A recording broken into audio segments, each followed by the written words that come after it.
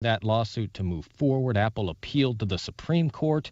Justice Brett Kavanaugh joined the court's 4 liberal justices in rejecting that appeal. 4 conservative justices dissented. Lisa. Meantime, Jared, Apple argues the App Store is not a monopoly and says the company is confident of prevailing when the facts are presented. There's late word that former President Jimmy Carter is hospitalized, recovering from surgery on a broken hip after a fall at home.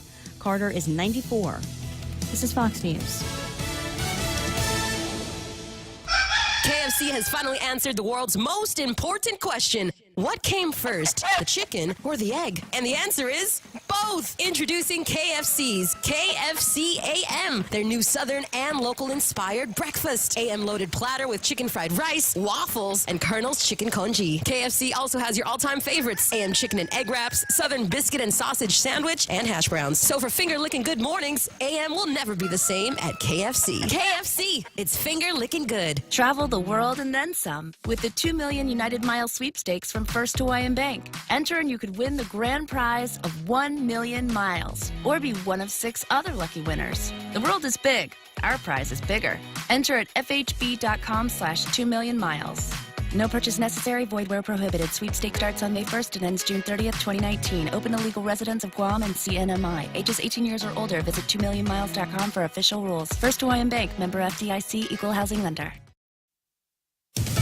President Trump, taking questions from reporters about Iran, offered a warning. I'm hearing little stories about Iran. If they do anything, they will suffer greatly. We'll see what happens with Iran. He wouldn't elaborate. The U.S. recently sent more military assets to the region over what defense officials called a credible threat. Meantime, groups backed by Iran across the Middle East are preparing for the possibility of a multi-front war. While many of these preparations have been underway, in the event of a small conflict unfolding, groups like Islamic Jihad in Gaza, Hezbollah in Lebanon, and various militias in Syria received directions from leadership in Tehran. The groups also received funding, training, and support in return for their loyalty. With rockets, weapons, and soldiers, the spread of factions across the region gives Iran a unique fighting approach and ability to directly threaten key U.S. allies, such as Israel. Fox's Trey Yingst. Actress Felicity Huffman crying in court as she pleaded guilty moments ago to her part in a college admissions scandal, paying to have a proctor boost her oldest daughter's SAT score. Prosecutors say they'll recommend 4 months in prison. What amounts to a Mother's Day fail for one national restaurant chain. The popular pancake chain IHOP is facing some scrutiny on social media after their official Twitter account tweeted out a photo of a sonogram that had a stack of pancakes inside the womb in honor of Mother's Day. It also included the caption, "If you have pancakes in your tum-tum, does that make you a pancake mum-mum?" Now, some aren't happy with the tweet for a variety of reasons. Some think it's just dumb and not clever, but others agree with this Twitter user who writes, "Does IHOP know the difference between a womb and a stomach?" While another person tweeted out, "International House of Problematic Tweets." Mike Unzelman, Fox News. Recapping the big sell-off, the Dow down over 2%. The NASDAQ drops over 3%, its worst drop of the year. I'm Lisa Brady. This is Fox News. Whether you're going grocery shopping, taking the kids to the mall, or going to work, you need a reliable car that can take you where you need to go. A reliable car also needs reliable insurance. Let Manbo Insurance make your auto insurance easy and uncomplicated.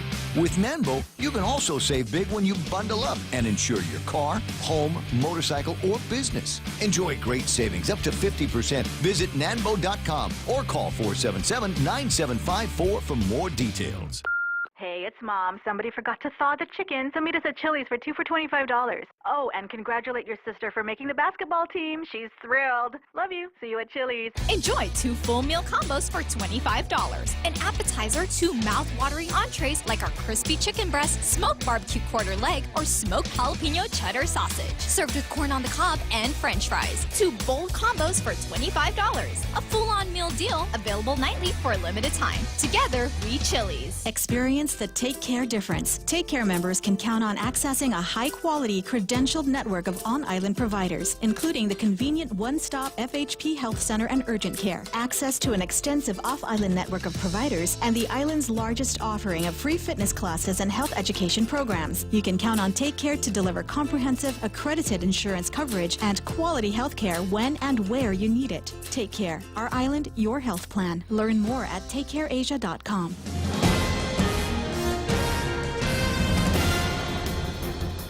Half a day and good morning, Guam. News time here at The Point is 7 minutes past 6 a.m. this Tuesday morning. I'm Kevin Kerrigan. Here's a look now at some of the top stories from the Guam Daily Post.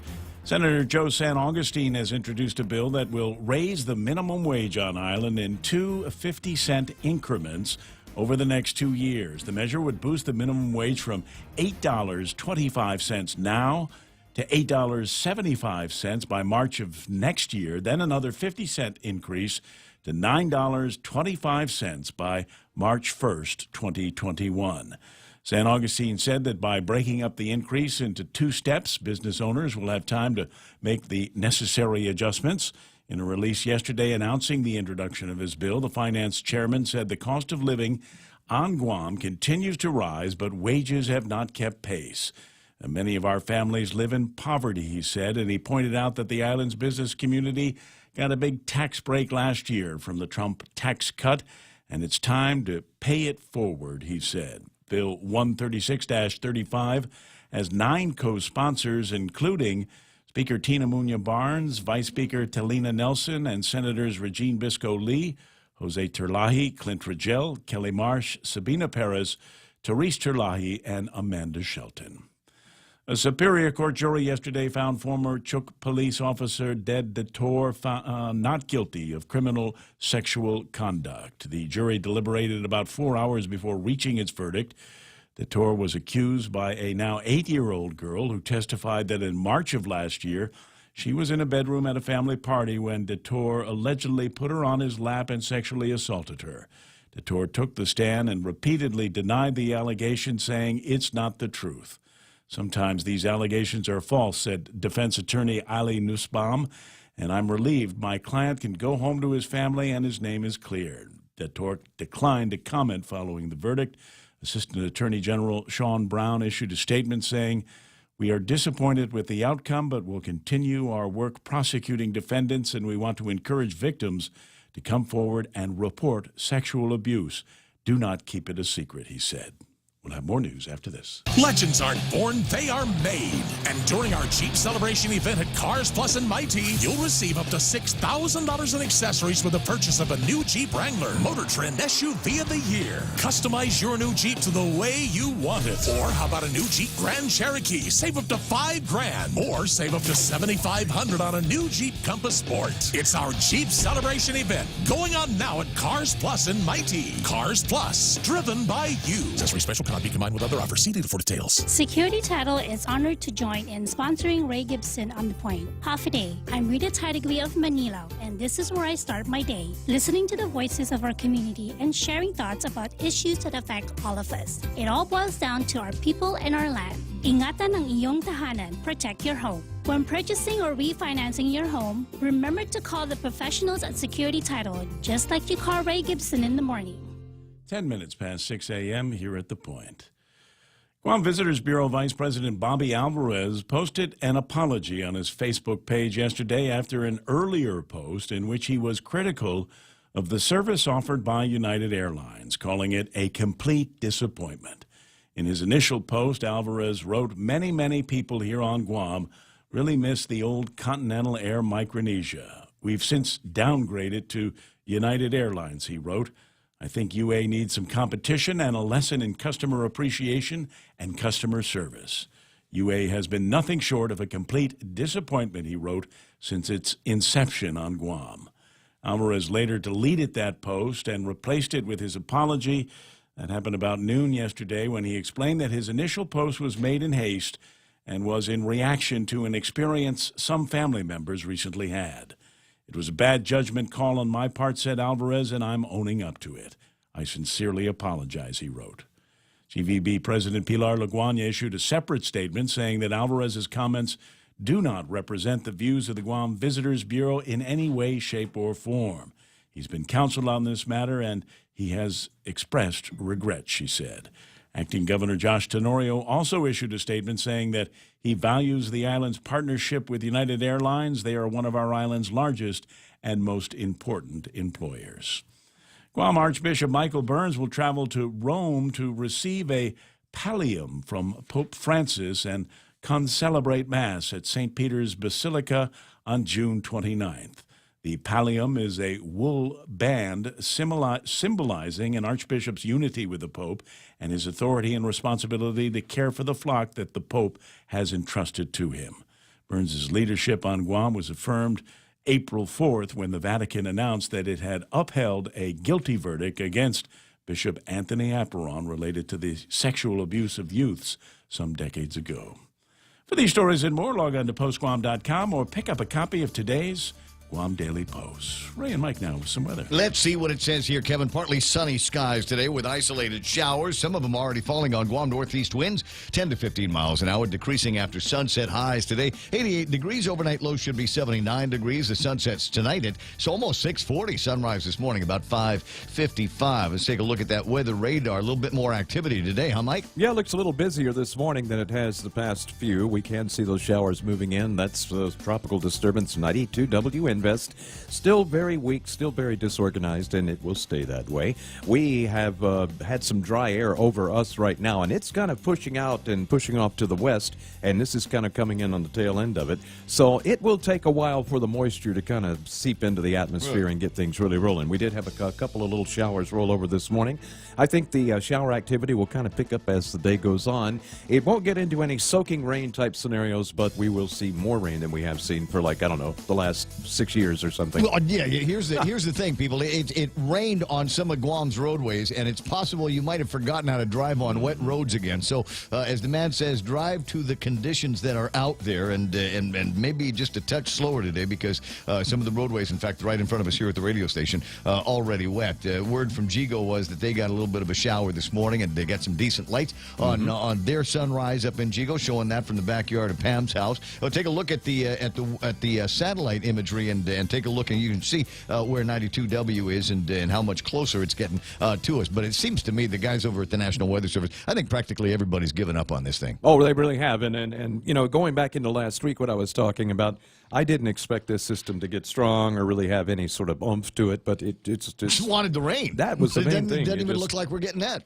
No, we're not as much as we were hoping. And I was talking about the dry air earlier, and we can see here on the satellite off to our west a pinkish hue to the satellite picture. That's the dry air we saw on there yesterday. It's being pushed out, but it's going to be slow to clear out, and this moisture has to fill in. So just hope you get some rain and expect some, and just drive to those conditions because the light rain makes the oil rise to the surface of the road. It's 6:14 in the morning. Some of that oil used in some of Guam's fine fast food restaurants. It's 6:14 in the morning. Portions of the program here, including this one, News and Weather Together, brought to you by Bank Pacific, where others put branches, they place roots. The sky's the limit with Bank Pacific's secure MyCloud banking. You can access your account 24/7 with your smartphone, your computer, your iPad, or any other tablet. You can pay bills, set up alerts, check your balances, wire transfer money. It's never been easier.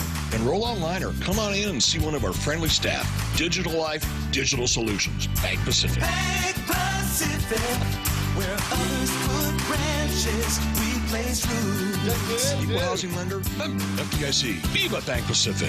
King's Crazy 19 menu is back. Yes, your favorite breakfast, lunch, snacks, and see, I can't do the King's 19 menu, the Crazy 19 menu without that sound effect here. Your favorite breakfast, lunch, snacks, and dinner items served all day, every day at King's Restaurant. Always open, always local. The Ray Gibson Show also brought to you by my friends over at Cars Plus, and they're in the midst now of a Jeep celebration event where you could receive up to $6,000 in accessories with the purchase of a new 2018 Jeep Wrangler. Get to Cars Plus today before they are all done. The other portions of the program brought to you by Micronesia Renewable Energy. Never been a better time to go solar, especially now that they've got battery storage for solar customers. 632-2613. If you're not a customer, then see if you can get a consultation going. American President Lines, where they're shipping the future, and I think that's all I got.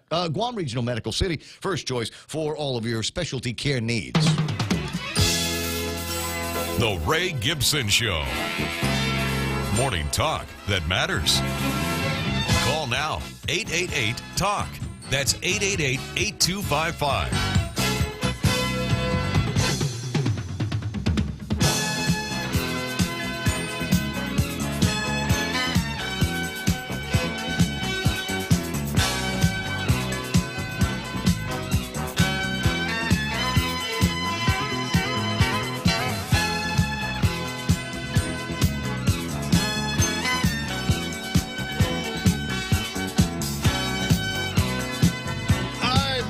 Tao on the Facebook Live this morning. Welcome to Tuesday on the Ray Gibson Show. My name is Ray. I'm very, very happy and thrilled to be here with you today for this broadcast of our early morning program. Joined Mike's side by my weather whisperer, Michael Knight, who's over on the other studio. He'll get the phone when you call at 888-8255. That's 888-TALK on his side. If you would like me, as I did just a few minutes ago, if you would like me to play images, videos, pictures from your house, like I did from over at Pam's place. You know, it's a daily assignment here on the Ray Gibson Show. If you're working a sunset last night, I'd like to get pictures of it. If you've got a beautiful sunrise that is happening from the vista that is your house, then I'd like to get those pictures as well. 988-5874. Just kind of a glimpse into what your life is like on the other side of the speakers. I got a microphone over here, and on the other side you got the speakers or the video thing. And I'm just kind of curious as to what things are looking like at your place. Now we got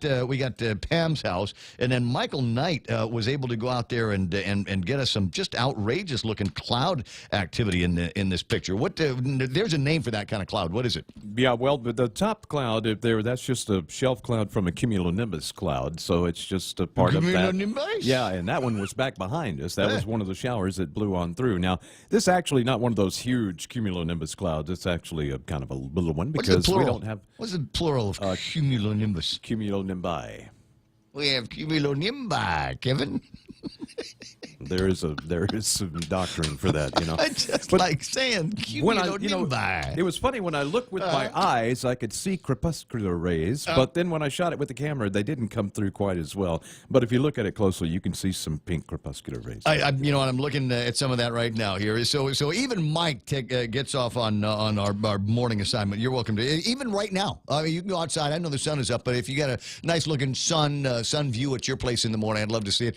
Pictures of family, friends, whatever, leftovers from Mother's Day. It's fine. 6:18 in the morning, and Kevin Kerrigan in the studio with me here. Let me just put the camera over on the both of us so you can see what's going on around here. Hi, Kevin. How you doing there, buddy? Okay. Happy Tuesday. Happy Tuesday. Interesting day yesterday on the internet, wasn't it? Indeed.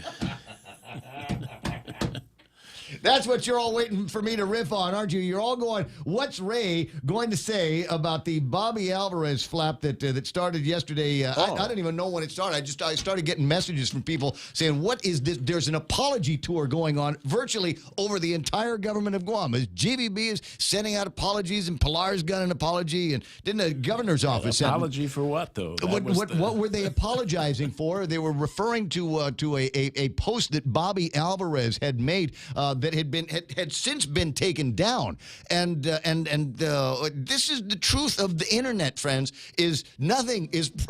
Everything is permanent on the internet. If it was there, and there is the potential for some kind of retribution or fun or one kind or another, somebody got a screen cap of that, and a screen cap found its way into my phone, and it found its way into Kevin's and the guys over at the Guam Daily Post. And what do we have to say about all that? I mean, should he have said what he said? And your position is, that was those were his personal thoughts. It was on his private account. Those were his personal thoughts. Right. He's entitled to them, even if he does work for government. So you don't think he should have took him down? No. You don't think he should have took him down? He should have gone on and clarified and said, look, this is my personal opinion. It has no reflection on the GVB. So, and just let it go at that. Let it ride. Yeah. But it came down, and then all of a sudden the apology started popping up like weeds in the rainstorm, and everybody's saying, well, what happened? What happened? What did he say? What did he say? And then they found out what they said. And then you roll into the other side of this now, is because on his Facebook page, he's got an apology as well. And then there's all kinds of people say, what are you apologizing for? And there, maybe other people that are in agreement with that statement, and that is going to be just, there's all of this dust up now. It's like karma on his soul. He tried to get rid of something, tried to wash it out, but now that it's out there, now that the statement is out there, there's all these people that are just boom, boom, boom, boom, boom, boom. It's all going into his Facebook feed just like that, and it's possible that the conversation now will not end. What they tried to stop yesterday is now unstoppable. Yes. It's like a dragon. Because anytime you try to do the PR dance, Yeah. the music keeps playing. It will, It's just like the teachable moment. If the governor, lieutenant governor at the time had come out and said, yep, I was wrong, man, I just messed up, and although he was found not guilty. Yes, of course. But if he court of had law. at the time just said, it's just a joke. You know, we I were had a having couple fun. of beers. Yeah, I was just goofing with the guys. It never would have gone to trial. Yep. So, yeah. So I see exactly what you're saying. So the music is still playing, and there's plenty more of that on all of the apologies now and statements on the web now have additional commentary because everybody is in on it now on one side or the other. 888-825-5888-TALK. Before we get into that, I got a whole bunch of people that I got to say good morning to. Sometimes you wanna go where everybody knows your name, and they're always glad you came. You wanna be where you can see our troubles are all the same. You wanna be where everybody knows your name. Oh, thank God. I was worried about that. I'd look at Ismail. Was not the first guy on. I want to say it was John Ray Uggan and James Howard and Nita Muffness in the top 5 and everything this morning. But it's just now seeing a post from Ismail doesn't represent the views of the company. Anyone in the leadership triad makes a comment. It does represent the views of the company. And that's the other point about this. It just came out. You know who the leadership of the Guam Visitors Bureau and the board was. Sam Shinahara from United actually on that board. So for the number 2 guy over at the Visitors Bureau to have pointed things to say about United, there was no way that was going to no way that was going to fly and be allowed to fly forever. Yeah, let's keep in mind that at no point in my talk have I said that what he said was smart. It just, but Right. it was his opinion, and he should have stuck just to his let guns. it ride, right? Just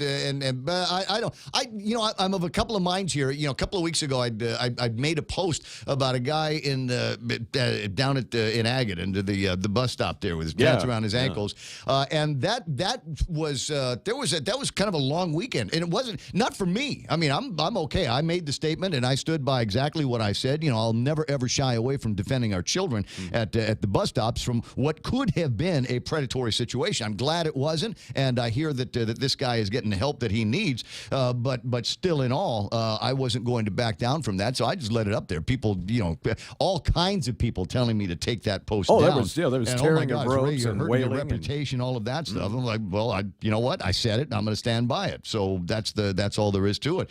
If I'd have taken it down, I think that would have been more telling and more like, you know, can I give you, like, there's a cover-up going on. There, in my mind, it can only be a cover. What is the name, Kevin? Have we gotten the name yet from the police department on their investigation on the gun incident over at Southern? Nope. See, it's been better than a week. Better than a week since they shut down that school. Everybody goes into lockdown. Somebody broke into a car, stole a gun. We know who the kid was that broke into the car and allegedly stole that gun. I don't know, allegedly. I think he admitted to it. So we know who the kid was. DOE knows who the guy was because they put him on administrative leave. But the police department hasn't said anything about what is a clear violation of the law. They said, well, it's still under investigation.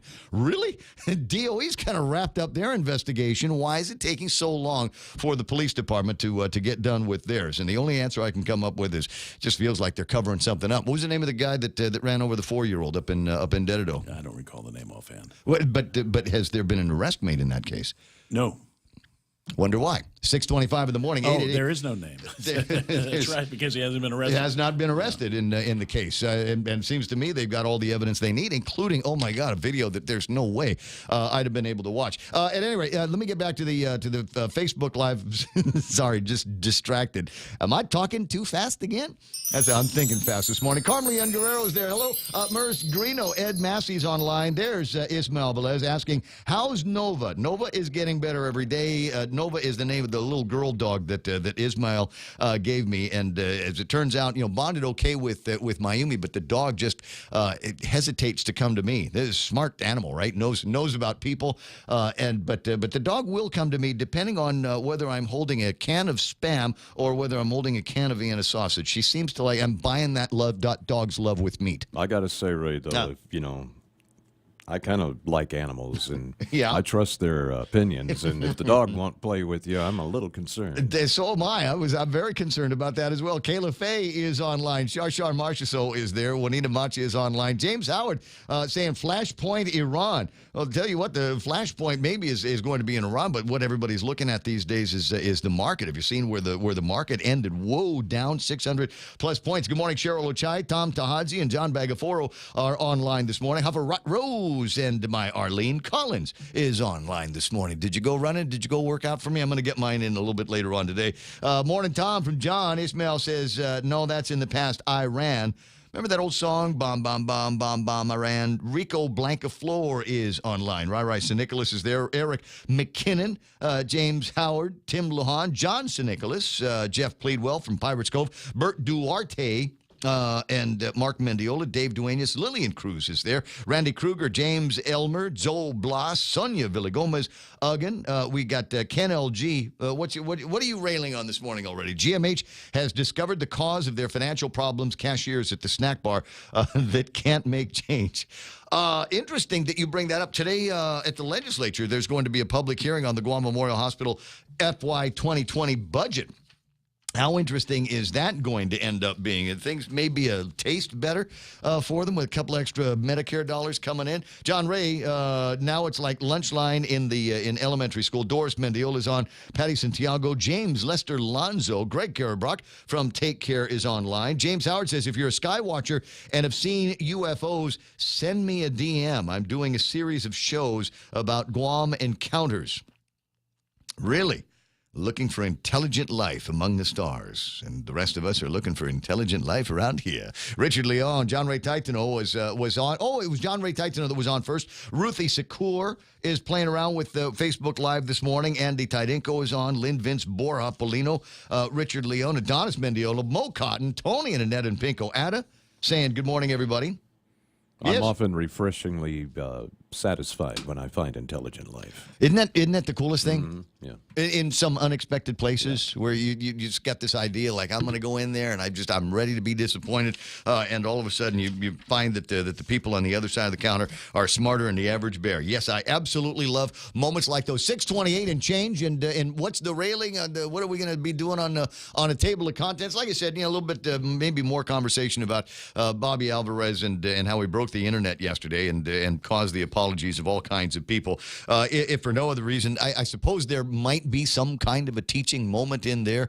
We got policies around here, and I don't necessarily have an internet policy, but if I ask employees generally after they've posted stuff, if you put something online, because I like, in a lot of cases, sometimes it's better if you're a public figure, if you're a known commodity, be for everything and against nothing. But if you absolutely positively have to post something, just recognize that, as I said, the internet is forever, and it's one of those things that may one of these days come back to bite you in the rear end. So you just always, and there is something to be said about Twitter and Facebook. What you do is you write it out in as complete and emotional method as possible, and then delete it before you send it. Get it off your chest. Write it out like you were going to send it. Have you ever done that? Send the angry email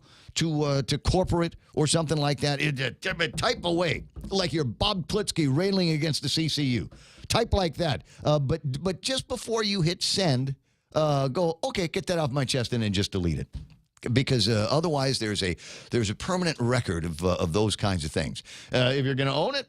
That's the way you do it. What do we got? Ismail saying, is he also apologizing for Daenerys? Stop it. No, this is a spoiler-free zone for at least, I don't know, another day. I watched the show yesterday, and I will let me just say that any prediction that I thought I had in my head was out the window in about 20 minutes into the show. I thought it was well paced. I thought there were a couple of interesting surprises and little twists And I can hardly wait. I guess next week is the last episode of Games of Thrones. We'll see what happens in some of that. But yeah, some interesting. You remember last week they were talking about how they found the coffee cup, the Starbucks coffee cup in one of the episodes. I'd heard that for tonight's or yesterday's episode, I think they found a pizza box. So watch out for the internet for those kinds of things. Bottom of the hour, and got headlines? Yeah, no headlines from the Guam Daily Post and Kevin Kerrigan. Half a day and good morning, Guam. And the headlines from the Guam Daily Post this morning: the Guam Department of Education looking into 2 separate incidents involving students and education employees in recent months. One of the complaints concerns a child abuse allegation involving a student and a Guam DOE employee that was reported in April at an elementary school. The incident was reported to authorities, and the teacher was immediately removed from the school and transferred to Guam DOE central offices, according to spokeswoman Isa Baza. The second complaint involves a sexual assault allegation made by a student against a Guam Community College teacher at a high school in May. Baza said that incident, the teacher was also removed from the school. The case was reported to authorities, and it's being investigated by Guam DOE along with the Guam Community College. The governor's office has announced that it has repaid $3.8 million into the fund for upgrading Guam's aging emergency 911 system.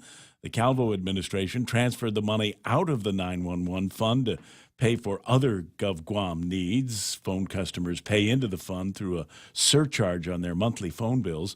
The return of the money enables the Guam Fire Department now to move forward with the procurement of a service contract to upgrade its aging 911 system.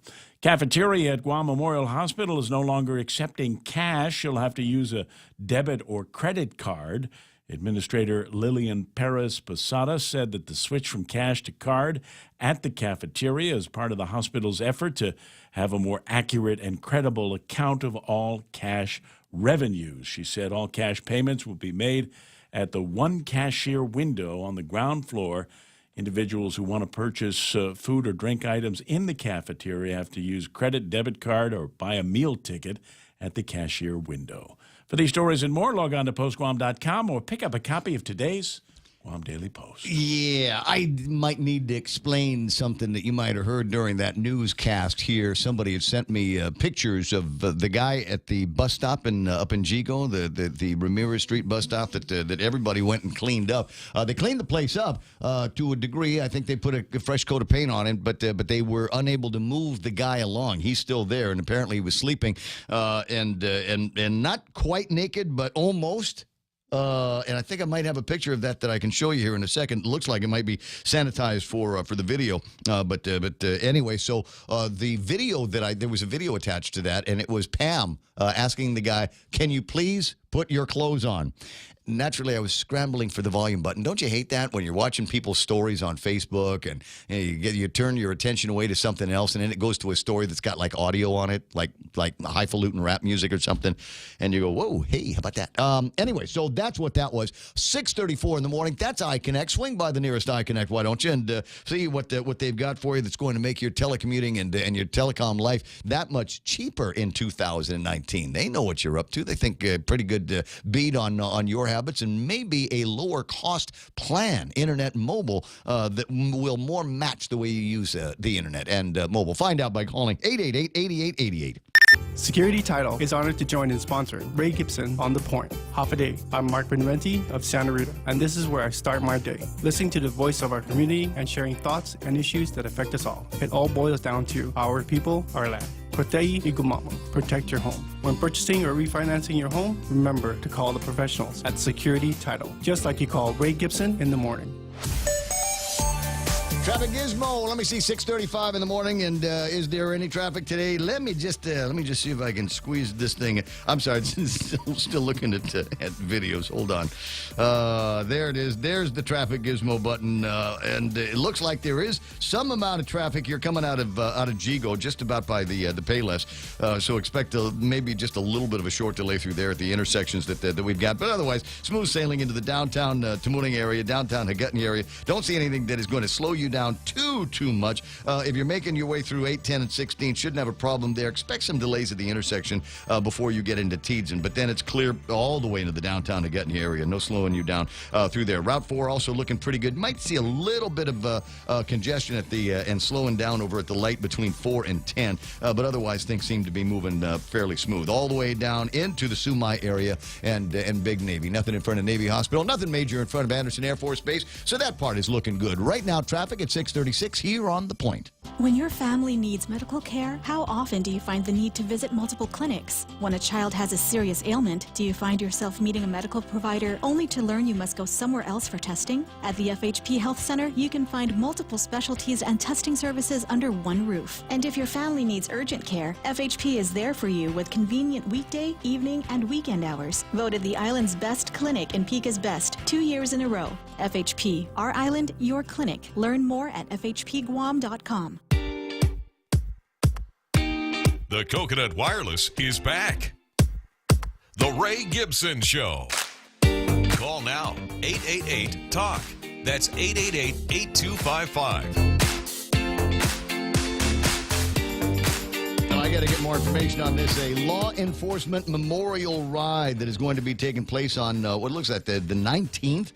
Starts at the Agutnia Precinct at 8:45, and everybody rolls out at 9 o'clock in the morning, and will end up at the Guam Harley-Davidson dealership. All right, that's going to be Sunday morning. Law enforcement memorial ride. Nice way to give some back in the community. 888-8255, 888-TALK, 988-5874 is the WhatsApp number here at the radio station over at the Point. And again, pictures, videos, audio, if you got the funny memes or something like that you picked up on the internet, I'd love to see those and share them with listeners and viewers on Facebook Live, just like you. 988-5874. And Pam, who has become kind of bus stop Betty recently, has kind of been looking over specifically one bus stop. She keeps an eye on all of them, but she is specifically one bus stop up in Jigo and Ramirez Way, and it was her images that went to the media that got a lot of attention on a couple of things. Number one, the just terrible condition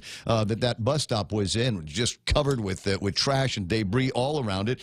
Members of the Micronesian community went out, cleaned the place up, and it looks like they tried to do a little bit of sprucing up on the inside of the bus shelter, but over a couple of days, the homeless guy that had kind of started squatting on that spot, as it's no other way to say it, but he's trashed it. You can see the video or the picture that we've got here this morning, and he's laying out there in his underwear, got the guard dog companion, and the rest of whatever it is that he's using to sustain himself right behind him in that bus shelter. Is this a bus shelter that you would let your children go to? Wait for the bus to come? Is this and thankfully the sun is coming up earlier. But, you know, you get to a time of year where we ask our young people to take a walk to the bus stop in the dark. Can you imagine a kid walking up to this fella in the dark? How scary that must be. Pam has called the police on the guy because depending on which way he's laying down, the kids might get a little bit more of an education in male anatomy than they might be ready for, and perhaps they might be able to move him along from there. But he'll probably find his way back. I was asking the question kind of out loud yesterday, why there isn't more more of a clamor. Why is not the government of Guam making more of a clamor?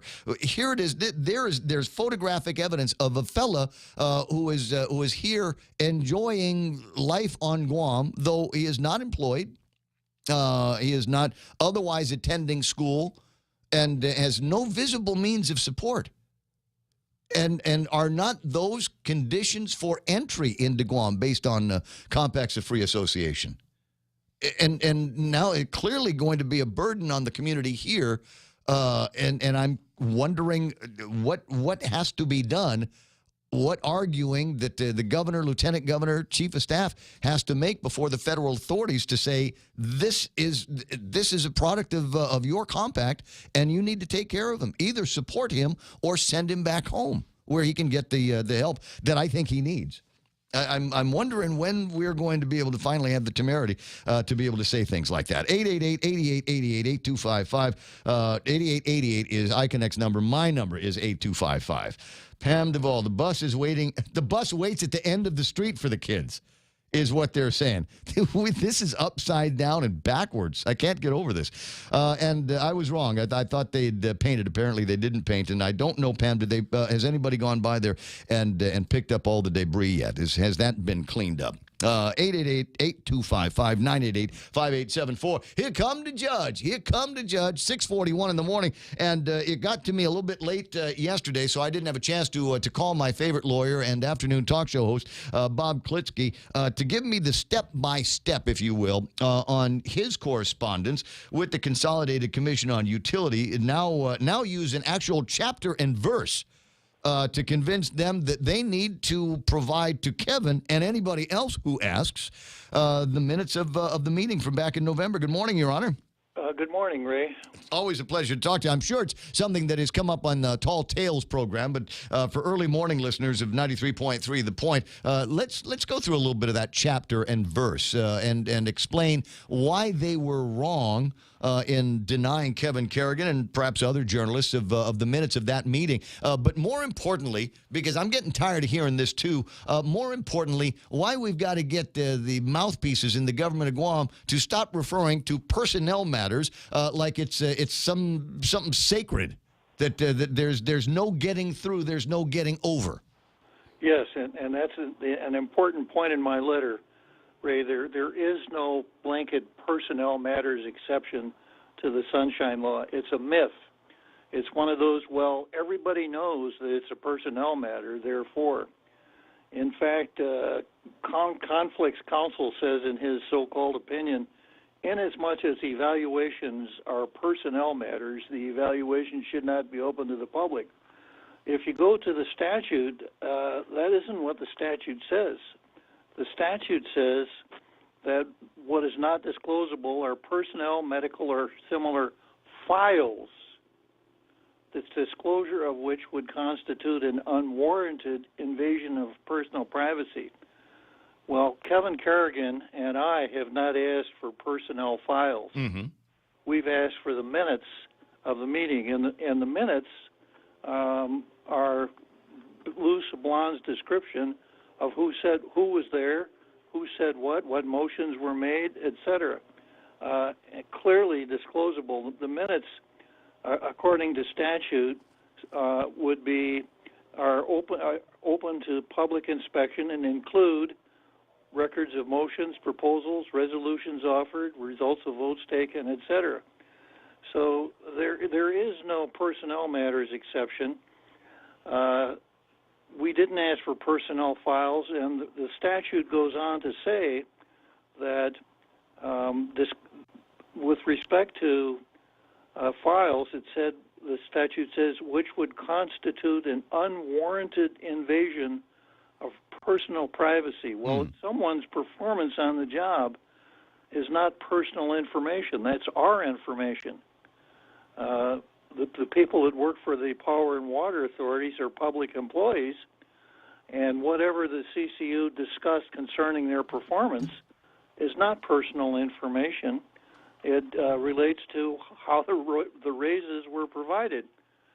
If Joey Duenas wants to maintain that while we discuss personnel information and then we discuss salary, then one has to wonder, well, on what basis did you provide those very generous raises? Mm-hmm.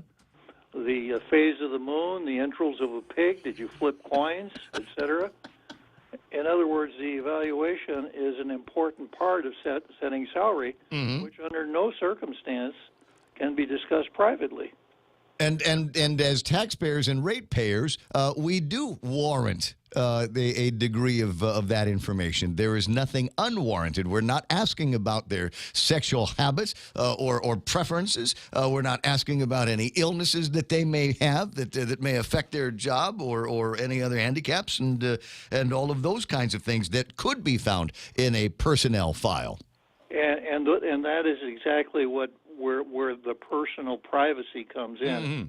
It's not stuff that might be embarrassing because they don't think you're doing a very good job. That's not personal information.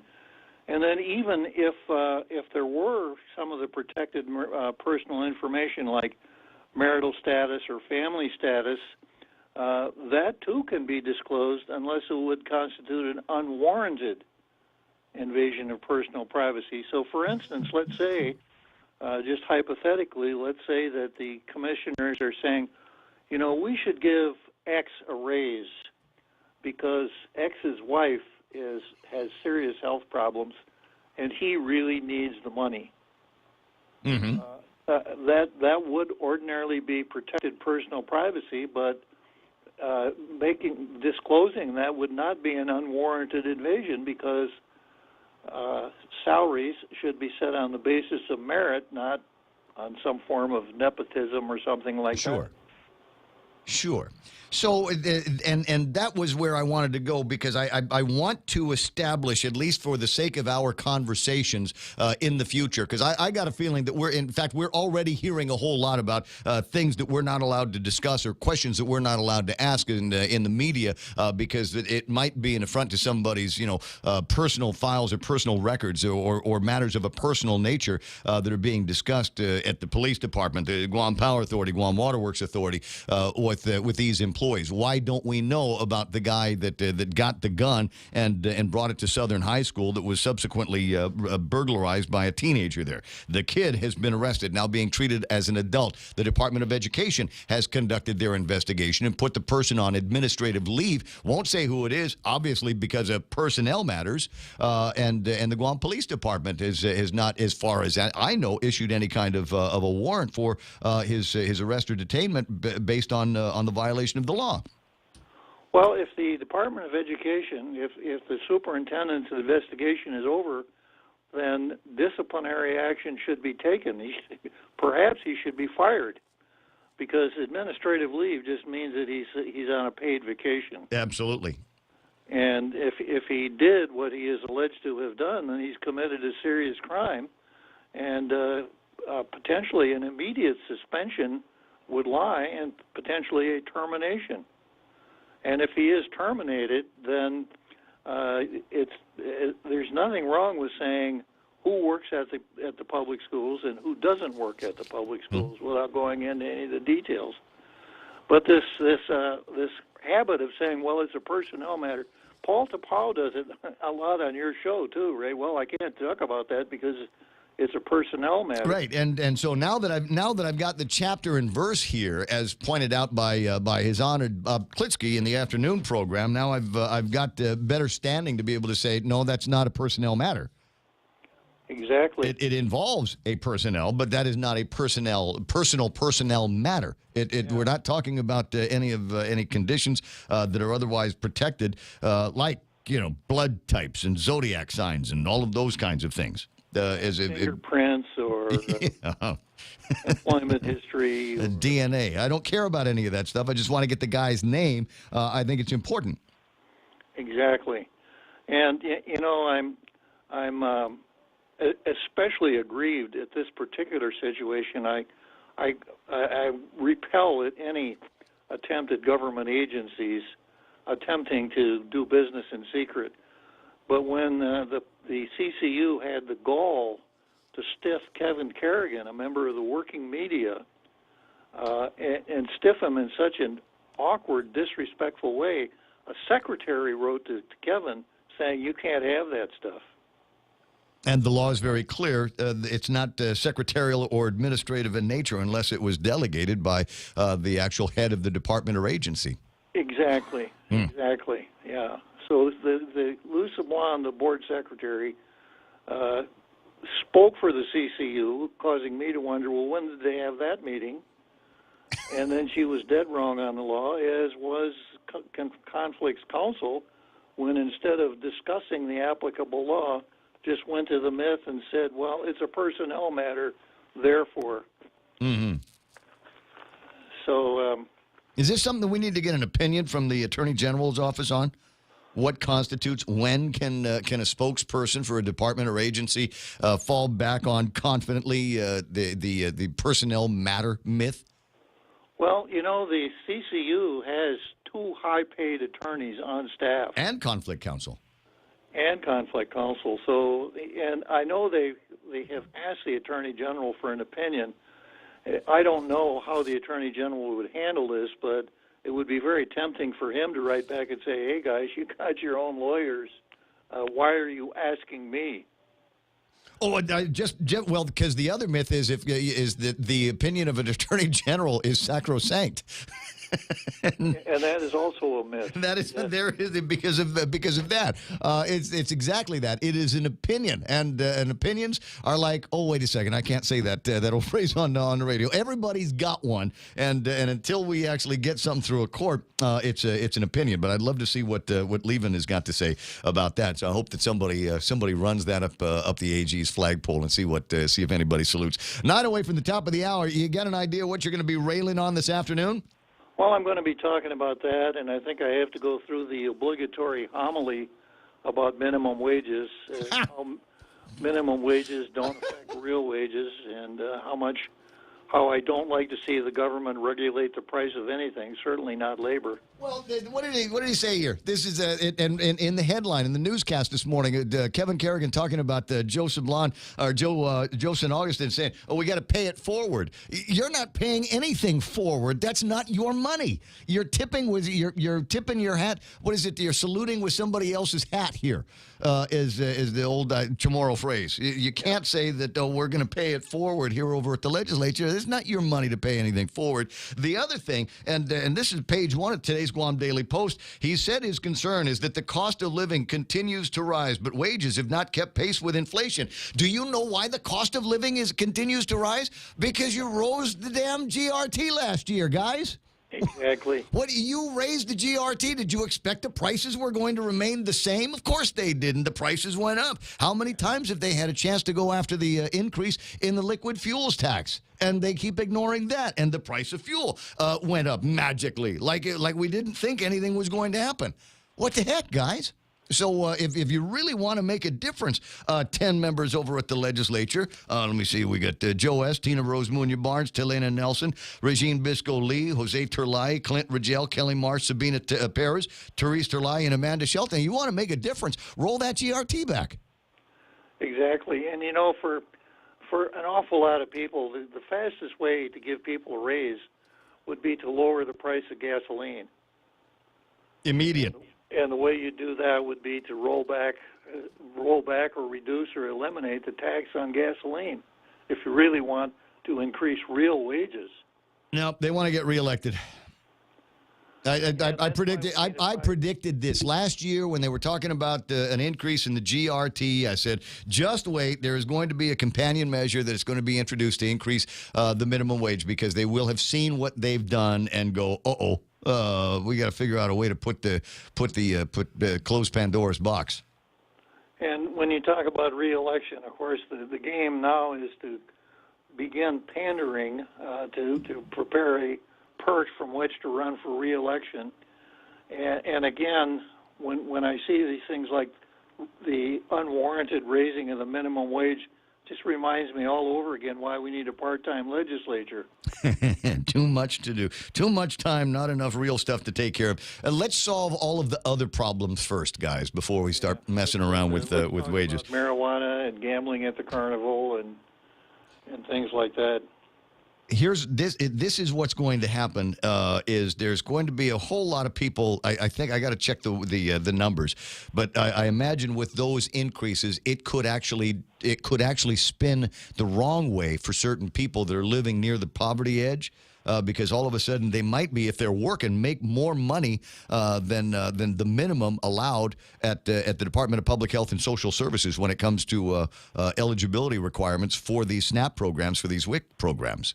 That's number one. That's effect number one. Effect number two is going to be, how are the businesses going to adjust? He says he wants to do this in phases so the businesses can adjust. The businesses will adjust by reducing hours.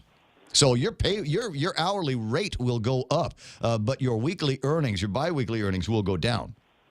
Automation becomes more and more feasible too, Ray. At our new Gigo McDonald's, you can order your Big Mac and coffee without talking to a person because there's a kiosk there where you can place your order, pay for it, et cetera. Mm-hmm. And that kind of automation becomes more and more widespread as minimum wages go up. We got to start getting ready for more pictures, just like this one here on that we show on the Facebooks. There's going to be more people that are going to be living out of doors and taking over bus shelters because they ain't going to be able to make ends meet because the hour structure is going to change. Watch some of that happen. 6:55. Boy, it's always fun talking with you. You got my dander up. You got me on my good eye for fun now. Okay, Ray. All right, I'll see you pretty soon. Here you are on the radio. It's former senator, judge, his honor, and smartest guy in the room wherever he goes. Bob Klitsky is going to be on the radio at 4 o'clock this afternoon. Looks like he might be railing on that. A little bit from the hip here, but expect more of a chapter and verse. This is what's going to happen, and it's going to happen in this order. These are the steps that we are going to be going through. 888-825-5888-TALK. I see Tedder's online. Joe Leasea-Long is on. Dave Torrey, good morning, buddy. And Nate Horn. What do we got here? I'm going to post that live stream to Facebook in my live stream. Thanks. Which one are we talking about, Jim? Darlene Blas. Brett Eben is online this morning. Brett and I, it was almost a romantic moment. We're at the beach the other night, and both of us simultaneously and at the same time saw a falling star. And immediately, you see the falling star, you start looking around to see if anybody else saw it. And apparently, we were the only ones. And if anybody else saw it, they didn't say anything. Ken LG says today's CCU meeting should be interesting with the latest from the judge, whose opinions were heavily discussed in last week's CCU meeting. Meeting today at 4 will be live streamed on the CCU webpage. Oh, and he got a link for that. Yeah, I think that might be interesting. I wonder if they will, as we do here, allow the comments to be posted online. Will people be able to see that? I just realized that I had not turned that feature on. So for those of you that have posted online that maybe want to get your messages seen by the viewing public, okay, that feature has now been restored to the broadcast. We're closing in on 7 o'clock in the morning. Jerry Roberts coming in a little bit later on. Today is 2 times Jerry Roberts. It's Tuesday, and that means that you get him on the radio, A, and B, you will also be able to get him on the Guam Daily Post. He's in the editorial section. He does a thing called The Work Zone. Today's theme is what you put up with, you end up with. And boy, you put that in a workplace conversation if you want to, but think about it in terms of what we've got rolling around in the streets. Here, let me put the picture up again. Let me give you an idea of some of the things that you put up with it, you end up with it. The first time we started seeing people using these bus shelters for homes, we should have done something about it then, and now it is rampant. How many places up and down the island where we've got bus shelters that the kids are supposed to be using to keep them out of the sunshine and the rain as they wait for the buses are now becoming homeless shelters? And I'm sure this is exactly the thing the opponents to building these bus shelters came up with when these were built back whenever. Well, we you know what? We've always had bus stops on Guam.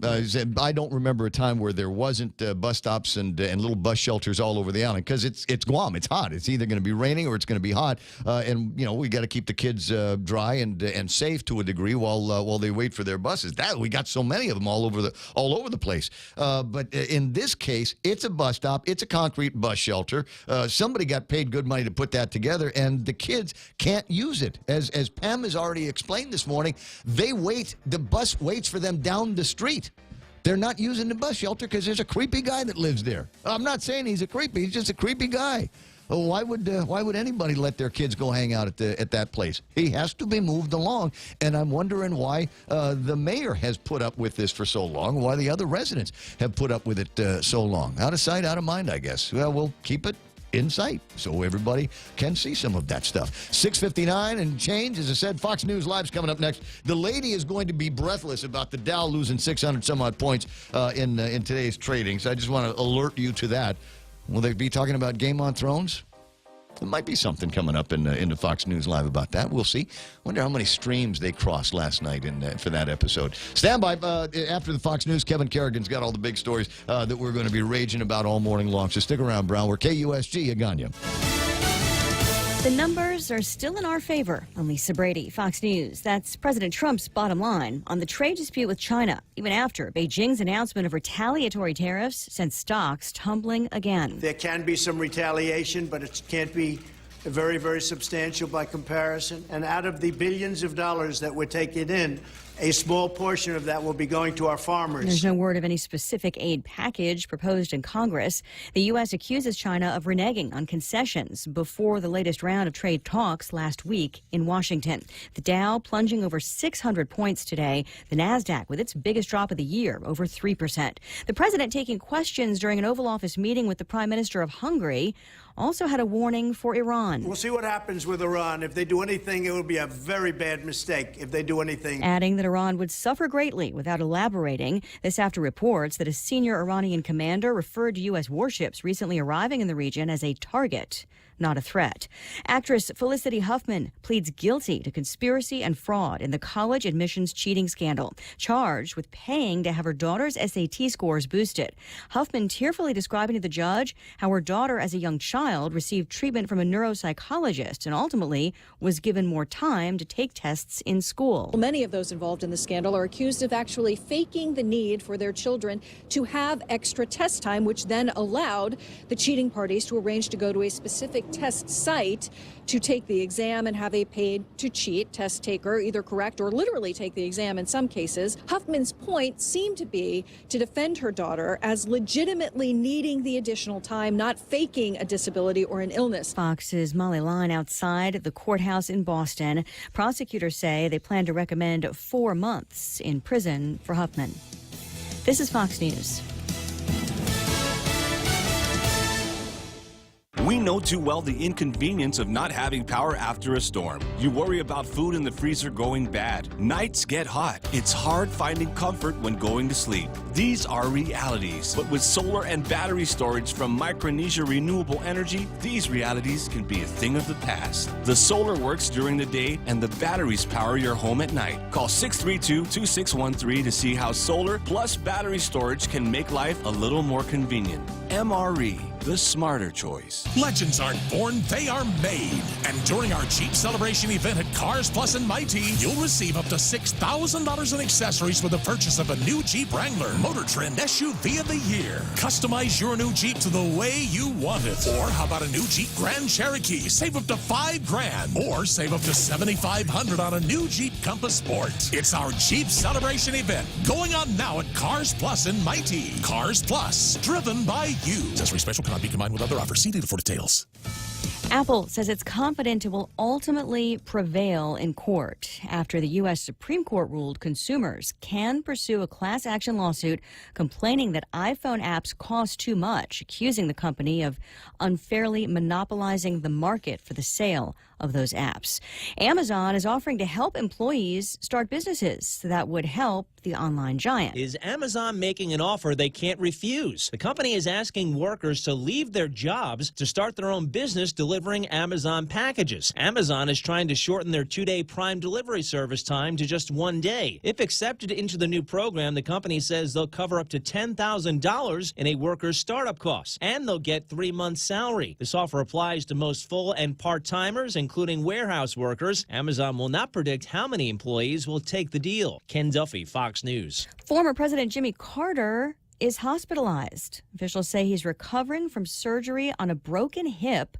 This he suffered in a fall at home. Jimmy Carter is 94. She was considered the perennial girl next door. Doris Day, being remembered for a decades-long career singing and acting. She died early today at her California home. Day's career spanned almost 50 years and made her one of the biggest stars in Hollywood. Interestingly, the song most associated with her, she never wanted to perform.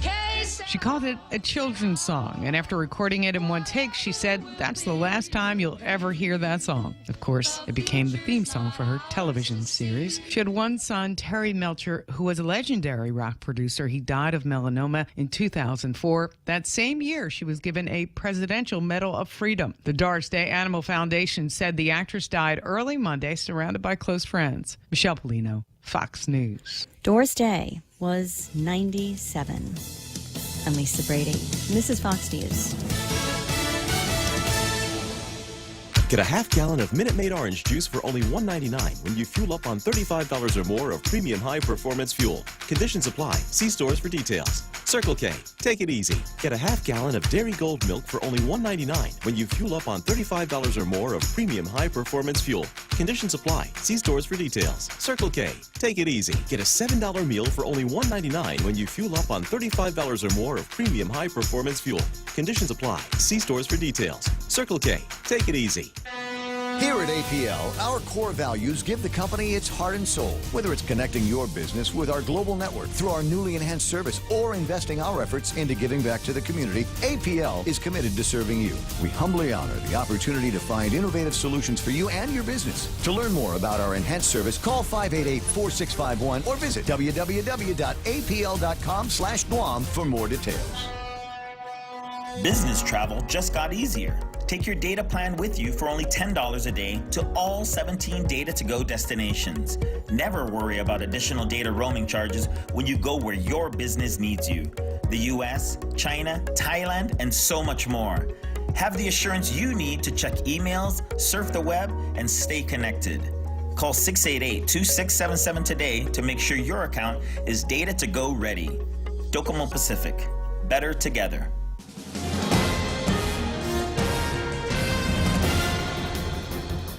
Half a day and good morning, Guam. News time here at The Point is 7 minutes past 7 a.m. this Tuesday morning. I'm Kevin Kerrigan. Here's a look now at some of the top stories from the Guam Daily Post. Senator Joe San Augustine introducing a bill that will raise the minimum wage on island in 2 50-cent increments over the next 2 years. The measure would boost the minimum wage from $8.25 now to $8.75 by March 1st of next year.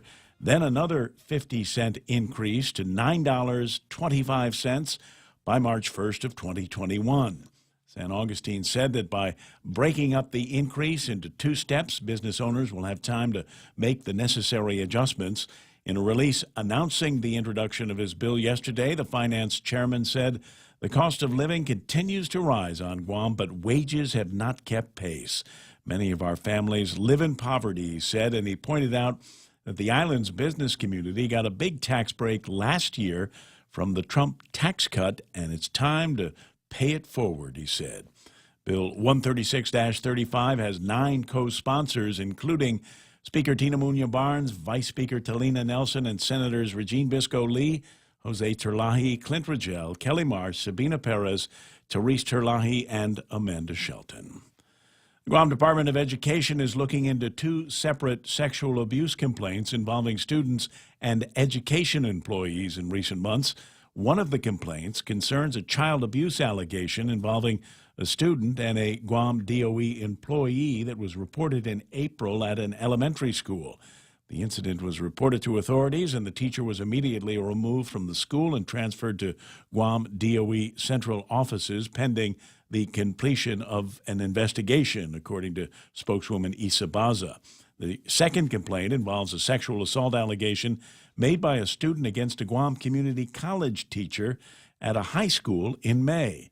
Baza said in that incident, the teacher was also immediately removed from the school, and the case was reported to authorities. Guam DOE is working with Guam Community College officials to investigate that case, said Baza.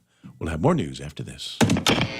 Hi, welcome to this Subway ad for the new Sweet and Smoky Steak and Guac Signature Wrap. How would you like it? I'll take my ex-girlfriend, just checking in. Aw.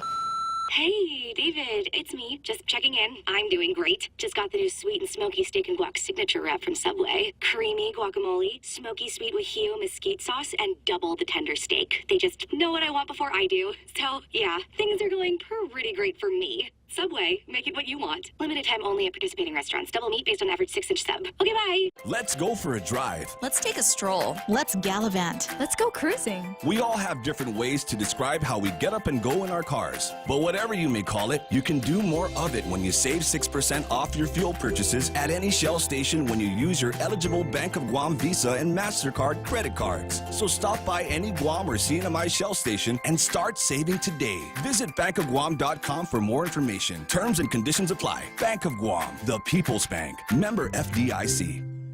10 minutes past 7 a.m. here at The Point. Attorney Bob Klitsky has sent a Freedom of Information Act request to the Consolidated Commission on Utilities seeking the release of the minutes of a closed-door CCU meeting last November at which pay raises and bonuses were discussed in violation of Guam's open government law. Klitsky, who currently serves as the host of the Tall Tales radio program here on The Point, writes that his FOIA request is a demand pursuant to the Sunshine Law. The minutes, recordings, and all papers related to the illegal November 27th executive session must be sent to me forthwith, he declared. The CCU has already declined a FOIA request from the Guam Daily Post seeking release of the minutes of that November meeting, citing privacy concerns because personnel matters were discussed in the meeting.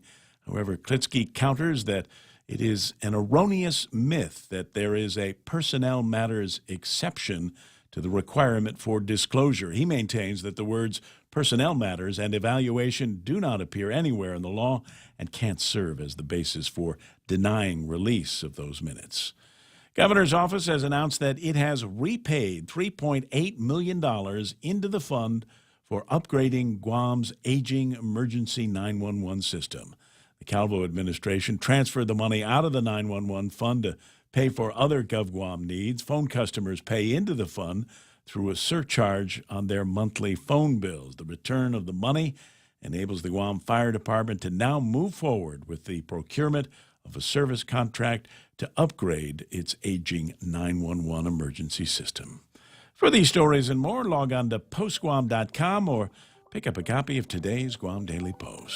Ray and Mike now with some weather. Let me see. All right, hold on. I gotta hem and haw for a second while I refresh the radar image to see if there's we got any new slices of rain coming in the next little bit. It looks like it could be some falling on you in the next little bit. Let me see. Partly sunny skies and isolated showers. I got northeast winds 10 to 15 miles an hour, decreasing after sunset tonight. Highs 88 degrees and overnight lows should be about 79 degrees. We'll watch the sunset at about 6:39 tonight. Sunrise this morning was at 5:55 or so. They'll give you an indication of what time it's going to be coming up tomorrow. But the weather looking a little bit more active right now.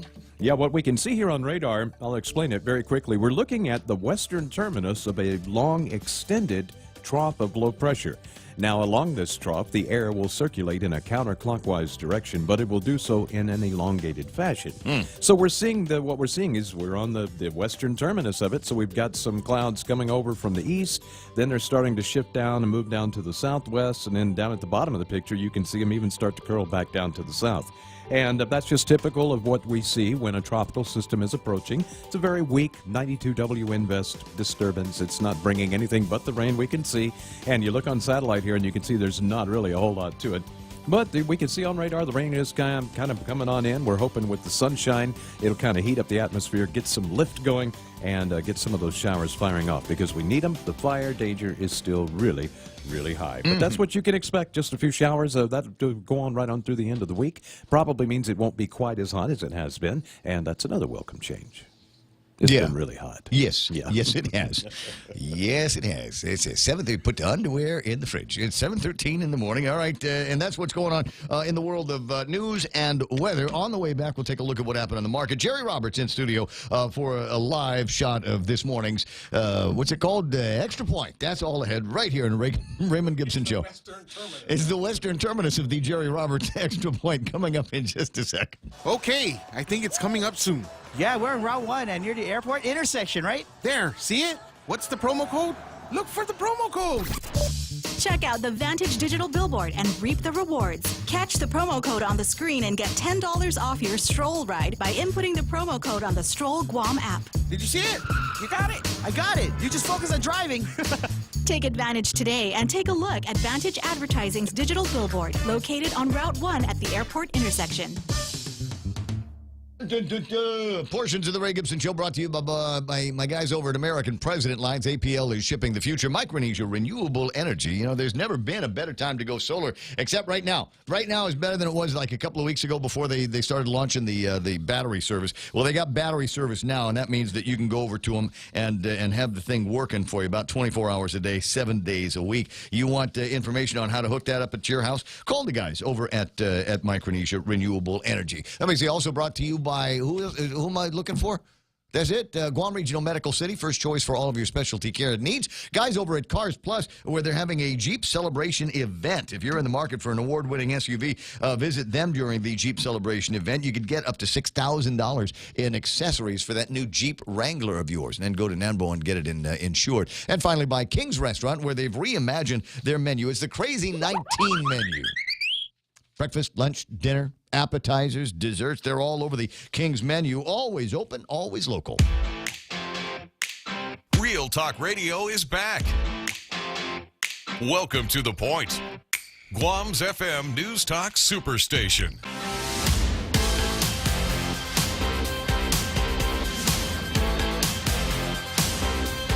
We generally only look at Bitcoin on Thursdays, but my buddy, I think it's Rico, says Bitcoin closing close to 7,800 now. Not bad at all. So you figure in the last just couple of weeks since we've been paying attention to it, yeah, it's gone up $2,800 from around 5,000. So good for you if you're playing around with the Bitcoin stuff out there. It's Ray Gibson Show on 93.3, and what we like to do around this time of day is take a look at what happened on the market. And as I said, with the lady reporting breathlessly on Fox News about the Dow Jones Industrial Average off by 617 points. Oh, it's blood red in the Dow.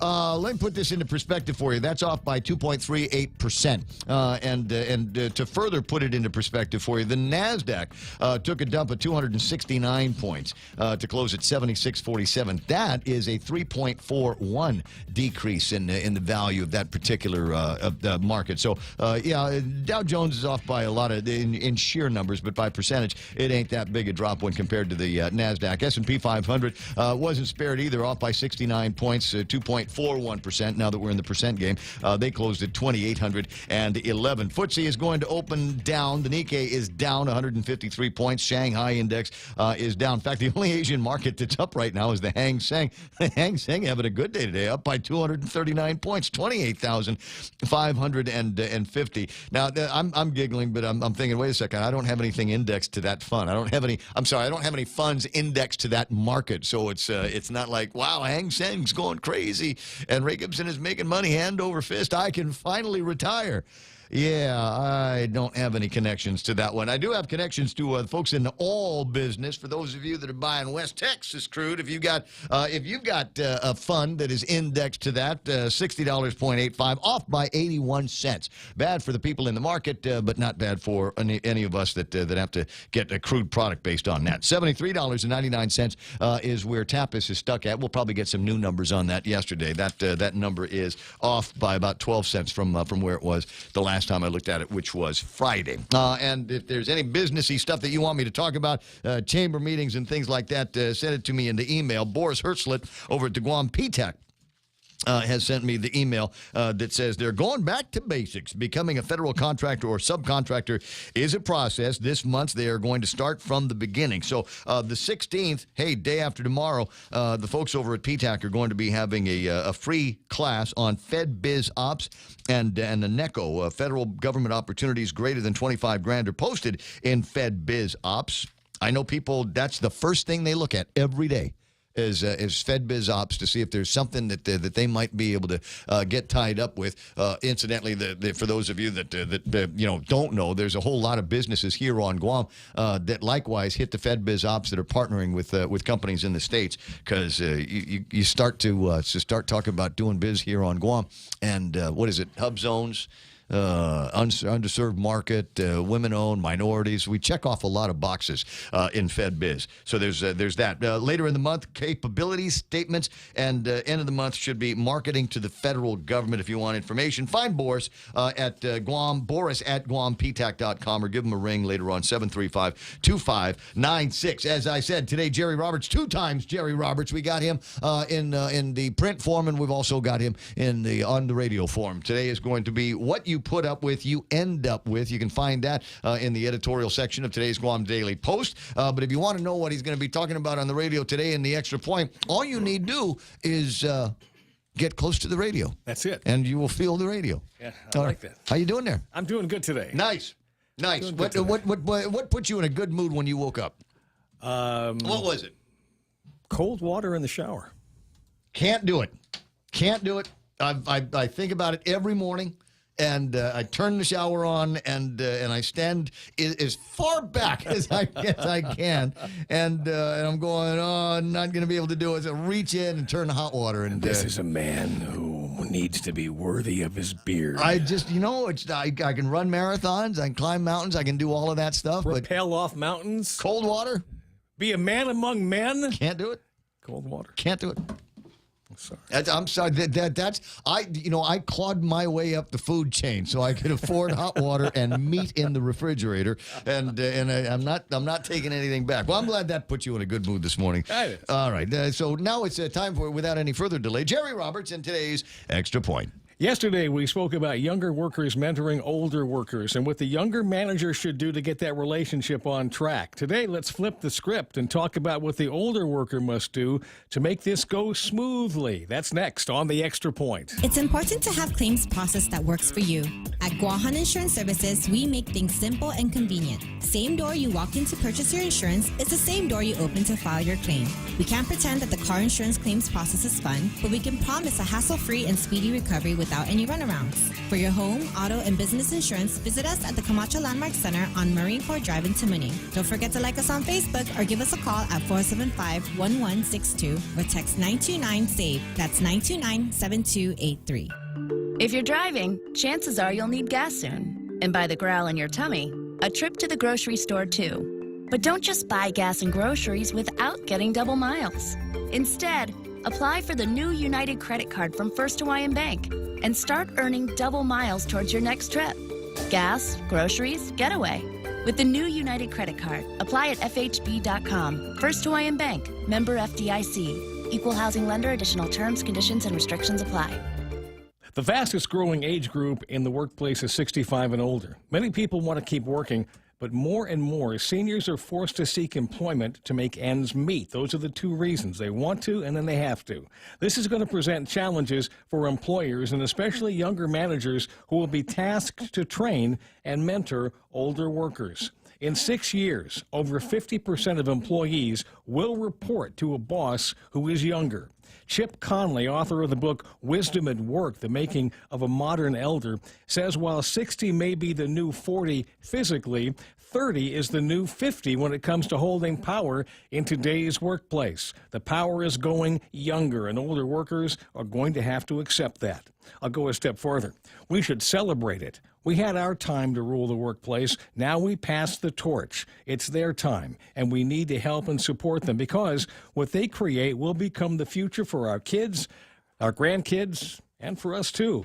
Let me team up with Conley to offer advice to older workers who want to carve out a place for themselves in this brave new world of work. Number one, dump the ego. You're not out to prove how great you were. Your goal is to show how your skills and knowledge are a fit for the employer and can be help to everybody so they can do better. Number two, evolve. You don't have to forget about all your accomplishments, but realize that if those wins happened way before your new boss was born, it's going to make you seem a bit ancient. Instead, frame that in terms of the lessons you learned and how they apply to what's happening right now. That's more relatable. Don't start one single sentence with the words, back in the day. If asked how you handled something earlier in your career, give your example and then add, how do you think we could level up that strategy to make it work today? Number three, be hungry and learn. Be the most curious person in the room. Not only will it keep your brain younger, it'll send a message that you can be an asset to the organization. 4, help people solve problems. This is where you can shine. You won't panic in a tough situation because you've been there before.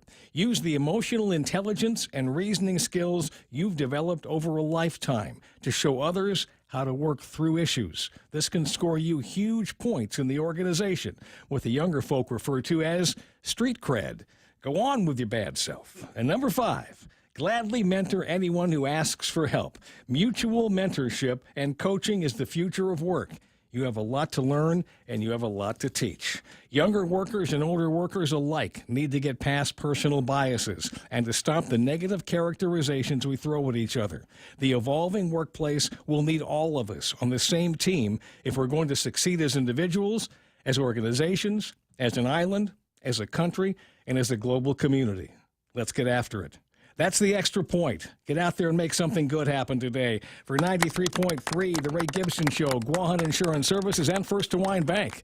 I'm Jerry Roberts. You know, when I was a little boy broadcaster back in the day, I appreciated some of the older guys and the sacred wisdoms that dudes had that had broadcasting careers that went back to the 50s and the 60s. And I actually liked it when they said how it was back in the old days.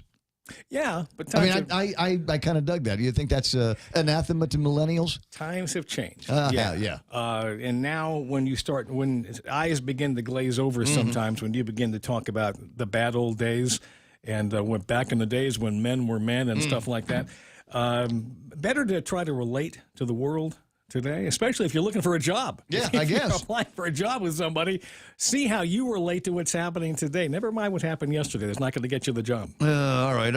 Always stuff to think about. Now, we're big on training around here, and one of the things that, and I was talking about this with the Department of Labor. Hi, Hannah. One of the things we were talking about, Department of Labor has got a couple of these courses that they're going to be doing. I'll break out the list in a little bit, but one of them has to do with the ADA requirements, and maybe there's a couple of EEO things that they're going to be working through to give bosses, managers, supervisors an opportunity to learn before anybody comes cracking whips and saying, all right, you guys are way out of line. Right. This riff is based on a story that Chris Barnett did, and we've got the paperwork on it as well. Federal court has order comes down in a lawsuit against Verona. Now, Verona has been in a lot of trouble lately. They've got all kinds of labor issues and employees reporting that they're not getting paid. This is a completely different story going back to 2014. A federal consent decree. This is how you know it's bad, when a federal consent decree gets laid on you in the course of business. This is why training is so important. Anyway, the consent decree and order comes down against Verona Hotel in a discrimination case filed against management, Polaris LLC, their owners, who now must pay Rita Siguenza $16,000. She filed a federal Equal Employment Opportunity Commission complaint against Verona after she was fired in 2014, alleging the hotel did not allow her to follow doctor recommendations for her pregnancy-related diabetes. Siguenza alleges Verona discriminated against her on the basis of sex and disability, and the feds filed suit in 2017. Verona must also provide managers with EEO training for management and other employees of the organization. There's documents that they need to hang up wherever employees pass by. The hotel is also mandated to retain a third-party monitor to verify its compliance with the EEO. And again, Chris writing, Verona has faced 15 local Department of Labor wage and hour complaints affecting over 100 employees since 2013. He's pointing out the DOL has not issued a single penalty against the hotel or its owner, David Hsu, at this point. Well, never mind what the DOL is doing around here. When you get smacked more than a smack on the hand from a federal judge in invoking a consent decree on you, that's serious. Indications are that it's serious, and this is probably one of those things that probably could have gotten solved with a phone call to somebody. What can I do? What can't I do? I've got an employee here asking for special accommodations based on her pregnancy and diabetes during pregnancy, which is fairly common enough around here. And you should have been able to get a telephone call in about 30 seconds, an answer on how that employee should have been treated. Save you $16,000 and having to comply with the consent decree. Just FYI. I think so. All right. Now, you don't do that kind of training, but the Department of Labor does. There are a bunch of organizations that will do that kind of thing. Yeah, they do. And there are people in town. I think SHRM, the Society for the Human Resource Management, they would be able to direct people to that if you're a member of that. Probably just call them up and say, and in a lot of cases, call, even if you're not a member, they'll point you in the right direction. We'll have somebody come by and see you. It's really, really important. Employees anymore have access to the same internet you do and are able to look up the opportunities for grievances, just like you do. So be careful on that. One other point, and I wanted to bring it up, try to get a little bit of expert opinion. You know, you've dealt in worlds of public relations and things like that. So a question I'm going to try to ask you now has to do with a big puddle that a guy named Bobby Alvarez stepped into yesterday over at the Guam Visitors Bureau. He's the number 2 guy over there. He's right behind Pilar LaGuardia, and they're bringing in a new board that includes a guy named Sam Shinohara, works over at United Airlines. Well, Bobby had written on Facebook, on his own private page on Facebook, some comments about life was better when it was Continental, and we got United now, and they need to do a better job with customer service. How would you, as a boss, have handled that, Mr. Roberts? Boy, that's a tough one. You can. I think this way. Everybody know this is a great example of that slippery slope, right? Yeah, I think now. First of all, let's just be straight. Mm-hmm. A lot of people who have been on the island a long time, and think back to the days when Continental. Man, I was on miss the Guam side of the Cable plane. TV. How many times did we hear that? But when it was Guam Cable TV, it's just nothing but complaints about them. Yeah, but when Continental was flying, people generally look back and they had pretty good thoughts about that. A lot of us have family members that would fly with Continental, or we're part of Continental.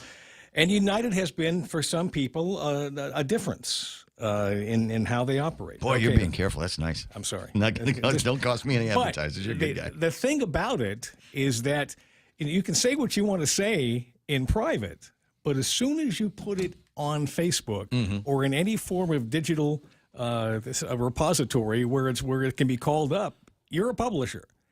And I think at that point, you got to say to yourself, do I really want to put this out there? I mean, what's my reason for doing it? Now, but he's also the second guy, he's the second person in charge, right, of GVB, and United is a huge part of the tourism industry, obviously. So I think probably at this point, I'm not going to guess, I'm not going to put words in anybody's mouth. Maybe there's a little bit of remorse over doing it, and maybe I'd talk to Sam and say, geez, I'm sorry. I got carried away a little bit, and in the moment, and forgot I was the number 2 guy over at the GVB. I just said what I said, and I didn't mean any particular harm by it, but it's my opinion, and I hope we can still work together. Should there be policy? Should there be policies in companies? There's always unwritten policies, and that's how people get in trouble. Because the one thing is that you put us in a risky situation by something you did, and they come back and nail you for things. Even though it's on your personal page, even though it comes off as your own opinion about something. Let me give you the biggest example I can think of right now. A fellow named Donald Sterling used to own the Los Angeles Clippers, and he had a young girlfriend, who happened to tape him, audio tape, saying something disparaging towards a minority, towards black people. Now, first of all, Sterling employs a large number of black people, or at least he did at that time, who were the basketball players for the Clippers. Most of them were African Americans. So this thing hits the news, and Sterling, within a matter of months, was forced to sell the team. Right. And, I mean, that was just the biggest example I can ever think of on this is not even a personal page. It was a private comment. This was a private comment taped by his girlfriend, and it got public. She released it to, TMZ, I think it was? Everything gets there, yeah. And then it blew up, and it was front page news for a long time, and Sterling lost his team. So that's the kind of world we live in today. Is that your private thoughts, once they leave your mouth or go down on a page somewhere, they're there forever. On Facebook, somebody writing, and I agree, say it, forget it, write it, regret it. Yeah. You got to be very, very careful. All communications now consider them public and permanent. Absolutely. It's 7:33. That's Jerry Roberts and today's Extra Point. Like I said, double up on him. You got the audio version. You can download the transcript at GuamTraining.com. You can also find him on today's Guam Daily Post. In the work zone, what you put up with, you end up with. We're going to end up here with headlines from the Guam Daily Post. Here's Kevin Kerrigan. Half a day and good morning, Guam. In the headlines from the Guam Daily Post this morning, a Superior Court jury yesterday found former Chuk police officer Ded Dator not guilty of criminal sexual conduct. The jury deliberated about 4 hours before reaching its verdict. He was accused by a now 8-year-old girl who testified that in March of last year, she was in a bedroom at a family party when Dator allegedly put her on his lap and sexually assaulted her. Dator took the stand and repeatedly denied the allegations against him, saying, "It's not the truth. Sometimes these allegations are false," said defense attorney Ali Nussbaum, "and I'm relieved my client can go home to his family and his name is cleared." However, Assistant Attorney General Sean Brown issued a statement saying, "We are disappointed with the outcome, but we'll continue our work prosecuting defendants, and we want to encourage victims to come forward and report sexual abuse. Do not keep it a secret," he said. Dator declined to comment following the verdict. Guam Visitors Bureau Vice President Bobby Alvarez posting an apology on Facebook yesterday after an earlier post in which he was critical of the service offered by United Airlines, calling it a complete disappointment. In his initial post, Alvarez wrote, Many people here on Guam really miss the old Continental Air Micronesia. We've since downgraded to United Airlines, he wrote. I think UA needs some competition and a lesson in customer appreciation and customer service. Alvarez later deleted that post and replaced it with an apology about noon yesterday when he explained that his initial post was made in haste and was in reaction to an experience some family members recently had. It was a bad judgment, he wrote. On my part, said Alvarez, and I'm owning up to it. I sincerely apologize, he said. The Guam Housing and Urban Renewal Authority intends to expand its closed circuits video surveillance in and around its various properties. A release from Gura states recent worldwide tragedies serve to remind us that risks in our community are real. Gura personnel also recently completed phase 1 of an active shooter awareness program. The active shooter training involved full-scale drills and real-world scenarios staged at Gura's main office in Sinahanya last Friday. Gura employees learned how to minimize harm and confusion during an active shooter incident. According to a release from the agency, similar drills will soon be conducted at offices in Tumon, Totu, Agate, and Jonah. For these stories and more, log on to postguam.com or pick up a copy of today's Guam Daily Post. It's 7:36 in the morning. Thanks very much for the headlines. That is the time from iConnect. 888-8888 is their telephone number. Call them and find out what kind of great deals they can put together for you and your family for internet and mobile applications and even push-to-talk at iConnect. The Crazy 19 menu at King's Restaurants is back with all your breakfast, lunch, and dinner favorites. Fun pancakes, tasty sandwiches, and the local dishes you crave for a limited time on the Crazy 19 menu at King's. In illness and in wellness, Calvo's Select Care is health care that is there for you. That's why over 80% of the Guam medical community places their trust and insures with us. We offer our members wellness and fitness programs for a healthier lifestyle and provide a comprehensive medical network on and off island to help members from unexpected illnesses. Contact Calvo's Select Care today for more information. Gizmo. Traffic Gizmo. Gizmo time. I got stop and go coming out of Gigo. Look for traffic at the intersection, some of the hot spots, north and southbound through there. You get past Waiseng Song. Should be all right until you get to the intersection of 1 and 3. Watch for a lot of traffic coming out from the schools and the Guam Regional Medical City area. Things running fairly smooth all the way down into the downtown Tamuning area. In fact, right into the downtown Hagutnya area. Might see a couple of spots over by Horse and Cat and the ITC building that might slow you down. Also, traffic trying to get off the airport access road onto Marine Corps Drive could be running a little bit slow this morning as well. 8, 10, and 16, a little busy at that intersection, but once you get past it, you should be okay. Once you get past the Golden Sea intersection, should be okay as well. Don't know why, but it looks like we've got a little bit of traffic bubbling up over by the subway and out by on the air conditioning. Don't know what's going on over there. Might see a little bit of northbound struggle as you make your way past the McMobile on Route 8. But like I said, once you get past that, should be straight shot into the downtown Hagutnya area. Up and down Route 4 at the intersections, you'll find some delays.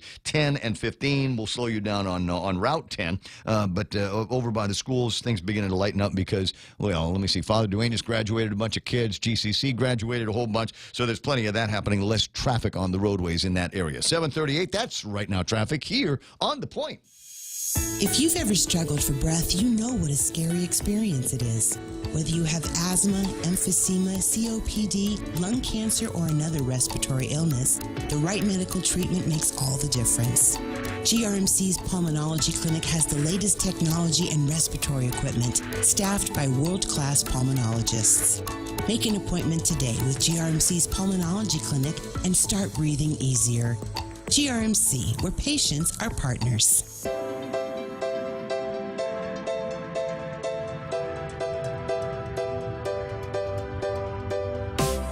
Question. As Troy Torr is responding to Richard Leone is asking the question, what is the status involving Gura Board and Mike Duenas? I don't know. He's right. That is a good question. Maybe Troy will make some outcalls on his Facebook Live that he gets to do. 20 away from 8 o'clock in the morning. Hi. Ray Gibson here. It's the Ray Gibson Show on 93.3 The Point. Always nice to have Jerry Roberts in the studio and talk about businessy stuff and attitudes about what employees. Nobody wants to tell your employees what they can and can't do in the social media until it becomes something where you go, oh, wait a second, that's one of our big clients. Why are you throwing shade at one of the big guys? For everything, against nothing. And recommendations that make very good sense is go ahead, write it out. Get on your Google Docs or whatever and send the meanest, nastiest letter to corporate, to investor relations or whoever it is that you want to rail against, and just say, I've had it up to here and I'm not going to take it anymore, and I'm not going to let my family use your business or take advantage of your products or services ever. And then just before you hit the send button, just hit the delete button instead. Sometimes you just need to get it off your chest. But if you find after you've written the thing out and deleted it that is still just something that, as Don Parkinson used to say, frost my buns, if it's something that still makes you crazy, then, pick up the phone and maybe call somebody in the organization. You know what, I got, if I got a problem with any of the airlines, I got somebody on speed dial. I got somebody on WhatsApp, and they would prefer, as a general rule. I know I'm the same way. One of my DJs gets out of line. I don't want you to go on Facebook and say, one of the DJs at Star 101 or Boss 104 has stepped out of line. You call me up and say, yeah, I'm not sure if that's the kind of talk that you want on the radio when kids are listening, right? I know some of my old bosses had heard that more than once or twice. Yeah, I was listening to Ray's program today. You listen every once in a while, you hear some of the things that he's saying on the air. And every once in a while still, even on grown-up talk radio, I might get a comment about a remark that I made one way or the other. What can I say? I've got my body is a temple, my brain is an amusement park, and I'm an amusing temple. And good advice on Facebook Live. Rochelle is suggesting, here's what you do. Take your observation directly to United. Got a problem with the airline? Call Sam. He'll answer the phone if he's not busy, if he's in town. I've always had that situation. Oh, yeah, this is a good one. Got a couple of things that are working in the fire department. I got a note yesterday from the governor's office that said Leon Guerrero-Tenorio administration returns $3.8 million to the E911 fund. You remember last year they were going over things over at the legislature, and they were asking about the status of that fund, and I guess it was Joey said, yeah, there's no money there. Somebody took it. And then there was all kinds of headaches with the guys over at the Federal Communications Commission. There are all kinds of other people that said that should not have ought to have happened. Good news is that the administration, living up to their promises, said we'll pay it back. And the good news is they did. Chief Dan Stone's on the line. Good morning, Chief. Good morning, Ray. How you doing? You know what? I'm good, and I'm absolutely delighted to see that this administration is making good on some overreaches of the last administration. That's good news. Oh, absolutely, and I'm very pleased to announce, and as you've already been reporting, is that in keeping with her commitment, the governor and lieutenant governor have restored the majority of the funding, about $3.8 million, as you've already said. Yeah. Which is huge for us as far as getting that funding source back into our coffer. Because I'm sure you're going to be curious about the Next Gen 911 system and where we're at with that. I want to know everything about it. I want to know, did we already go? I know you sent, was it 2 guys, sorry, 2 guys and a lady off to a 911, not a convention, I don't know, trade show, convention, seminar, something, a couple of months back. And I got my fingers crossed that they came back with some sources and ideas that we'd be able to use as we press the next generation 911 system here. Sure. So the 3 did go off to some training. They were able to see what the different features, what the different capabilities are with regards to the Next Gen 911 system. But that RFP was out prior to their departure. But they did bring back some valuable information to help us aid in our decision-making processes as we are now in our early stages of contract negotiations with a vendor. Mm-hmm. And so we're, excuse me. So we're very hopeful that we will finalize that negotiation, and as long as everything meets the requirements, then hopefully that'll come online sooner rather than later. I mean, it's way overdue. So you got $3.8 million from the administration, and since the whole kerfuffle last year, and it's the kindest way to put it, but since the discovery was made that fund had in fact been raided, has this administration and the last days of the last administration had they been making deposits into the 911 fund? So I really can't speak to the last administration. I can speak to the current administration under Governor Leon Guerrero and Governor Tenorio. And that was a commitment from the onset, from the very beginning.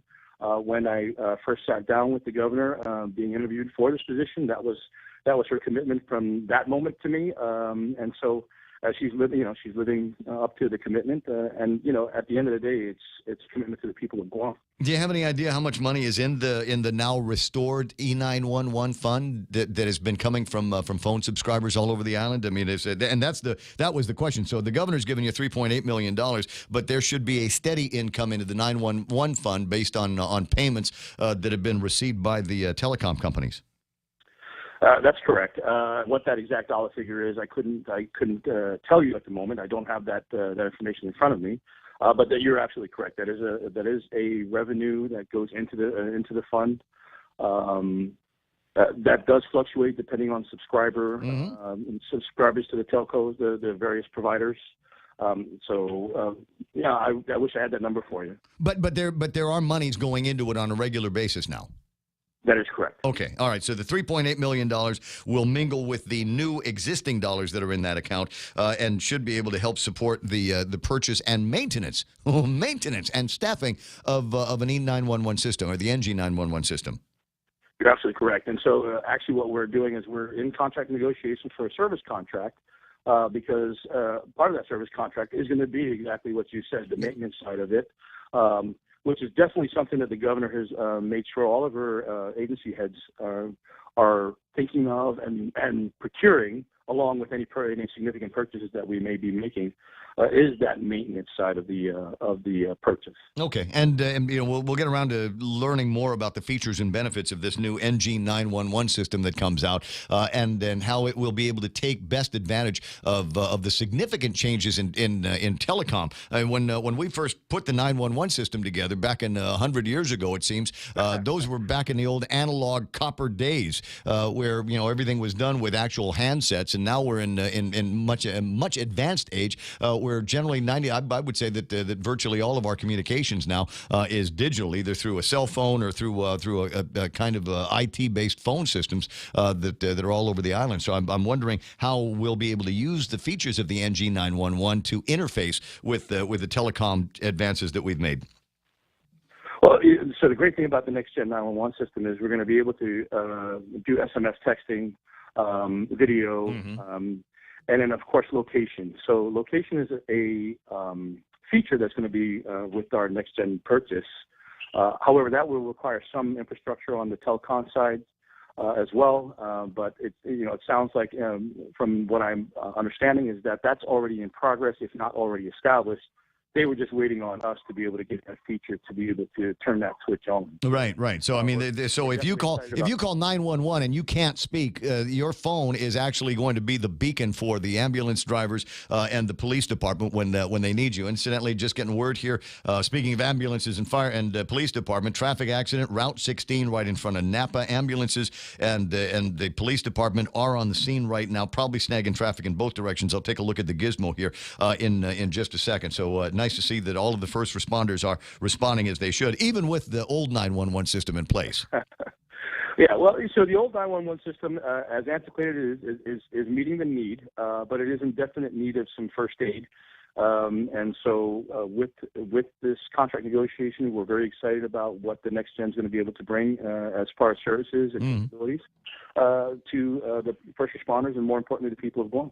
Looking forward to it. Hey, listen, getting a lot of 911 calls these days for people reporting the grass fires. We have had virtually no rain since the beginning of April, and I know your men and women are real busy out there in the shops. Yeah, that's correct. So yeah, if I can kind of just foot stomp a little bit on the importance of awareness for our communities, that obviously we're in a very high dry season.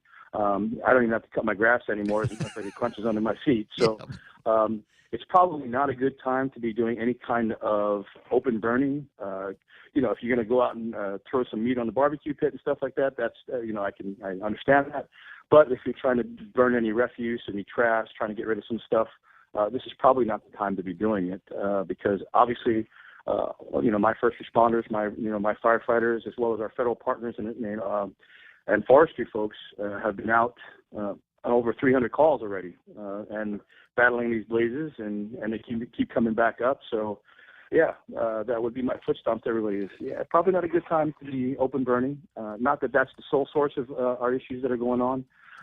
Just be mindful of how you discard your. But cigarettes. I got trash. I got cardboard box. I want to burn. I got and I got a little touch of a pyromaniac in me.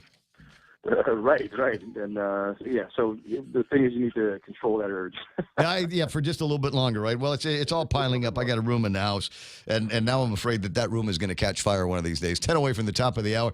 Chief Dan Stone for the Guam Fire Department. Appreciate the word here this morning. Hey, if you don't mind, if you can have somebody take a look at that account, because I'm curious as to what the additional funds are since they started, throwing the nickels and dimes from the telecom accounts back into it. Sure, absolutely. All right, man. I appreciate your time. I'll talk to you pretty soon. Great. Thanks very much. All right.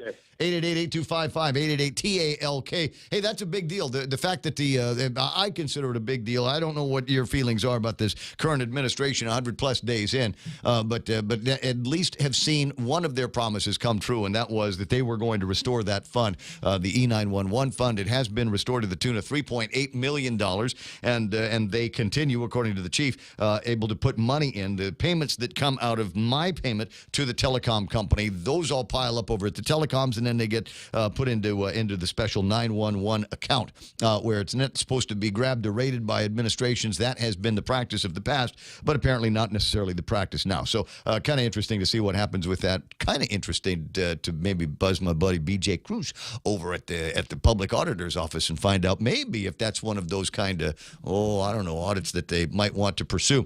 B.J. expressed when he was the Speaker of the Legislature a great deal of concern over what may or may not have been happening with those funds. And went as far as to, I want to say, notifying the guys over at the Federal Communications Commission, who have kind of a vested interest in this kind of thing. They wanted to make sure that we were able to provide a 911 system, not just a 911 system, but a credible and current ENG, next generation 911 system to the community. We deserve it, number one. Number two, we paid for it. So where is it? So that's going to be, we'll go ahead and put a feather in Dan's cap if he's able to get this thing done by the end of the year. Procurement underway. We'll see what happens. 7:52 in the morning, 888-8255. I see Vince Paredo's on the line. I got Zortz Bamba, Dennis Ben-Sur, Yuka Hechenova. Who else is playing around? Kenny Williams is there. Terry DeBold online with us this morning on the Facebook Live. The Deputy Fire Chief, Joey St. Nicholas, watching online as well. Rocio Merrill is online, and Rocio provided some guidance here on how to handle complaints with different companies, i.e. pick up the phone and call and make a complaint as opposed to putting it on Facebook, especially if you're the number 2 guy over at GVB and the company you're complaining about is run by a guy on your actual board. Misstep? I'd say so. But Rocio, I've also asked if Rocio could look around because she knows a thing or two about HR. So if you could, see what you can dig out on some good social media policies that you might be able to link to. There's Hannah Iriarty from the Department of Labor online. I got Eunice Mendiola. Renee Logie from Outback is waving at me this morning. Always nice to see you. Pizza party at the beach. Renee and Pat Tigui, Ken LG, Rudy Magallanes is there. Commissioner Roy Gamboa, who's there. Nick Perlowski, Ron and Cindy De La Rosa, believe celebrating the 17th birthday of their daughter. My buddy Charlie Hermosa from American President Lines playing around. John Wigston, who is, near as I can tell, unemployed but independently wealthy and of significant means, is online as well. Joe Ed Cruz, Charita, Renee Titan, Will Height. Hold on, big gaggle of names here. Uncle Ted from the ranch. Renee Punzalan, listening in Los Angeles, California. Carlos Barreto. Chris Watson and Richard Clark. If I missed your name, sorry. I'll see if I can go and grab some more names a little bit later on in the program. Now, you might be wondering, have I missed any good rants? Yeah, yes. Look, if you just tuned in, you missed a great rant that Bob Klitsky and I were in the middle of in the last hour of the program. Front page of today's Guam Daily Post: 10 senators propose wage hike. Yes. It's you know what? Never too early to start running for re-election. And so you got Joe Esten Augustin along with 9 other co-sponsors that want to introduce legislation to raise Guam's hourly minimum wage. And some of you are going to say, "Hey, wait a second, Ray. Raise an increase in the minimum wage. Isn't that a good thing? We're going to put more money into everybody's pockets. Guys at the bottom end of the earnings ladder be able to make ends meet a little bit easier with the additional money in their pocket." The question is always, where is the money going to come from? Where does that come from? Will that? I know it'll come from an appropriation from the 35th Guam Legislature. That's where it's going to come from. No, it won't. No, it ain't coming from there. It's got to come from someplace. Is the deal? Oh, really? Oh, I only got 5 minutes with the guy. Hey, Sonny, how you doing? I'll get back to railing against the minimum wage here in a couple of minutes. Got Sonny out of the current, now chairman of the Guam Visitors Bureau, right? Yes, Hafa-Adai. Hafa-Adai, good morning. Welcome to the program. Excuse the mess. It's okay. That's okay. How you doing, Ray? You know what? I'm doing stellar. Just legendary. Excellent. Living the dream, Sonny. How's that? All right, both you and I. That's the two of us. How's it feel to be back in the big chair? You know, good. You know, I thought it over when the governor first appointed me. I had to think it over. You know, it's a lot of time commitment, and it's been 25 years since I was in the bureau and active with the industry, and so I thought it over well, and I accepted and. The board had confidence in me to vote me in as chairman last week, and so here we go. Now, good. Now, my as you said, you know, it's been a while since you were there and active in the industry. And my recollection is since about the first grade when you and I first met. You know, you've got the penchant of a little bit of a hellraiser. Have you anticipated any disruptive Sonny Adam moves here? Have you contemplated any of those things as you're taking this role back? No, Ray. It's not like that. Oh, come on! I'm still learning my board. I'm still learning, catching up, and learning where the bureau is at. I am, and I have. You know, we've already delegated our committees and instilled some rules in the committees, and I've asked the board. You know, basically, 2019, we're executing what's been passed. Yeah. We're planning for 2020, and I think the emphasis will be on Japan, Korea, really stabilizing that. Then 2021 and on, I've challenged the committees already. I said, ask for money, ask for money. And let's build these smaller markets. It's been the same since I've been there. When you're talking about Hong Kong, Taiwan, Philippines, for that matter, they all been just, coming along, but no real growth, no real direction, at least from my point of view at this point. No real growth, no real intention of growth. I mean, if you're going to keep asking for a couple 100,000, 300,000 here and there, then are we really committed? So that's kind of the challenge I've put out to the board, at least the board chairmanships. Ask for money. I mean, the worst that can be said is no. And then if we're not going to commit, then then maybe let's put our money elsewhere. The other thing key that I'm bringing in there is I've asked Mark Bodiga to upgrade the Tourism 2020. Yeah. I've come to learn the Bureau's really been relying on that since Mark put out that product, and I think it's a matter of grading and updating the older version and giving the Bureau some direction. So, and with that, the input would be, at least from my side, is, hey, let's grow some new markets. We have to grow new markets. Especially with all the geopolitical tension out here, you just never know. Oh, absolutely. I mean, what you recall when the KAL plane came down, we were watching the blossoming Korean tourism industry that disappeared virtually overnight and took years to recover. We've seen some significant, I think, tectonic changes in the marketplace with Japan. Hey, listen, I got the music playing in the background. Can I ring you back about 8:30 this morning and finish the conversation? Because there's source markets that we can talk about, but there's also been changes in acceptance of different lifestyles of different parts of the communities around the world. What can we be done about LGBT tourism into Guam, recreational marijuana tourism into Guam, and others? So can I ring you back in a bit? Sure. All right, awesome. Sonny Atta, chairman of the Guam Visitors Bureau. We'll get caught up on that conversation in a little bit. We still got to pretend to talk about sports. We still got to get you Fox News Live and a look at Guam headlines from the Guam Daily Post and Kevin Kerrigan. That's all ahead right here on 93.3 KUSG Hagutnya.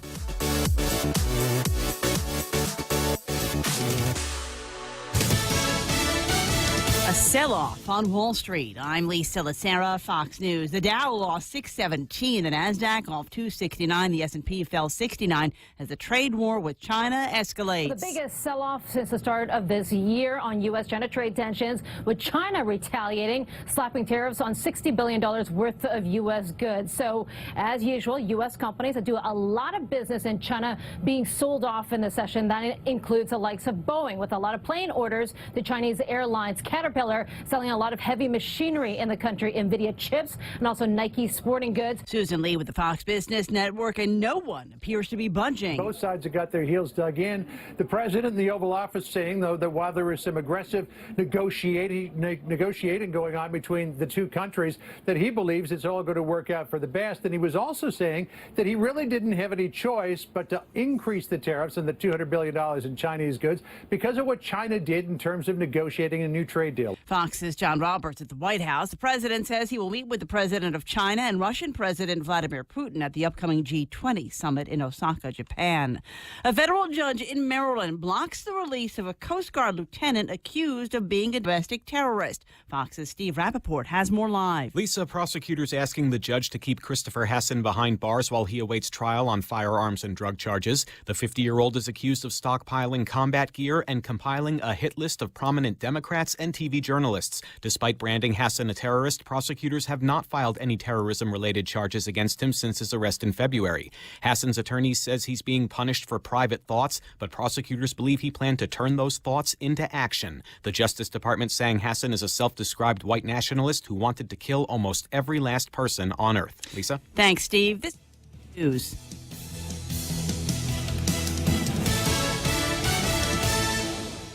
Legends aren't born, they are made. And during our Jeep Celebration event at Cars Plus and Mighty, you'll receive up to $6,000 in accessories with the purchase of a new Jeep Wrangler, Motor Trend SUV of the Year. Customize your new Jeep to the way you want it. Or how about a new Jeep Grand Cherokee? Save up to $5,000. Or save up to $7,500 on a new Jeep Compass Sport. It's our Jeep Celebration event going on now at Cars Plus and Mighty. Cars Plus, driven by you. Accessory special cannot be combined with other offers. See dealer for details. KFC has finally answered the world's most important question. What came first, the chicken or the egg? And the answer is both. Introducing KFC's KFC AM, their new Southern and local-inspired breakfast. AM-loaded platter with chicken fried rice, waffles, and Colonel's chicken congee. KFC also has your all-time favorites, AM chicken and egg wraps, Southern biscuit and sausage sandwich, and hash browns. So for finger-licking good mornings, AM will never be the same at KFC. KFC, it's finger-licking good.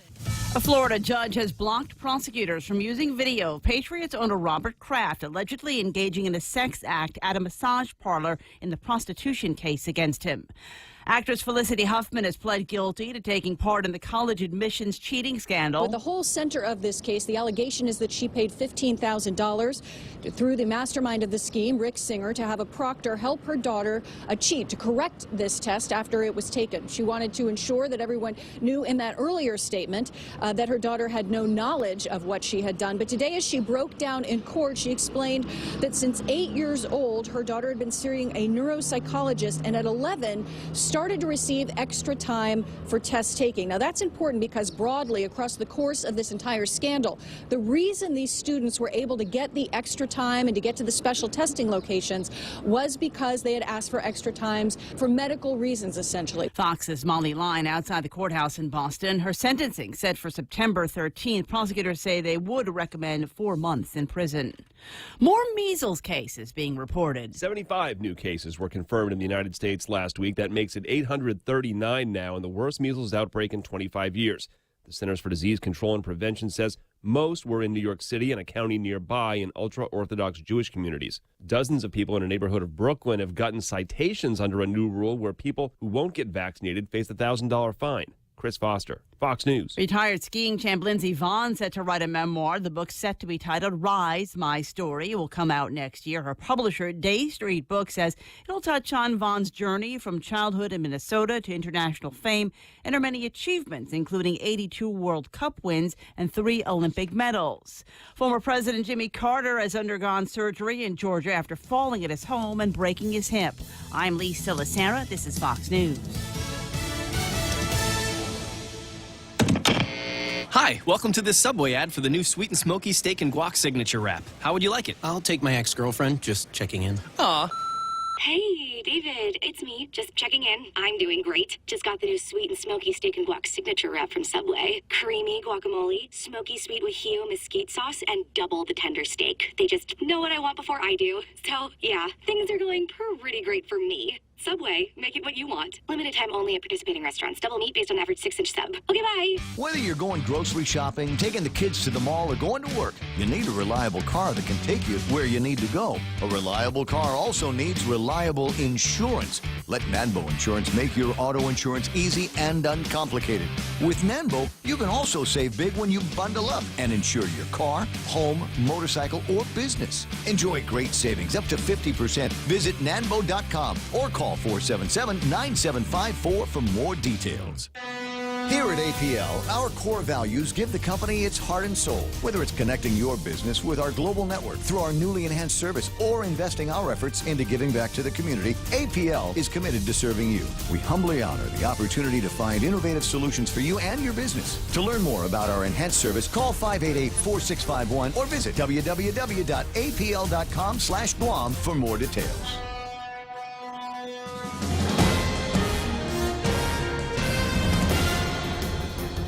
Half a day and good morning, Guam. News time here at The Point is 7 minutes past 8 a.m. this Tuesday morning. I'm Kevin Kerrigan. Here's a look now at some of the top stories from the Guam Daily Post.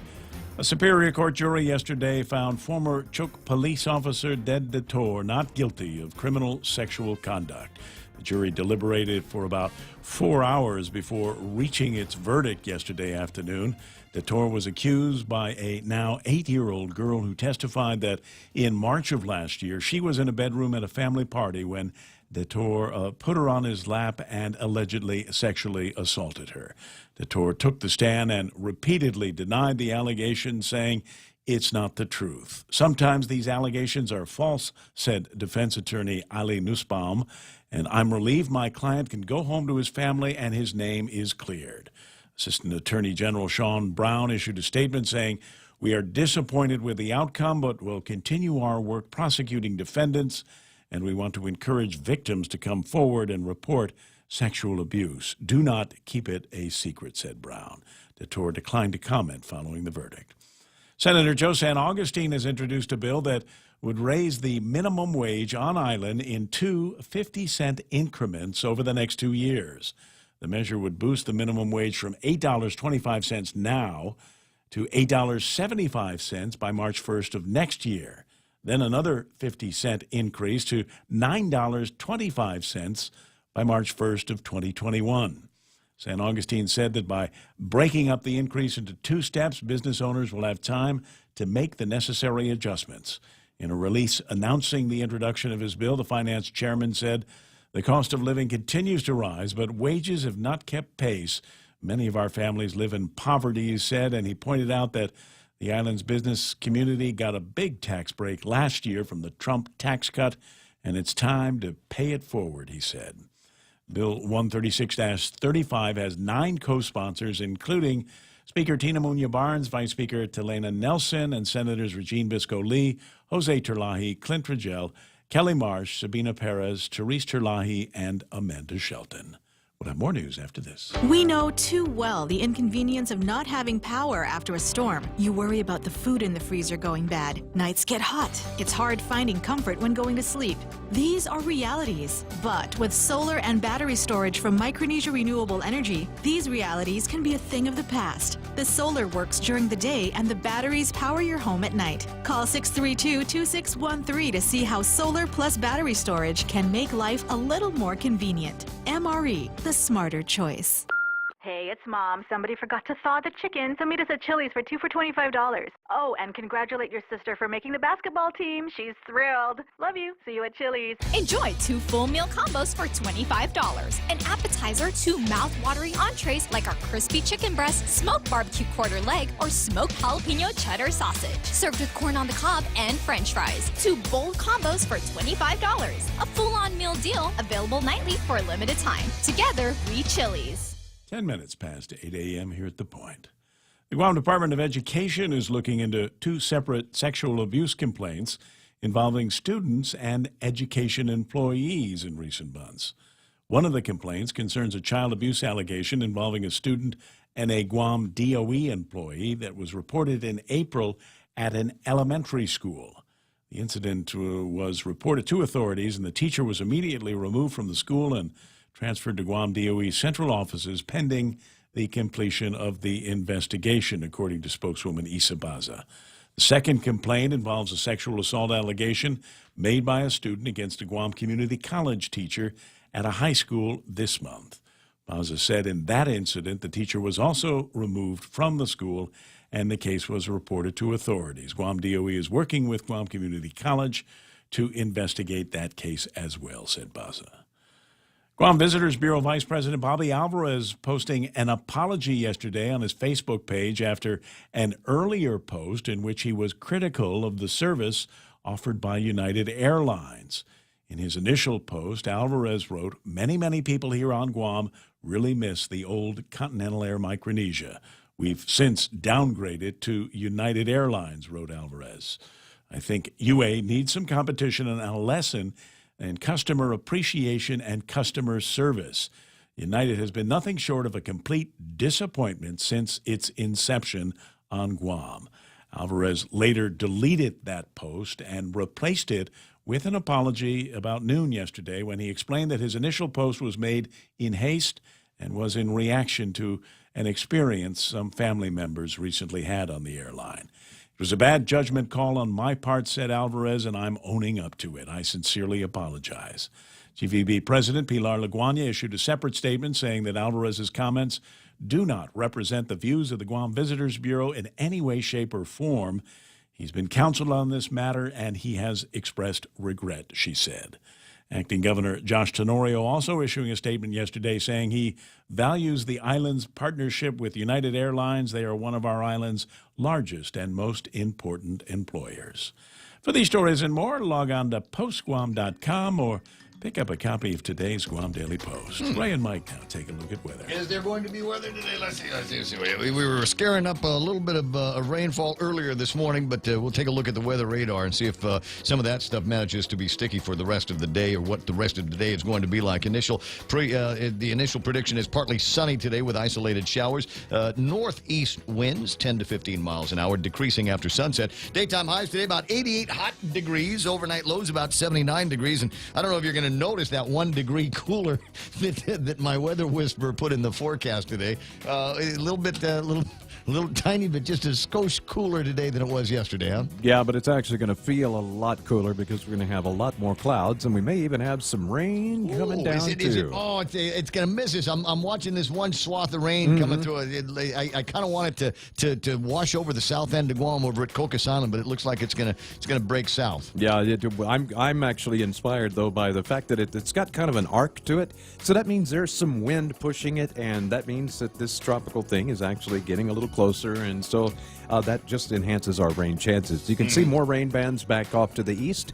They're all kind of moving slowly this way while they also move to the southwest, and that's just going to be the kind of thing we see on radar throughout the day today as this rain and this very weak system, which has been designated 92W Invest but won't get any other names besides that, keeps on trucking in from the southeast. You can see the blobage out there to our southeast, and it'll keep on coming in. I'm just refreshing. The imaging that I have is a couple hours old, so I wanted to get the latest map here that we could show everybody and see what the satellite is going to be saying about that blobage down to the south and what the prevailing conditions are here. Yeah, and you know, it hasn't really changed a whole lot in terms of its look. It's still very diffuse. It's very unorganized. The actual looks like the concentration of the thunderstorms very, very far to our southeast. But they say that some of that may make its way up through here by the end of the week. So we're actually looking at about 3 days of this possibly, we could say numerous to scattered showers, numerous isolated showers, and then a few scattered showers as well. And we just need the rain. That's all there is to it. Got it. Hold back the rain. 8:14 in the morning. What do we got? That's news and weather together here on The Point. GRMC's Neuroscience and Neurology Department treats a wide spectrum of disorders associated with the nervous system, spine, and brain. Some of the more common disorders include seizures, epilepsy, dementia, sleep disorders, migraine, and stroke, which is one of the leading causes of death on Guam. GRMC's neuroscience team is equipped with the latest technology and the finest neurological doctors. To make an appointment, contact GRMC Specialty Clinics at 645-5500.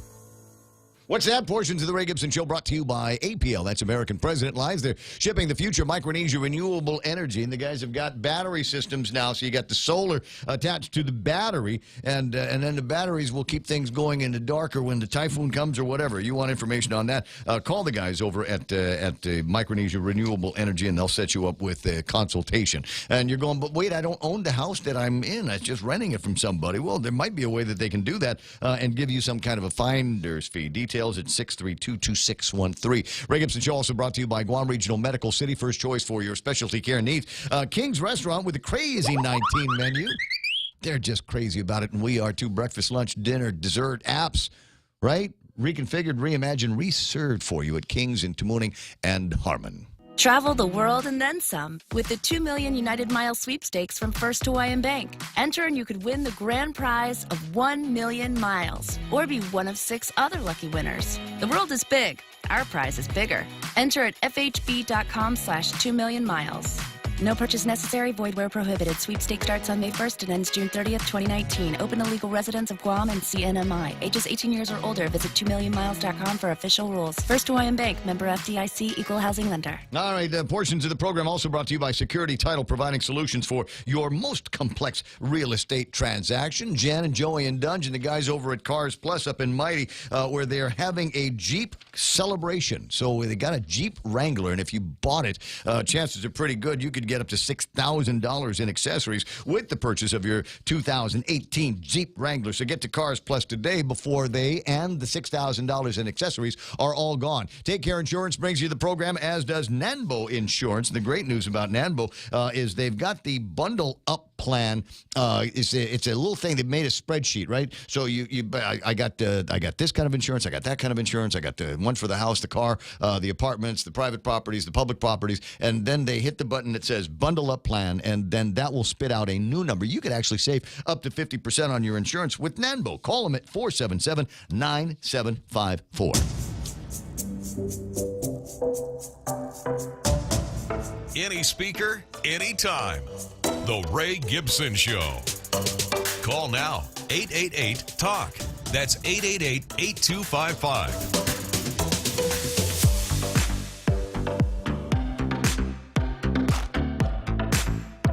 when do I get to do the Cold Stone ad? When do I get to do the read for the Cold Stone guys? It's got to be coming up soon, right? Because they just changed out the script. They went from the Mother's Day script to the graduation script. Ice cream cakes for high school grads that are taking place all over the island. And we offer them congratulations. And if you want more information on that, GPO Cold Stone 649-4800. Micronesia Mall, Cold Stone 633-8800. Yes? You know, as a matter of company policy, we usually like them to pay for those first. Yeah, but it's Cold Stone, it's cakes, and they might send over a free one. Oh, we'll do it again. I'll do it again. I'll do anything for free food. So when's the next time the KFC people are coming by here? When can we send some love to the KFC people with the chicken and the waffle-y thing? I told you that was a thing. I told you chicken and waffles were a thing. You don't have to tell me. Right? I come from the place where it is a thing. They invented the thing. Yeah. All right, listen, let me just take care of something now before I forget. It's time for Sports with Blake. Otherwise, I'll forget. You know how it is. It was the outro yesterday. Yeah, for the program. All right, I'll start with a couple of 5Ks coming up this weekend. Both of them are must attends. We've got one down in Agate, the Mango 2K 5K. Starts at showtime 5. Go time is going to be 6 o'clock. Register at the Agate Mayor's office, and Running Club's going to be taking care of that. Short race. We start at the Mayor's office. I want to say it's a run down to the park and then back. So you go south and then you come back for the rest of it. So it's a nice enough course, and you're in Agate. Right, which I love, which I think especially is this time of year, right? Plenty of mangoes. Mango stop to get you some fiber on the way. Well, and so while you're running, hang out long enough, and people will start showing up for actual Mango Fest activities. So there's a lot of foods, a lot of different foods, and there's vendors and things like that. So I mean, it's kind of an early start on the event. And then on Sunday, so we got Saturday and Sunday is the Enhance Your Life 5K and 7K. 7K. That's the only one. That's the only 7K on the calendar, right? There's no other. I think that's the only 7K on the planet. No, I want to say that Nissan does like a 7.5K. Okay, right. So they've got that race that is, they usually do that with the Girl Scouts. And I can't remember what time of year they do it. So there's that race, a 7K, and then when you get into some other odd distances over at the Onward golf course. Yeah, when they run the Onward course. There's a 5,500 meter course, right? So it's 5.5 kilometers. And it's one of those things that it always gets me. I always forget that it's a longer course. So I'm charging up the hill, and I'm looking at my time, and I'm charging up the hill, and I'm going, man, I'm not going to make it. I'm not going to make it. And then I realize, I ran 500 more meters than I normally would. So that's why it takes a little bit longer. Plus, it's probably one of the more complex and difficult courses on Guam because it starts just as you get into the driveway of Onward, and then you go down into the valley behind the clubhouse. Right. And there's a nice little running around there, and it's great, and it's a lot of downhill, and you're feeling kind of groovy, and your strides all open and everything. And then you get to this one turn, and then you have to run back uphill. It's there's about I want to say about a half mile that is uphill,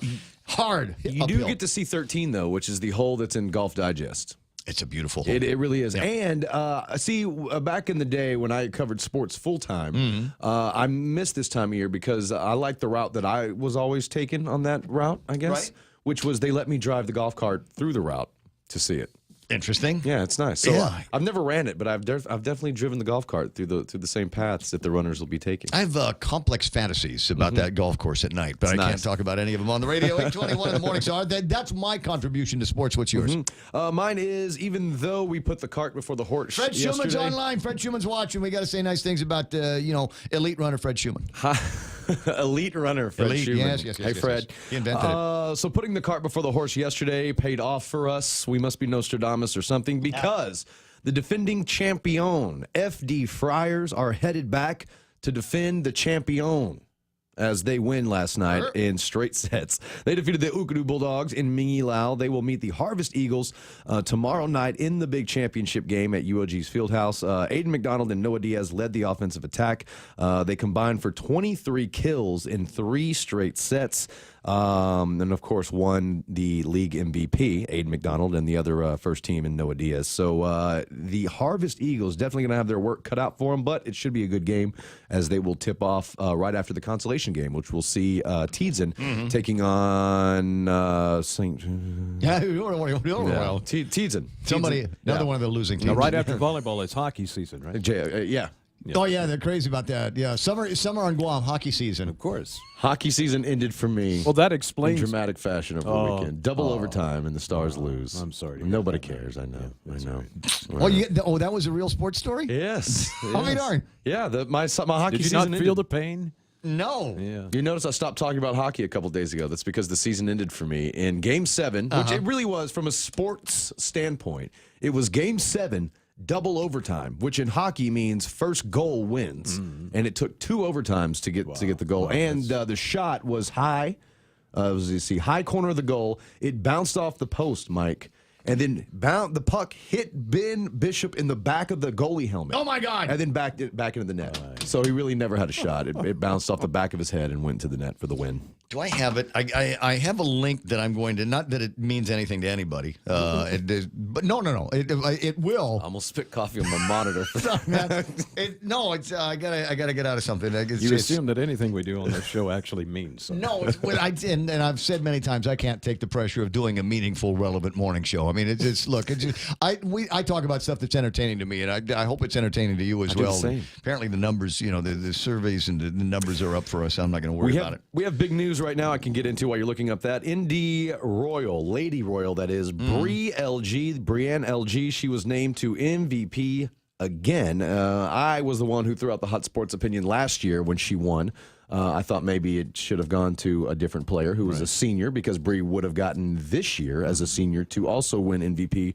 But she was awarded last year, well-deserved, and this year again. So shout out to Bree LG from the Lady Royals, 2-time back-to-back league MVP for the IIWG Girls Soccer League. Wow, congratulations to her. Way to go. And early congratulations to Mason Caldwell, who's going to help beat the Father Duenas Friars at the championship, and then Friday get himself graduated from Harvest. That quick, huh? Harvest is going on Friday, right? And I think FD went last Friday, if my eyes didn't deceive me. So it's graduations all over.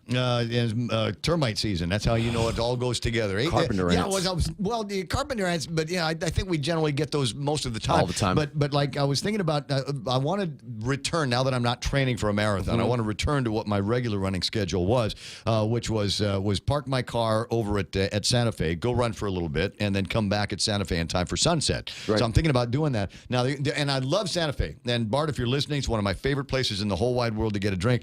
However, you just need to be aware that if you're drinking on the beach around sunset, you are going to be marauded for a very short amount of time by the termites. They will come in, and it will be a horde. Do they fly? Or they just jump? No, really they fly. They fly? Okay. They'll fly right into your beer. Right. So you just get used to the extra protein. It goes away in like 10 minutes or something like that. So I'm trying to figure out how I want to do this so that I'm there for the sunset, but not there for the termites. But see, that's really what the coaster's for.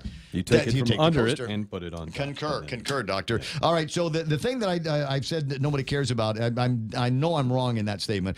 People will care about this. I've put a link up on Facebook Live, and I'll tell you right now, spoiler alert, Game of Thrones, spoiler alert. Game of Thrones, spoiler alert. It is from Cosmopolitan magazine, where they have kept track of the more spectacular deaths on Game of Thrones, including the several deaths associated with episode 5. That was last night. Yes. I'm caught up. I did watch it, but I'm off on numbers. So last night was 5? I believe last night was 5, So yes. 6 is, okay, that makes sense. And so next week is the last one. Is the very last one. Last night was the penultimate, do you think? Or That's was it the word battle? I would use penultimate. But would you use that for this episode, this past one, or the Battle of Winterfell? Was that more penultimate than... No. This past one was- Penultimate is a word that describes something that happens before the end of something. So tonight's Penultimate. Yesterday's episode, if next week's is the last one, that's the ultimate episode. So this would be penultimate. What'd you think Of last night's? Yeah.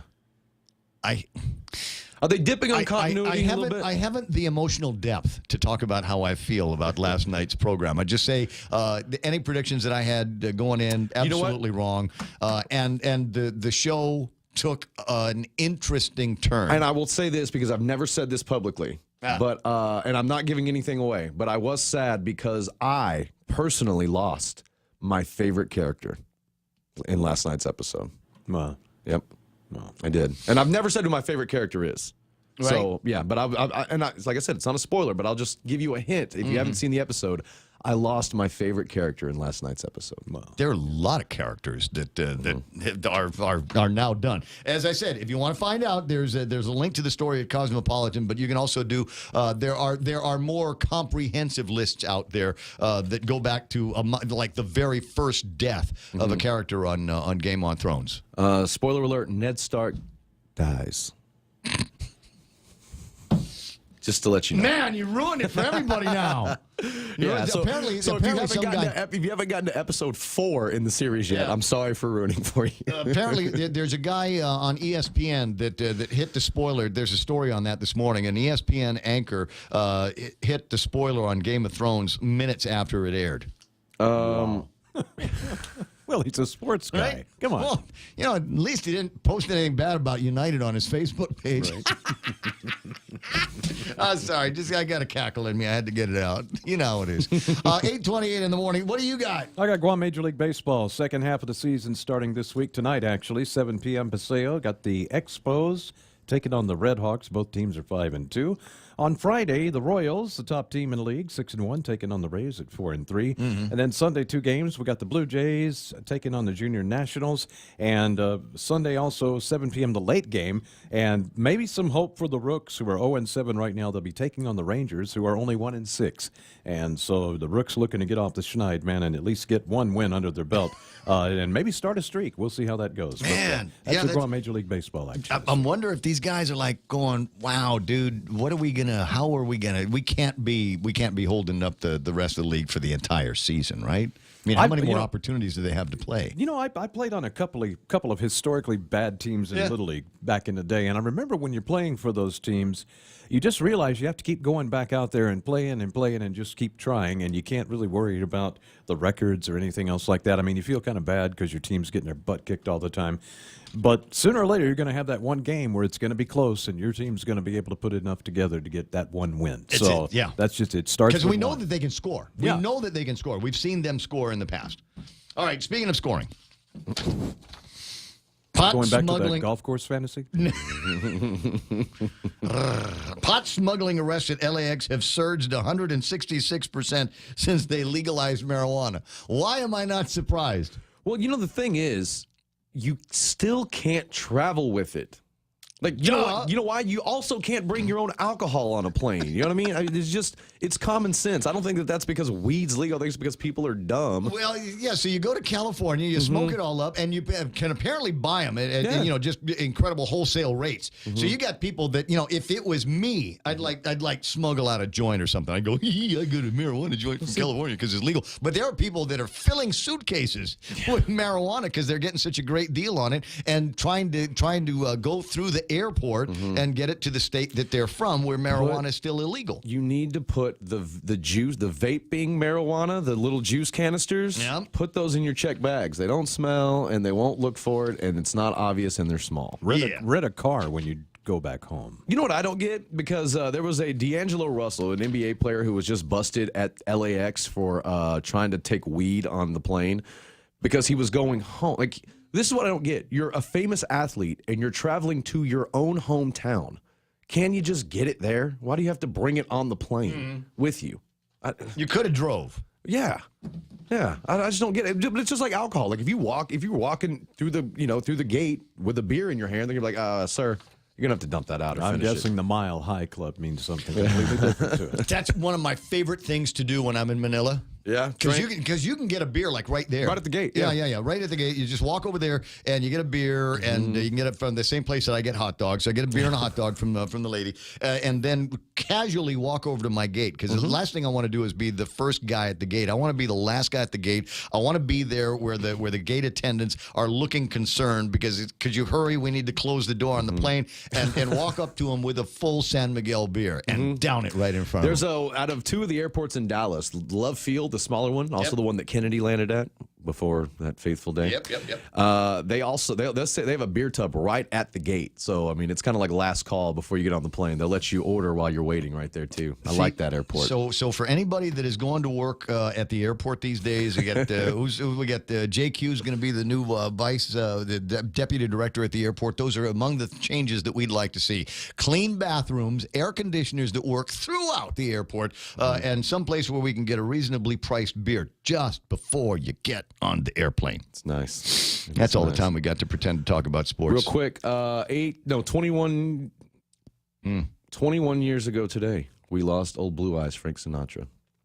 Doris Day died. I know. And I'm on crushed. this day in 1998, Frank Sinatra checked out as well. Today is the day we lose legends, May 14th. Wow. Doris Day, and they were talking 97, about right? 97. Oh, yeah. She old. But they were talking about it in Fox News and talking about one of her most well-known songs. And I started singing it, and I got it right. What is it? Sera. Oh, what will be, will be. The future's not ours to see. Que sera. Every nun growing up, that was the song. And still one of the most valuable life lessons. I can hear my grandfather singing that song in my head. 8:33 in the morning. Yeah, ponder that for a couple of minutes. Ask Michael Vick about flying with pot, says Nate Horn. Yes, Michael Vick also. Really? You couldn't have just gotten to Atlanta and bought pot there? Really? You had to take it with you? Really?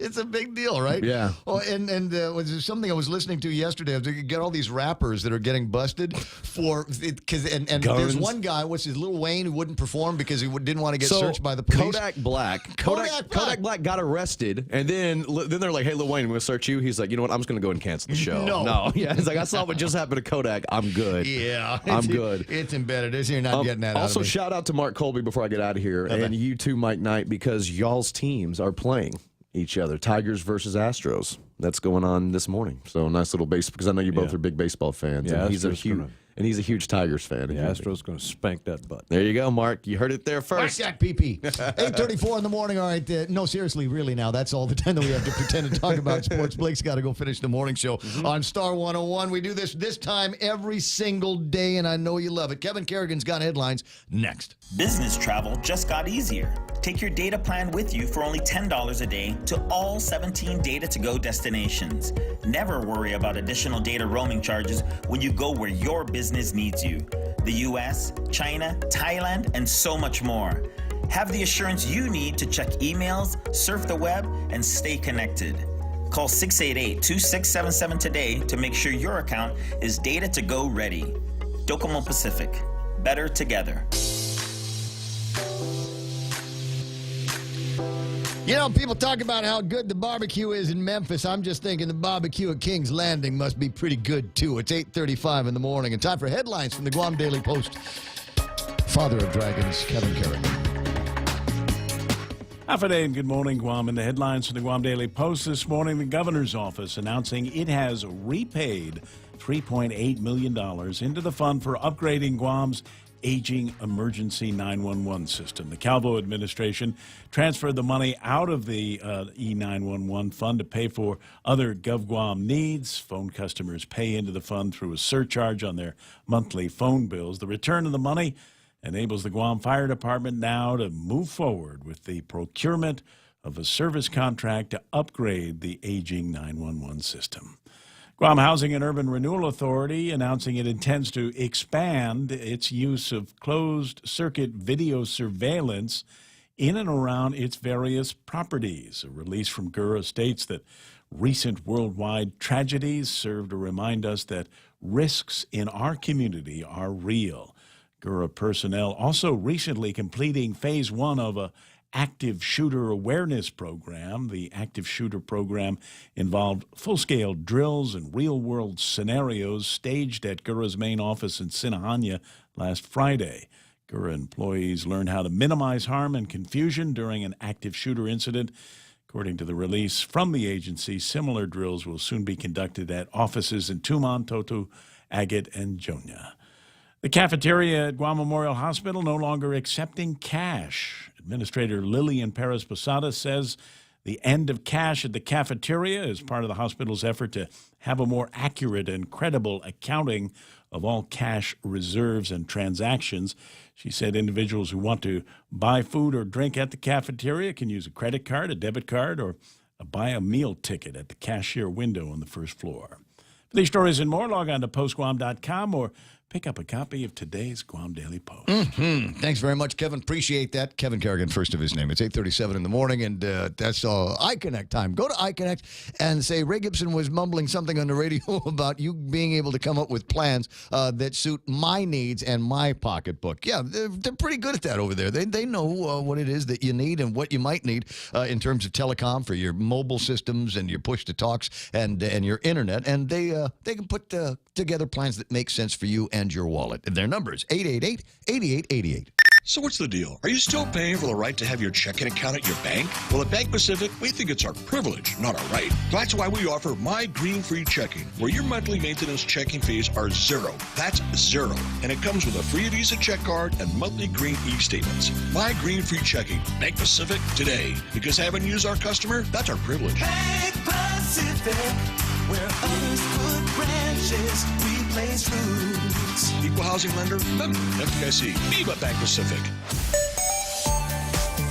Let me take a look. There was just as I was finishing up the last traffic gizmo report, we learned that there was an accident, Route 16 over by Napa. Let me see if that has managed to clear itself up here on the current traffic gizmo. And it looks like, things might be a little bit better up and down Route 16. You can still expect a slowdown going up the hill towards the Ocean Vista 76 Circle K. But down around that first turn into Harmon Loop Road, it looks like things might have cleared up a little bit. Expect some delays through there just as you get by Hegau and Benevente Street, just before you get to that intersection. Also, getting out of Harmon Loop Road on the intersection facing the McDonald's, you might see some traffic there as well. That's the joyful mysteries of Route 16. 8, 10, and 16, not so bad here this morning, but expect delays coming out of that intersection, headed south and going north into it. Route 10 is going to be clear right as soon as you pass Untalon Middle School. Still a bit busy there. 10 and 15 busy, also busy over at the intersection with the mobile station where you've got Frandy's and you've got GCC and you've got the University of Guam, etc. And on your way to Payless, watch out for busy traffic through there. Looks like northbound on Route 4 is kind of messy as well. Where is it clean? Petey. It's clean and peaty, and then it gets dirty again just before you get to Sumai. Also, look out for some traffic in front of Navy Hospital. 8:39 in the morning already. And that's what we got for you right now, traffic here on The Point. Valley Finance has been serving the people of Guam since 1959, and they'll continue to be there for you in the years to come. Whether you're looking to get a personal loan for that summer vacation or paying off those long overdue bills, Valley Finance has got you covered. Apply for a personal loan from $1,000 up to $3,600 by calling Family Finance in Agutya at 475-4545, Upper Tumon at 647-5626, or in Dededo, 633-4473. Family Finance, serving the people of Guam since 1959. What's that? Game of Thrones references, Dennis? Should we do that? We should do that one of these days. In between here and the finale episode, or the morning of the finale episode, I think we all it should be all like the last time that Game of Thrones references are going to be kind of cool, if you know what I mean, right? So I'll be Ray Gibson, first of my name here, and yada yada yada, king of the morning show, and then you can be my hand. Right? You be the hand of the Ray. I'm a little uncomfortable with that designation. Yeah, I understand.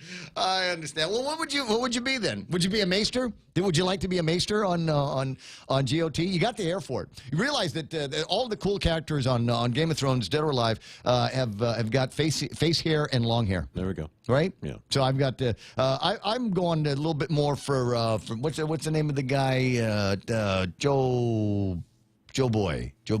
Johar, with the short hair and the scruffy beard. Oh, okay. Yeah, that's what I'm thinking of. You know what? But I got to tell you, I think the character whose head fashion I like the most is Sir Jaime.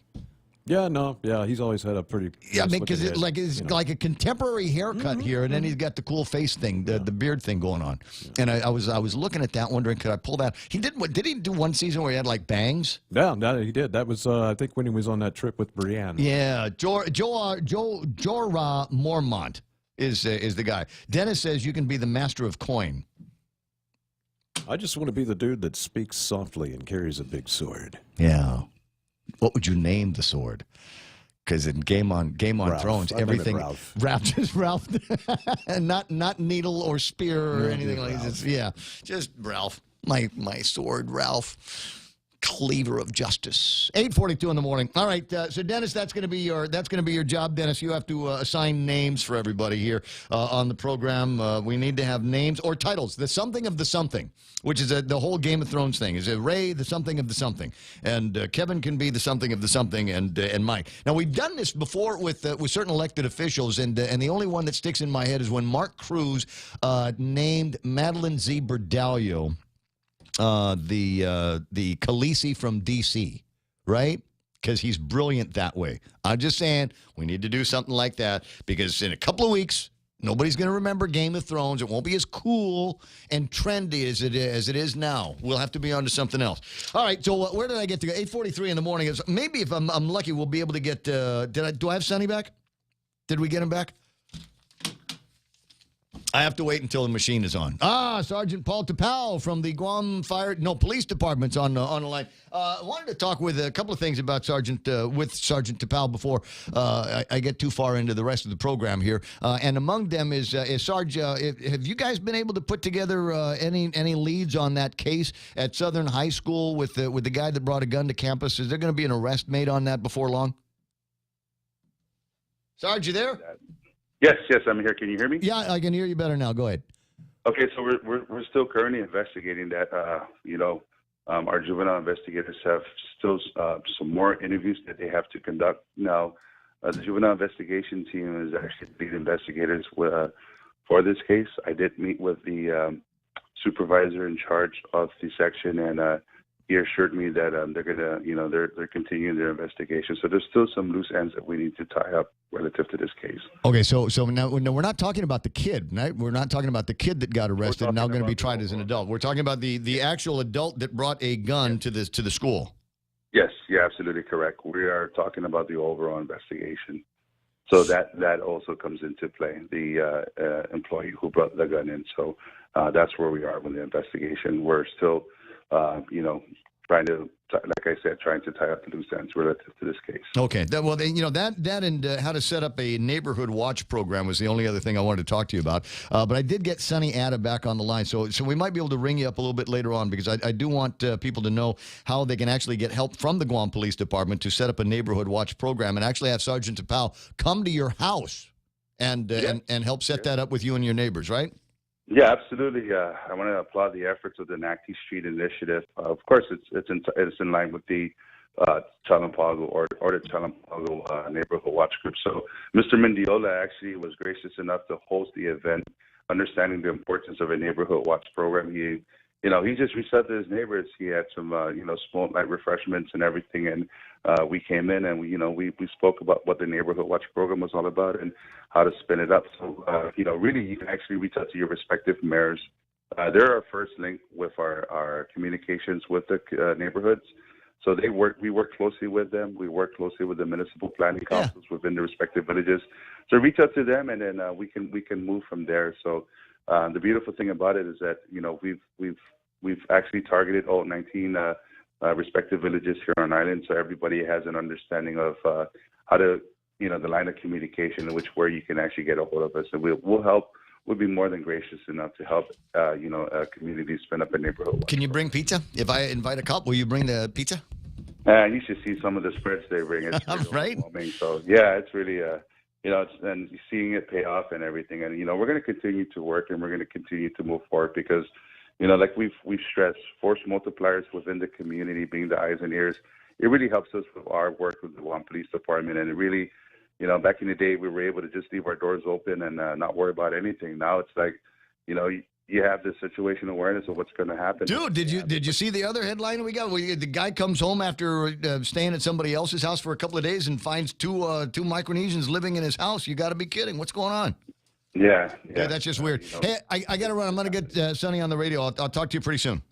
Absolutely. All right, appreciate the update on that situation over at Southern High School. Cover up. Why can't we find out who the guy is? I think it's common knowledge. I think everybody knows. They're just waiting for the official shoe to drop from the Guam Police Department. 8:47 in the morning. Sonny Atta back on the line. Good morning, buddy.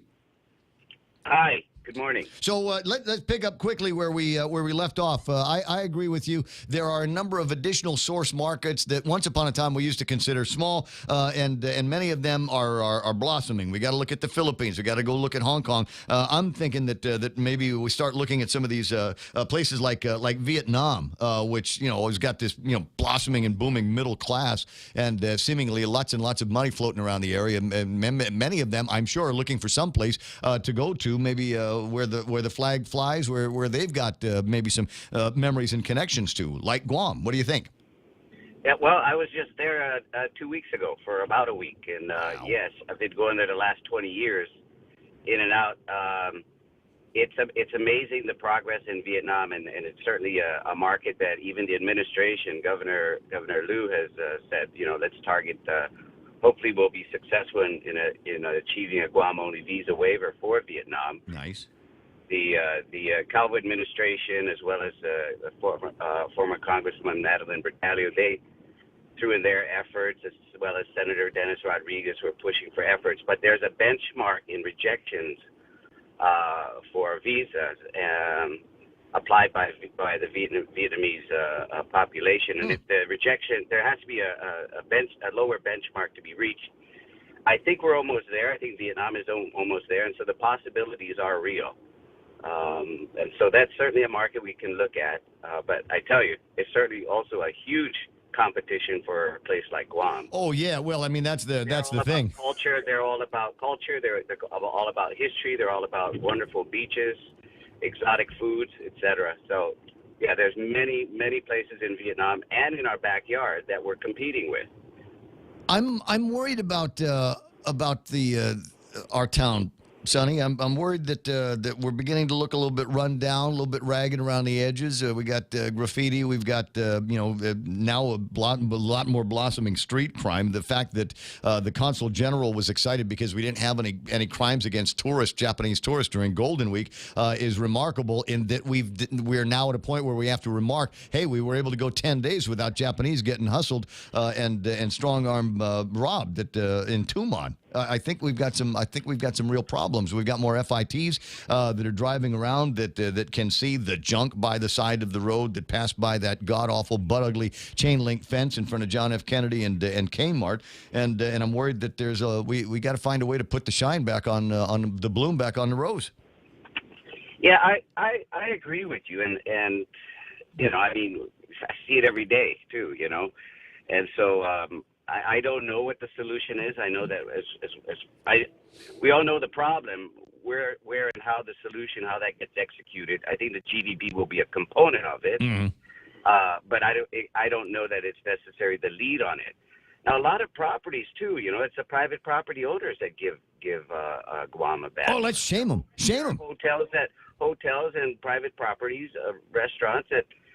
Need to better up their service, better up their look, better up their property. So, it's the onus isn't always just on outside Tumon. I mean, it's the players themselves that need to beef up, and I think there are incentives in there, at least for the hotels, to some tax incentives if they beef up. But right now, I tell you, I think they're doing very well. Many of them are doing very, very well. The fact that it's supply and demand. Mm-hmm. There's strong demand created by the works of the Bureau, in part, or for a majority of the largest part of the effort. But the limited number is a boon for the guys for the hoteliers who are here. So sometimes it's not the right time to do the improvements. I don't know, but there are improvements that need to be had. As far as the government side, yeah, that's a continuing problem. I don't have the answer for you. Clean bathrooms, trash in the parks. I mean, there's work that needs to be done. The taxpayers are paying for it. The visitors, as they pay taxes, in and out of the island, are paying for. I think we do them a disservice when you go down to, as an example, the Paseo Park. You walk around there. There's no trash cans there, Sonny. They take the trash cans out because they're worried that people are bringing their house trash and using the trash cans. So they've said, well, we can't do that. So they've taken all of the trash cans out. So that visitors and locals alike, when they come down there and they got a bag from the fast food place or a case of beer or something like that, they've got no place to put their trash. I mean, there's something backwards about the thinking that is going on there. And I think somebody like you that's not afraid to say what you think and not afraid to step on toes, I think is the difference that is needed that will make a difference out in the community. We were talking about these other source markets location-wise. I wanted to talk about a different kind of source market, and that is the kind of travelers that are out there. I'm sure that you've heard the arguments made for us being a little bit more open to LGBTQ travel, and maybe even now that we've got recreational marijuana, trying to figure out ways that we might be able to bend up the rules a little bit so that somebody from Japan, where it's illegal, might be able to sit on their hotel balcony and take a couple of tokes. Yeah, again, that's all under research right now. There's a lot of assumptions out there. There's a mandate to have research done, and the GVB is a lead on that. Mm-hmm. And so that until there's some facts that can back up a statement. Right now, it's all speculation. Whether it's a good market, a bad market, we go after it or not. The same thing with the LGBTQ market. If the numbers back it, if the numbers of visitors or potential visitors backs up the budget, then we go for it. The experts are down at GVB. We're as a board, we're there to support them, but that support has to come from the numbers. Yeah. And to that, of beefing up the research department. We can't just keep looking at tourism is successful because we did more than last year. We need to look at a deeper, more numbers to give us a deeper picture. So that's forthcoming. And yeah. Well, I think you're from the same school as I am. Management is all about managing numbers, and I don't know that exit surveys give us as much detail as we'd like to see. I mean, that's an after action kind of research that we need to do. I think there needs to be some other research that takes place before the tickets are bought, and while the consumers are trying to determine where they're going to spend their vacation dollars. Right. And just to put out a recent number that's come out, I had this done with Nico down at the research department, is we keep throwing out the number 2 million tourists. Mm-hmm. Well, we're going to need 12,000 hotel rooms for that reality to happen. If that's looking at just the 2 million number, 12,000 rooms is what we're going to need to have operating at about 85% occupancy rate. So we're about short of 9,000 rooms. So that reality, until we have the rooms, we're not going to have that new golden number, if you will, of 2 million arrivals. We're not building as many hotels as we used to, and even if people wanted to, we can't find the labor to get it done. So we're going to need. We'll find. Progress, So we'll decentralize. We'll decentralize the inventory and start encouraging more B&Bs. The B&Bs, there are solutions out there. Again, I don't want to. There are solutions out there that are being looked into that help collect on the taxes, and that's a priority of the administration. The governor was very clear on that, and I think she's got her director up at Rev and Tax on top of that. So I think that's a major issue that's being tackled. It's not going to happen overnight. So it's being looked at and being tackled, and I think resolve will come to it. And the Bureau, in any way, shape, or form we can help in that process, I'm sure our president, Pilar Laguardia, would be ready to assist. And if that's the mandate of the board, well, she's got a B&B, doesn't she? Doesn't she have a B&B? No, and let's not go down that road right now. Well, I'm just. Her mom is, and there's different categories. There's right. Short-term stay, and then there's long stay. Her mom has been, if not a pioneer of long stay, guest stay. I think she is a pioneer in that. Yes, her mom operates a long stay apartment or homestay. So there's different categories and different. The short-term stays are the ones that are doing that Airbnb style of business is what's escaping us. Which the long stay? No, the short-term stay. Short-term stay. Yeah. I don't know. I wouldn't even know where to capture those kind of numbers. I think a lot of speculation on how many of those things there are out there. I just found out a friend of mine is running a short stay place up in Jigo. of all places, right? You know what I mean? Yeah. And not on the beaten path in Jigo as well. It takes a second to get to it, and there's a few other spots out in Manila that I'm aware of that are being set up as short stay locations as well. But like I said, the concept of decentralizing with additional units in the B&B business is kind of interesting to talk about. Yeah, and again, it needs to be the foundation needs to be had, and it's still on a rocky foundation. And then we can see the real numbers and the real reality of the contribution to not only the government coffers, but to the inventory as we speak, or the shortage of inventory as we speak. Hotel rooms. Is Dennis Rodriguez, when he was a senator at the legislature, put together a qualifying certificate program for anybody that would be building up new facilities, up to a certain number? Have we hit that number yet? Do you recall? No, I don't know that. I don't know that offhand. I'll have to... I'll tell you where I would give QCs too. I think what Guam needs is a new attraction. That's what we need, an attraction. Something that we got to go to Guam because it has this. I don't know, and I don't know what this is, but yeah, I think more than rooms, we need an attraction. That's the new sell because, and I've talked to guys I've known 25 years ago, and they said, "Sonny, Guam hasn't changed much." Well, okay, I'll toss one out at you. How about a casino? Again, it's the research and the numbers. Personal views aside, it really comes down to the research and numbers. Is it going to make sense? And then it comes to the will of the people. We've gone down this road, so yeah. I'm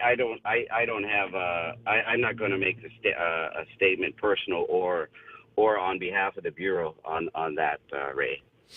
Well, I don't know about what I'd seen in my head. We start talking about attractions. I like that deal over what is the name of it? The little park that they've got by Outback. That little place, and rather than try to build up from there, what I would like to do is you take some of these empty spots in Tumon and put some more of these little rides there. It's like your old Carabaos. So we got some place for them to go, walk down the street. They got a little bit more of that kind of ride entertainment down the street. Get closer to the Hilton and Ipao Beach Park. You got some more of those little amusements for the kids. I think that'll get a lot of traffic down there. And as I said, I'm a fan of decentralizing things just because in my mind it makes sense. Dude, we got to get you up here in the radio station. We'll talk about all kinds of other tourism-y stuff. And Don Quixote, when is that opening? Do you have a date on that? Nope, I don't have that information. Sorry about that. That's okay. Get it, and then we can talk about it on the radio one of these days. But I just want to say I have a great board. I'm looking forward to working with them, and hopefully we can deliver, to the industry and to the people of Guam. Great. Thanks, Ray. Great way to end the call. I'll talk to you pretty soon. Sonny Adam from GVB on the Ray Gibson Show on 93.3. The Point. Blaming Iran. I'm Lisa Lacera, Fox News. An American military team says Iran or Iranian-backed proxies used explosives to blow large holes in 4 ships anchored off the coast of the UAE, as an official is telling the Associated Press. This is all for 2 Saudi oil tankers and a Norwegian-flagged vessel. They were damaged in what Gulf officials were describing as a sabotage attacks off the coast of the United Arab Emirates. And this also comes as President Trump in the Oval Office today with more warnings from the administration about Iranian threats and behavior, promised an American retaliation against Iran for any attack. Fox's Rich Edson at the State Department. The president threatening more action as the trade war with China escalates. China has been taking advantage of the United States for many, many years. I'm not just talking about during the Obama administration. You can go back long before that. Last week, the administration pushed up tariffs on $200 billion in Chinese goods from 10% to 25%. The trade war is sending stocks tumbling, now ending the day off 617. A Florida judge ruling prosecutors can't use video purportedly showing New England Patriots owner Robert Kraft engaged in a sex act at a massage parlor in Jupiter. Attorneys for Kraft argued that the warrant used to obtain the video as part of a multi-agency human trafficking bust was illegal and would have prevented the Pats owner from a fair trial after pleading not guilty to 2 counts of soliciting prostitution. With this ruling, the case against Kraft by the Palm Beach County State Attorney's Office could be effectively over, but prosecutors are expected to appeal appeal Monday's decision. Fox's Matt Napolitano. A California jury awarding more than $2 billion to a couple who claims Bayer's Roundup weed killer caused their cancer. The jury ruling the company was liable for Alva and Alberta Pillard's non-Hodgkin's lymphoma. This is the third consecutive jury verdict against the company. They say they'll appeal. This is Fox News. It's important to have claims process that works for you. At Guahan Insurance Services, we make things simple and convenient. Same door you walk in to purchase your insurance is the same door you open to file your claim. We can't pretend that the car insurance claims process is fun, but we can promise a hassle-free and speedy recovery without any runarounds. For your home, auto, and business insurance, visit us at the Camacho Landmark Center on Marine Corps Drive in Tamuning. Don't forget to like us on Facebook or give us a call at 475-1162 or text 929-SAVE. That's 929-7283. Hi, welcome to this Subway ad for the new Sweet and Smoky Steak and Guac Signature Wrap. How would you like it? I'll take my ex-girlfriend, just checking in. Aw. Hey, David, it's me, just checking in. I'm doing great. Just got the new Sweet and Smoky Steak and Guac Signature Wrap from Subway. Creamy guacamole, smoky sweet with Hio mesquite sauce, and double the tender steak. They just know what I want before I do. So, yeah, things are going pretty great for me. Subway, make it what you want. Limited time only at participating restaurants. Double meat based on average 6-inch sub. Okay, bye. A Massachusetts man arrested for murder after authorities say he attacked two hikers on the Appalachian Trail with a machete. After 30-year-old James Jordan threatened to burn down the campsite where 4 hikers were spending the night, the FBI says 2 of the hikers ran for their lives. Jordan chased them with a 20-inch knife, but then stopped giving chase and went back to the campsite. That's where Jordan allegedly stabbed and killed a male hiker in front of a female hiker. According to the criminal complaint, the female hiker, quote, turned to face Jordan and raised her arms as if to surrender when Jordan began stabbing her, and she received multiple stab wounds. Victim number 2 fell to the ground and played dead, at which point Jordan left to find his dog. Fox's Brian Yennes. Jordan was arrested last month for reportedly threatening hikers on the Appalachian Trail in Tennessee. Starting today, the world's biggest retailer ending one of its popular programs. Walmart is discontinuing its Savings Catcher, a popular app-based price matching tool that automatically refunded customers for any price differences between the retailer and its competitors. Customers submitted receipts through the free Savings Catcher app or online to receive refunds on Walmart e-gift cards. Although today is the last day for the program, customers with a balance on their e-gift card will remain there until they choose to spend it with no cutoff period. Walmart said it was ending the program, which it rolled out back in 2014, because it already offers the lowest prices in most cases. Hillary Barsky, Fox News. Lawyers for organizers of the Woodstock 50 Festival and their one-time financial partner back in court tomorrow as the two sides are battling over money, control, and even whether the anniversary show set for August in Watkins Glen, New York will happen. The investor announced last month the concert was canceled. Woodstock 50 LLC sued last week, saying the investor sabotaged the festival. I'm Lisa Lacera. This is Fox News.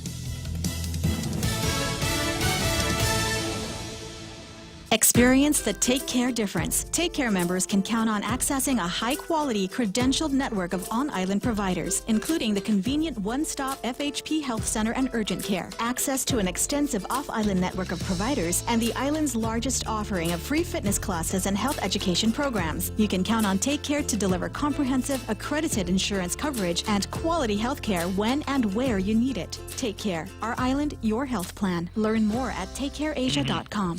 Just after 9 o'clock in the morning, portions of the Ray Gibson Show brought to you by American President Lines. APL is shipping the future. There has never been a better time to go solar, especially now that Micronesia Renewable Energy can offer you battery power that goes with the solar power. You can make your own power company, right? How do you do it? Call them up and they'll tell you how to do that. Guys over at Guam Regional Medical City, first choice for all of your specialty care needs. Cars Plus, where they're in the midst of a gigantic celebration for Jeep. Get yourself behind the wheel of a 2018 Jeep Wrangler. You could get up to $6,000 worth of accessories. Tell them Ray Gibson. In fact, we're going to find out about what those kinds of accessories are. And we talked to Brandon over at Cars Plus in a couple of minutes. And finally, brought to you by King's Restaurant, where they've reimagined breakfast, lunch, dinner, appetizers, and desserts. It's the Crazy 19 menu. Always open, always local. King's Restaurant. The Ray Gibson Show, bringing you closer to the action. This is The Point, Guam's FM News Talk Superstation.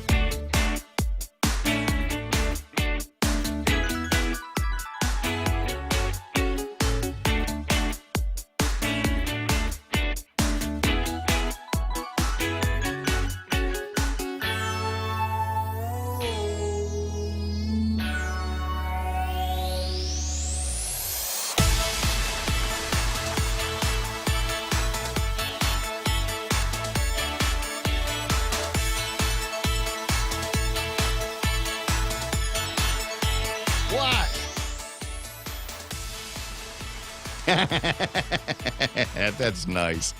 That's nice. 7 after 9. Let me just. I'm saying what's nice. That's something nice. Somebody's asking me what my favorite beer is, and on my WhatsApp, and I told him. He's like, God, I've heard you say that a million times on the air. Why did I even have to ask? I appreciate you asking. I appreciate that. 7 after 9 o'clock in the morning. Every once in a while, somebody is. I'll do something, and somebody will give me a bottle of wine. I'm like, oh, that's nice. That's nice. A bottle of wine. So I know somebody that will appreciate the bottle of wine. Oh, is wine not your thing? I've tried it. I'll admit to having in my lifetime tried to develop an appreciation for wine. A few years ago, I was asked to be, the same way that the 76 has got kind of this celebrity waiter thing that they have. Once upon a time, I did a fundraiser for somebody where I was a sommelier, quote, celebrity sommelier. And they took me through this class, if you will, about how to prepare wine, how to serve wine, opening bottles, things like that, and give me kind of an appreciation for the different kinds of major varieties of wines that they have out there. And I really enjoyed it. And I thought, okay, I have all the tools I need. It was a great primer. I have all the tools that I need to go out and become a wine drinker. Right. And then I went to Payless and saw the incredible, massive selection of wines that they've got out there. Mm-hmm. And then it was like I forgot everything that I was trained in. Yeah. I forgot it. It's like, okay, what kind is this? What kind is that? And never really able to pursue it. And then the other thing that I found, hi, Brandon, get to you in just a second. The other thing that I found was that I cannot control wine the same way that I think I can control beer. No, it's different. I mean, you have kind of a count with beer. Yeah. It's 3, 4, in that neighborhood, and you're still okay.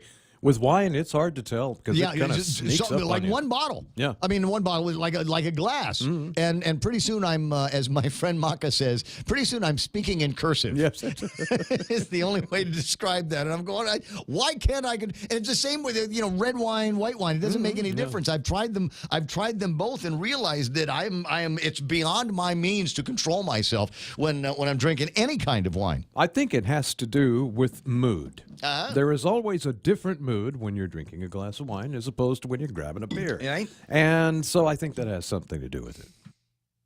Or not. I want to say I'm poutier when I drink wine too. Yeah, probably. Yeah. Because I'm the happiest beer drinking guy that you know. Mm-hmm. I just sit there and I just I'm the happiest guy. I'm thinking of jokes. I'm thinking of gags that we can do on the radio and stuff. Pranks that I can do on friends. But when I drink wine, I think I tend to get a little bit moody.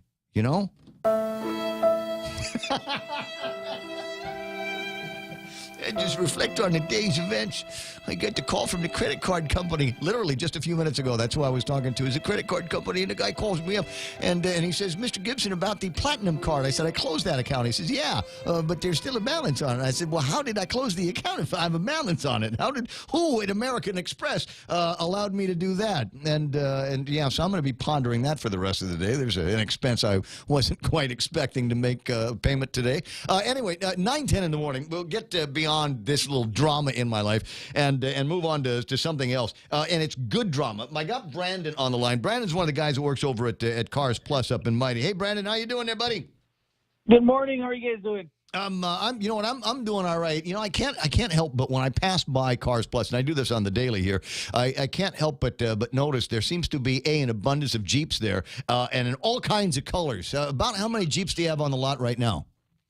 Anywhere from we have about 34 right now currently on the lot. Huh. Now I'm going to ask this question because I'm not sure. But it's nice that you got the 2018s. We got the new Wranglers out there. But do we have? What am I asking for? Do we have any used Jeeps out there, kind of pre-loved? You guys do a lot of business in that? Yes, we do. I think that's actually one of the more popular ones too. Is getting that pre-love. The Jeep Wranglers and the Jeep Rubicons and the Sahara. Currently, we don't have any right now, but when we do get them, they don't last any more than 5 to 6 days on the lot. Really? So they're hot. Yeah. Now, I've asked Jen this question before, and she said, I don't know. We got to find that out. Who's got the oldest, still running, still tagged, registered Jeep on Guam? Do you know? No, I don't, but I see a few out there, though. I mean, there's quite a few. Right, but I'm looking at them, and the Jeeps like the old VW Bug. It's hard to tell the vintage just by looking at it. So I'm wondering who out there might have the oldest Jeep that is still registered with the Department of Revenue and Taxation that is on the road right now. I think that would be a cool quest to find out. Anyway, major Jeep celebration going on, so you can get yourself behind the wheel of a Wrangler, one of the 30 or so Wranglers and Jeeps that they're talking about over at Cars Plus. Now. It says in the copy that I'm reading that you could get up to $6,000 worth of accessories. Now, what I know about Jeeps, and my buddy Mark Lopez has, I think, the ultimate accessorized Jeep on Guam. I mean, this thing has got lights all over the place. I'm sure you've seen it on the lot. You've seen it driving around. But anyway, Mark's got this thing. It's just crazy how much he's put into it. And it looks like $6,000. What kind of accessories do you guys have there? That I get the Wrangler, and then I can start picking and choosing which ones I want. I mean, right now, I think Mopar has done a really great job on coming into more of the aftermarket theme. Because, of course, as you know, that with the Jeep accessories, it's the most accessorized vehicle technically on the road right now. With the amount of things, you can take the Jeep and change it to totally something different. Right. But currently, right now, we have everything from lift kits to shocks, front and rear track bars, drive shafts, axle shafts. We can bring in a fully loaded axle if you want it. I mean, everything from LED lighting, headlights, tail lights, interior accessories, tires, rims. I mean, anything that you can possibly think of to do to the Jeep, we can bring it in and we can have that installed. Okay, so I'm big on sound systems, right? So here's the thing with Jeeps. I got the big tires in the back of it, make a whole lot of noise. So if you're going to get a sound system for your Jeep, it's got to be kind of high end and big on the amplification side. Do you guys consider that an accessory? I would consider it an accessory. I mean, we do have, of course, our vendors that specialize in sound systems. I myself have a pretty good sound system in mind, but a lot of the Jeeps that are coming in right now, I mean, they're coming with the Alpine sound systems, and it's a very nice sounding system. Nice, and I mean, it's super clear. You get a sub in the back. So some of our models already have that installed. But if you did want to upgrade some of those speakers, you just let us know and we can have that done for you. Right, right. Hey, listen, I know some guys that are like super big on off-roading. I mean, do you have accessories that will help them? Because I mean, that's why you get a Jeep at the end of the day, right? I mean, it's nice to cruise around in, nice to hit the city streets in. But I mean, there's also the idea that at some point I'm going to take a turn and hit some dirt. So what do you got by way of accessories to make my forays into the savanna lands of Guam that much more exciting? So right now what we have is we have a 2-inch Mopar lift. So as you know, with the newer JL, you could actually fit 35 with just a leveling kit. You wouldn't even need a lifted 2 inches. But of course, when you do lift it 2 inches, you're going to get more clearance, up travel, and then also you're going to have, the bigger 2.0 Fox shocks. You're going to have the springs. You're going to have the front lower arms. So everything that you need to run 35 on this lift, it's amazing. And of course, it's Cars Plus because we're the one that installs it, and it's for Mopar. We also warranty it. So if anything happens to it, you just let us know. But, yeah, I mean, from that to mud terrain tires, we carry a wide range of tires from Goodyear to Kumho's to BF Goodrich. We also carry rims. So anything you possibly think of to go off-roading or whatever you need to go off-roading, we got that handled. And with the newer JLs, I mean, with the front suspension, a lot of the times that's what a lot of people try to upgrade with steering. Yeah. But they beefed everything up. So, it's an amazing vehicle. And you can do so much. We can do so much. I mean, I think the concept of customizing automobiles, I think that begins with Jeep just being able to do that hack. My friend Neat's talking about her Jeep Wrangler from once upon a time, also remarking that she doesn't like automatic transmission. So if I were to go into to get myself some kind of ride over there, can I get a manual? Can I get stick? Yes, that's the good thing with Jeeps is they still offer manual transmission. Yep, and they also came out with a new motor, which is a 2.0 turbo engine, and that's been catching a lot of attention because you're getting a lot better low-end torque. So when you're going off-roading, that's what you majority uses low-end torque and not the high, but that's been catching a lot of attention with us. I mean, we put 35s on one of the 2.0 turbos, And I mean, they spin the tires very well. Wait, I'm completely lost. I don't know. What, the 35 turbos and hit my retro rockets and get back to Timonic. What are you saying? Right? Yeah, so I mean, they come a long ways with the newer models, and with having the $6,000 in upfit, I mean, it just makes your Jeep a whole lot better, and you customize it to the way you want it. That's the biggest thing, is you want to customize it to the way you like it, and people will know it's like, oh man, that's Brandon's Jeep, or that's so-and-so's Jeep, that's your Jeep. So, I mean, it's such a good community, too, just in general, I mean. No, I'm with you. I'm an old standard driver from a long, long time ago. I learned how to drive with a manual transmission, and I look down at people that can't figure it out. So I think that's pretty cool. My friend Nate is saying, yes, so maybe she's going to be a customer. Check out the Wranglers that you've got on the lot and take advantage of the $6,000 deal. When does this celebration end? It ends at end of the month. So it's a full month of a Jeep celebration event. So right at the end of the month. Gotcha. And are you the guy we should be asking for? Are you the Jeep guy? I mean, our parts department guys, they're well versed in it too. It's just I'm very knowledgeable. I have a Jeep too, so I'm in that community. But all of our sales consultants are very knowledgeable with the Jeeps, and I mean, come in, and we'll help you guys out. Okay, so here's a question. I'd seen this about 2-3 years ago, and I fell in love with it. You remember back when they were doing all of that matte painting on cars, no more shiny. A couple of guys that went out there and got their Jeeps matte painted, black matte painted. You guys do that? We can get it done. I mean, you know a guy, right? Yeah, I know a guy that we can get it done. I mean, I had my car, I think at one point it was matte black. Mm-hmm. I actually really love the finish, but if you did want to get your Jeep painted as well, we can do that. And right now, I think we're currently doing one. One of our customers wanted to get his Jeep painted, and we're going to do that for him as well. Okay, now, last question, because I know how busy you are, and there's probably people are going to go, dude, I got to go find Brandon. I got to go take a look and see what those deals are like over at Cars Plus up in Mighty, by the way, is where we're talking about. And the question had to do, first of all, I got lousy credit. What are you going to do for me if I got lousy credit rolling into the store?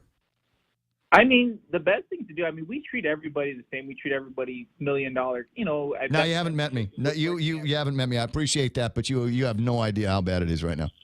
No, just come in and we'll be able to help you. Gotcha. Yeah, I'll work on that. That's our biggest goal here, especially being locally, Joey and those guys we're a locally owned dealership. We always want to help everybody. It doesn't matter if you have lousy credit. We go above and beyond for any customer that walks into that door. All right. Now, speaking of Joey, what's the name of the version of the Jeep that he's driving? Because you guys are going to start bringing those in, right? Here's the deal. We got to get rid of some of the old Jeeps to get the one with the truck bed in it. Yeah. So the one he's driving is actually the Brute. That one came out around 2013 and 14, but we do have the Gladiators coming in around September, hopefully around September. And that's huge. I mean, a lot of the aftermarket guys, in like, Evo Evolutions, and just a whole bunch of guys that do aftermarket stuff for Jeeps, they already got their Gladiators because they're mocking up stuff on it. So once those launch, they'll have accessories available. But yeah, that's what we're looking at. That's a huge thing for us. I mean, we haven't had a mid-sized truck in a while, and this is our calling for this mid-sized truck is the Gladiator. So. Okay, now the accessory that I'm thinking of in my head doesn't necessarily have to be a Jeep accessory, but I'm wondering if you have it. Is at the back of my truck? I've got a tow hitch on it, right? And what I'd like to be able to do is hang a hammock off that tow hitch. You got something like that up there? I think we should. I mean, we'll find something for you. Right on. Well, take a look around. If you don't have anything in stock, let me know if maybe Mopar, one of your vendors, has it, and then I'll come up. All right. Okay. All right. And then when it's all said and done, we'll hang out and it'll be like our own little neighborhood thing. We got a Cars Plus over here and a Payless over there and a KFC and a McDonald's down the street. We're going to be like the kings of Route 8, right? I agree. And they also have a beer cave down the street, too. So a beer cave down the street? That's right. All right, dude. All right. I got to let you go because you're making me malago. Right. I'll talk to you pretty soon. That's Brandon. You go find Brandon or Joey and Jen and Dunge over at Cars Plus, and they'll talk to you about their Jeep celebration that's going on. And you might be going, wow, guy Ray, I want to advertise on his show because he really takes care of the clients. Yeah, you do actually. This is where you want to advertise because if you're advertising, I could have just let him run with the live spots, but I don't think it satisfies my curiosity, not entertaining for me, and that's why we reached out to them. Wanted to talk with Jan, but never mind. She's off being, I think, the Attorney General's wife or something like that today. 9:22 in the morning, 888-8255-888-TALK. I think we just about talked to everybody I want to talk to, right? Have we hit them all up? All right, good. My buddy Ken has sent me a picture of what looks like an accident, but unfortunately it doesn't say where the accident is. I'll stick it up on the Facebook Live. Maybe you might be able to discern where that might be. Ken, if you could just chime in and say where. Good morning, Kayla Faye. Joe Cruz is on. I see Anita Santos. Neitz has joined us. Xavier Attelig is on. Rudy Magallanes talking to Carlos in their own little private little conversation they're having online about Filipino, what is it, word I'm looking for? Filipino tourism, yes, from the actual Philippine country. Maybe you've heard of it. That's not still the accident on Route 16, is it? Yeah, I'm not sure. That's the unknown accident at the uncertain location. Yeah, Mr. Williams, if you don't mind. Joe D's on. Likewise, online here this morning, I see Ellen Brady. There's a friend of mine from a while ago, and Aubreen Merfallen, who is a friend of mine right now, is online. And if I got my fingers crossed right, Gina Kono and Marcus Reynolds. I always call Marcus the general, and it's always nice to have him online with us. Yeah, let me know where this accident is, and that would be a cool thing. There it is, Marine Corps Drive, St. John's. Oh, crap, that's right up the street. That's like, dude, that's right there. That's why I can't make it out. Okay, I see. The Kanashiro's place is over there. St. John's on the right-hand side of the picture. That way, so. Yeah, you know what? I drive in that direction for the sole purpose of hanging a Louis at that intersection, so I can go down and take Happy Landing Road down into the Tumon area. But that's it's a Ray thing. What can I say? 888-825-5888-TALK. See, an actual practical application, ladies and gentlemen, of the reason why we do WhatsApp at this radio station. This is why we do it, so that you can see something and send it. Who's that? Ask me. I'll look for you riding around in a Jeep soon. Over by Pika's Cafe, right. I got you. But that's why we do this. That's why we've got the technology that will allow us to take your WhatsApp and put it online where everybody else can see it. And it's not just for reporting accidents. Use it like Pam did. Use it like Pam Duvall did to report this morning the homeless guy at the bus stop up in Jigo, laying around. And when she first came up on him, he had his legs kind of sassa, and she could see Lemmy's, the Twigs and Berries was what greeted her this morning. She eventually called the police. My understanding is that 4 squad cars showed up. I don't know if they were able to take the guy out because apparently homeless people can do whatever they want to around here. Yes. Accident cleared. Accident is cleared. Yes. We're that good. You just report it on the radio and it gets taken care of just like that. 9:25 in the morning. And looking over the table of contents, what have I not ranted about this morning? I haven't ranted enough about the front page story. I don't know. This one of those things that just kind of gets me disappointed at this legislature here. This looks like pandering, and I think there is the potential here to do more harm than good.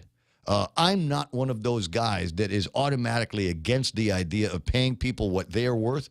Paying them what the job is worth, and anybody that's ever worked for me knows that I like to think I'm pretty fair in terms of what I'm paying you and what my expectations are for when you do the job. I'm trying not to look at Mike when I say that. 10 senators proposing wage hike. It'd be interesting to take a look at this and see among these 10 senators how many of them have ever actually run a business. Let's ask that question. How many of you have ever run a business? Do you have any idea of the challenges that business owners, especially in this town at the end of the supply chain, where everything costs more to stock? Do you have any idea at all what the pressures are of operating a business? And not operating a business and making a profit, just operating a business and keeping the lights on.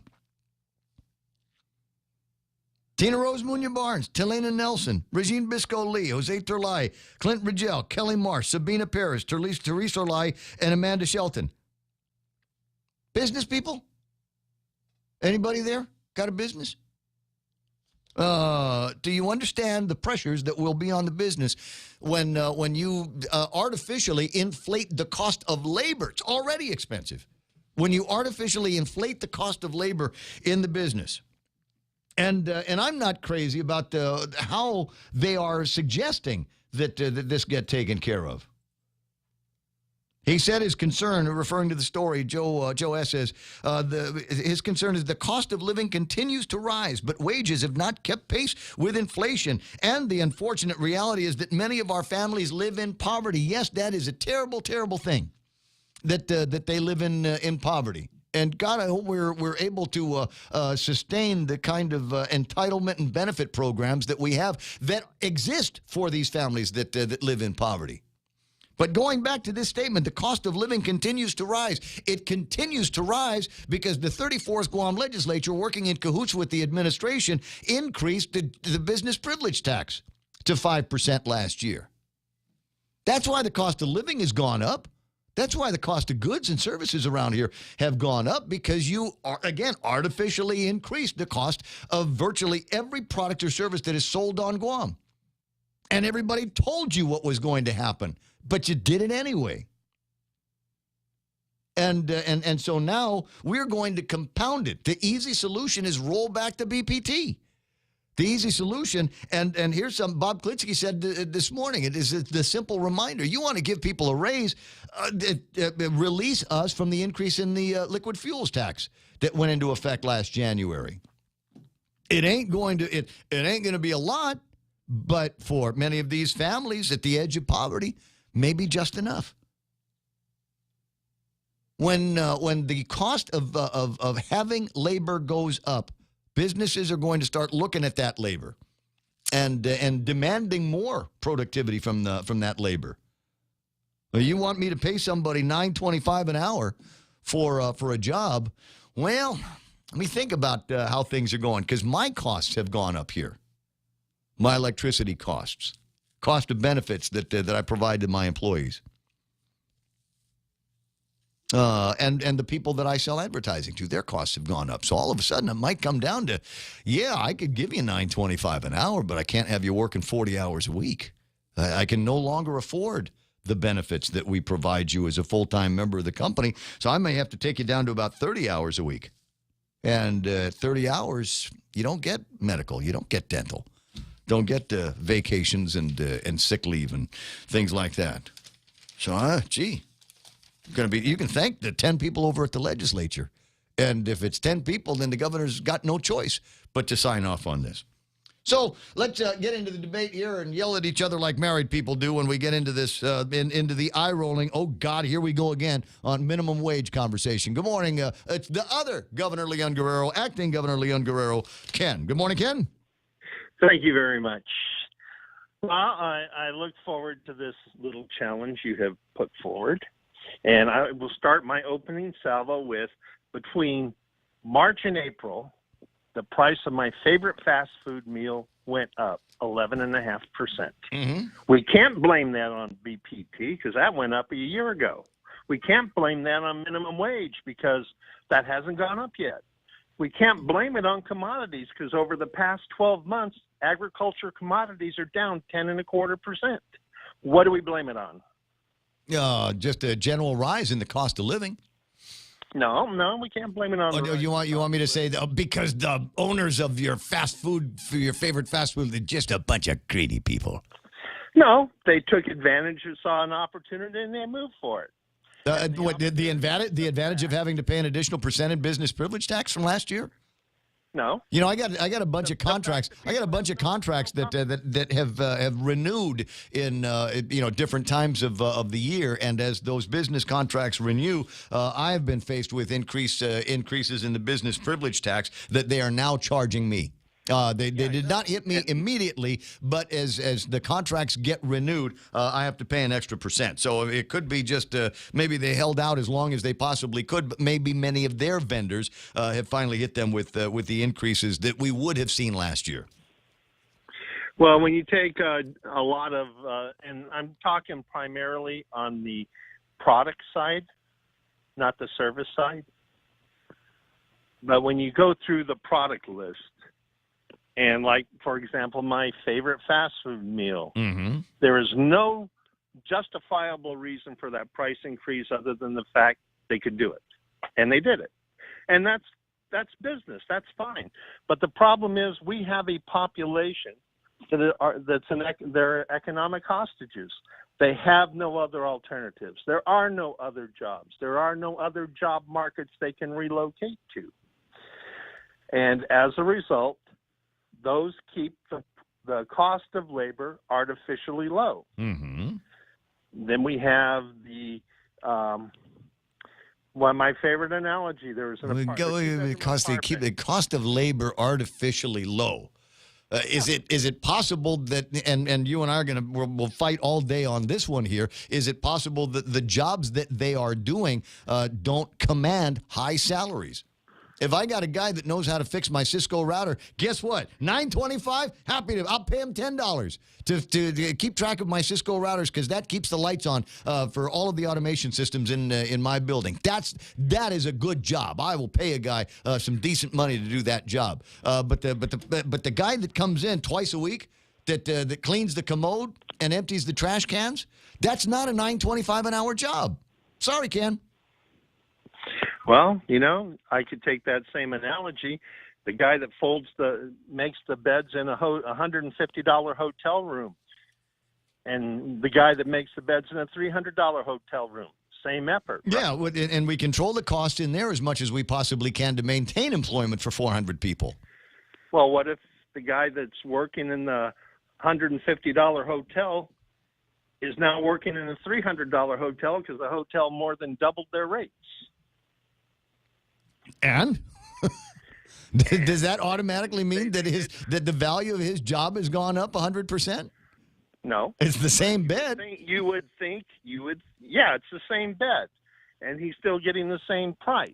Now what is he adding? What value? Where is the 100% added value that he is putting into that job so that his salary ought to go up by 100%? Well, you see, that's where this labor market is out of kilter. Because if this were any other area other than an isolated island that's $1,700 one-way ticket for a job interview, these people would be moving to where the better paying jobs are. There's a lot of people that have moved here so that they can take on some of those minimum wage jobs because they couldn't make that where they're from. Look at where they're coming from.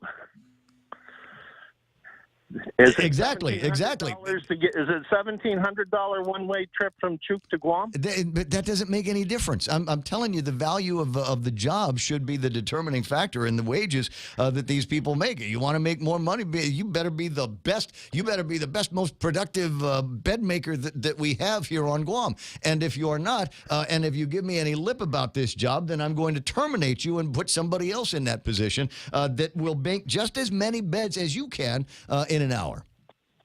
Well, that's the problem. That one dynamic. I can find a lot of people. Ken, I can find a lot of people that can make a bed. I can find a lot of people that can empty trash cans and empty ashtrays and bust tables. I can't find a lot of guys that can do what Mike does. I can't find a lot of guys that can do what my guy JJ does next door.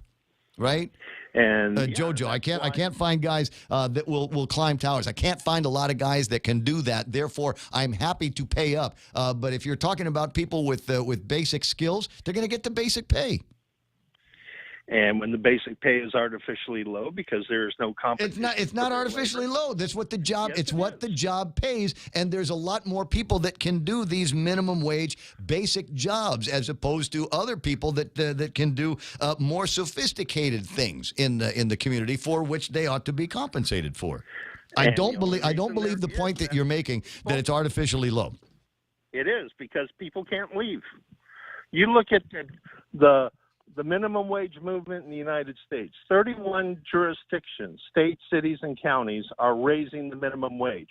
Why? Because they're losing employees and workers and population and taxes to states that did raise the minimum wage. I mean, why did Walmart raise their minimum wage to $15? Because they were losing people. They were hemorrhaging people like crazy. They didn't want to work minimum wage at Walmart. Walmart had no choice.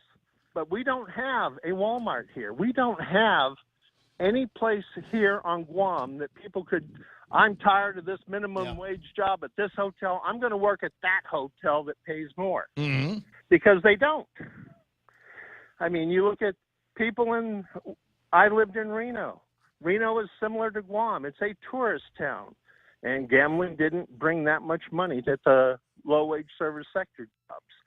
So thousands of us in Reno worked in California. Yeah, right. Well, you can make more money. The cost of living is up higher. I'm getting asked by Jim Bonanno. He says, "Cut this guy off here. My lease for the warehouse just went up 5%, and he has had to absorb 3 increases over the course of the last 9 months. And we're talking about some basic business opportunities in there as well. Tell you what, I got to break away here. To the people whose rents have gone up dramatically. Well, of course the rents have gone up. The rents are going to go up in buildings all over the island because the legislature and the governor couldn't keep their hands off the $1 million or more properties around here. And so I'm going to go back to my original proposition. You can keep telling me that we've got artificially low wages here on Guam, and I will tell you we've got artificially low wages here on Guam because we don't have a population of people that want to learn how to do more than just make a bed or flip a burger.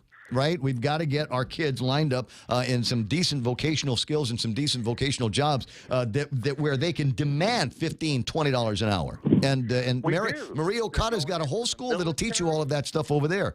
But they're going into the military. They're leaving the island in droves. Yeah, but some of them come back in droves as well. So I'm going to pursue this with a couple of other callers. So I'm going to let you run. I'll see you pretty soon. Okay. As I say, it's the beginning of the debate, and I'll go till I'm red in the face here, right? Because I think I've got pretty good grounds to stand on. I have in the past taken to a little bit of research, and while I have not updated the original study, I don't know that much has changed since then. Over the times where there have been increases in the minimum wage on Guam, I was able to track what was happening with employment. We did not necessarily see a drastic drop in employment, although we did see slowdowns in the private sector in terms of hiring.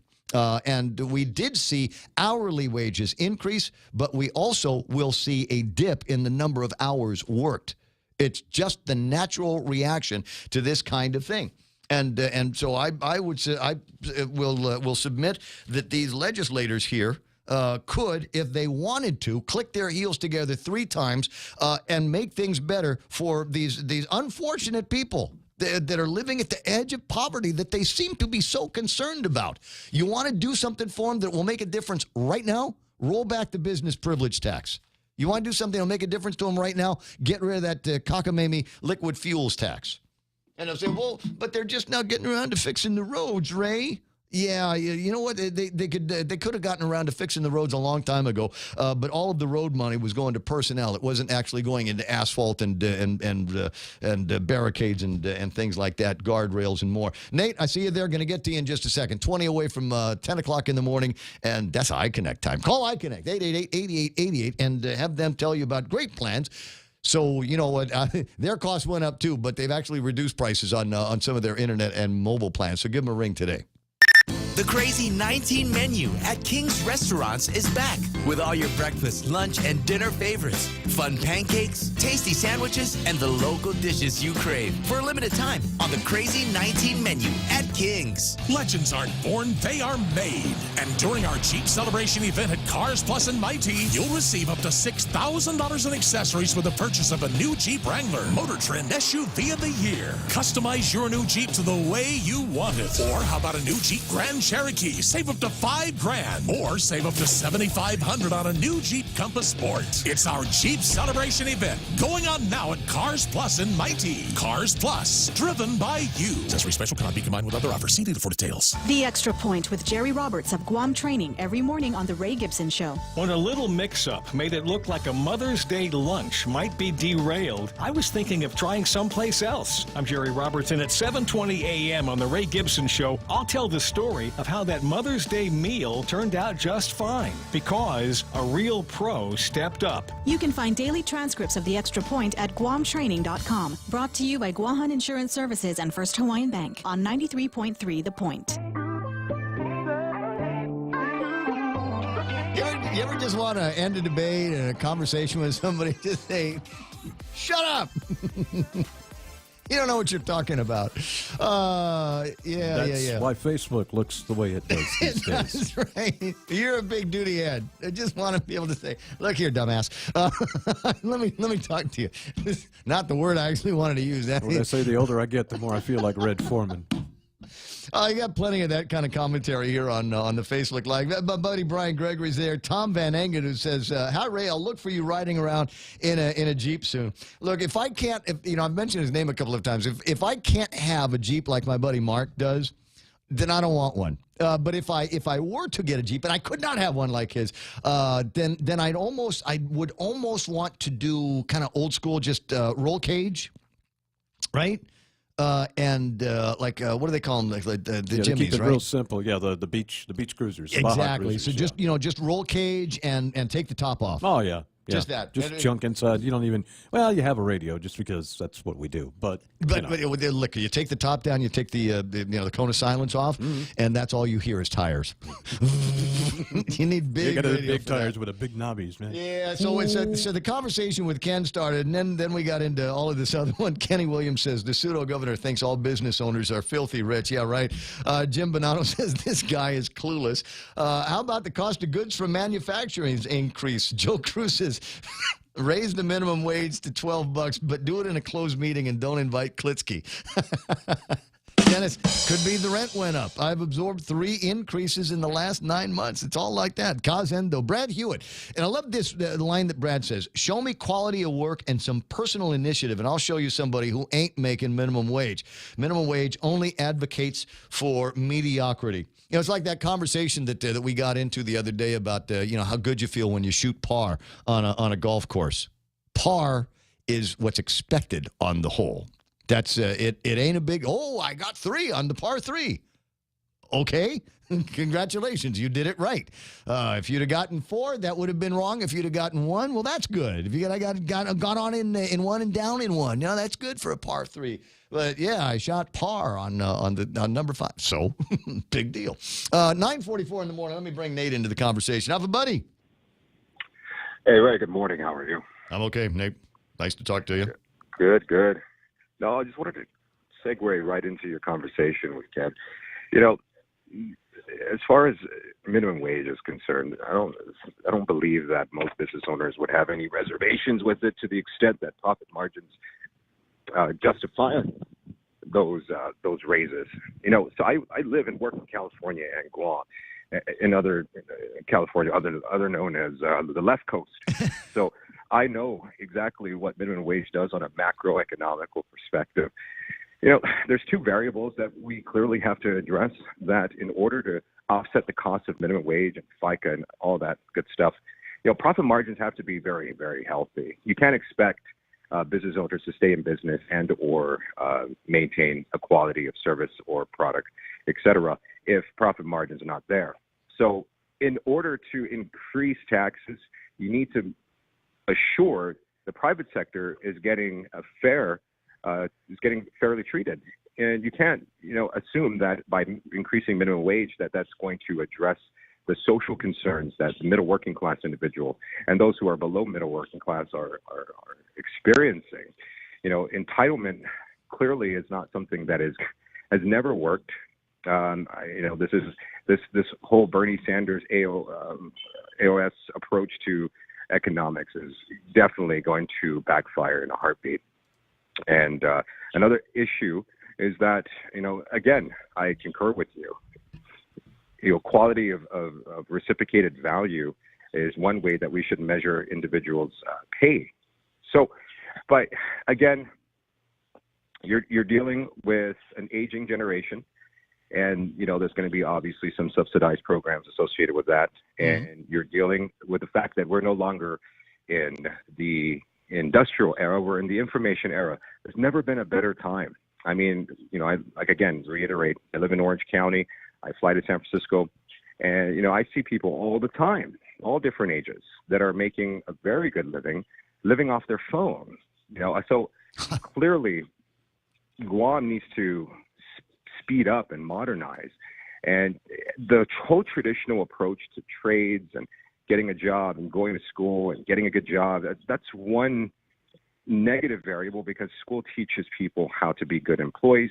They teach people how to earn money. They don't teach people how to make money.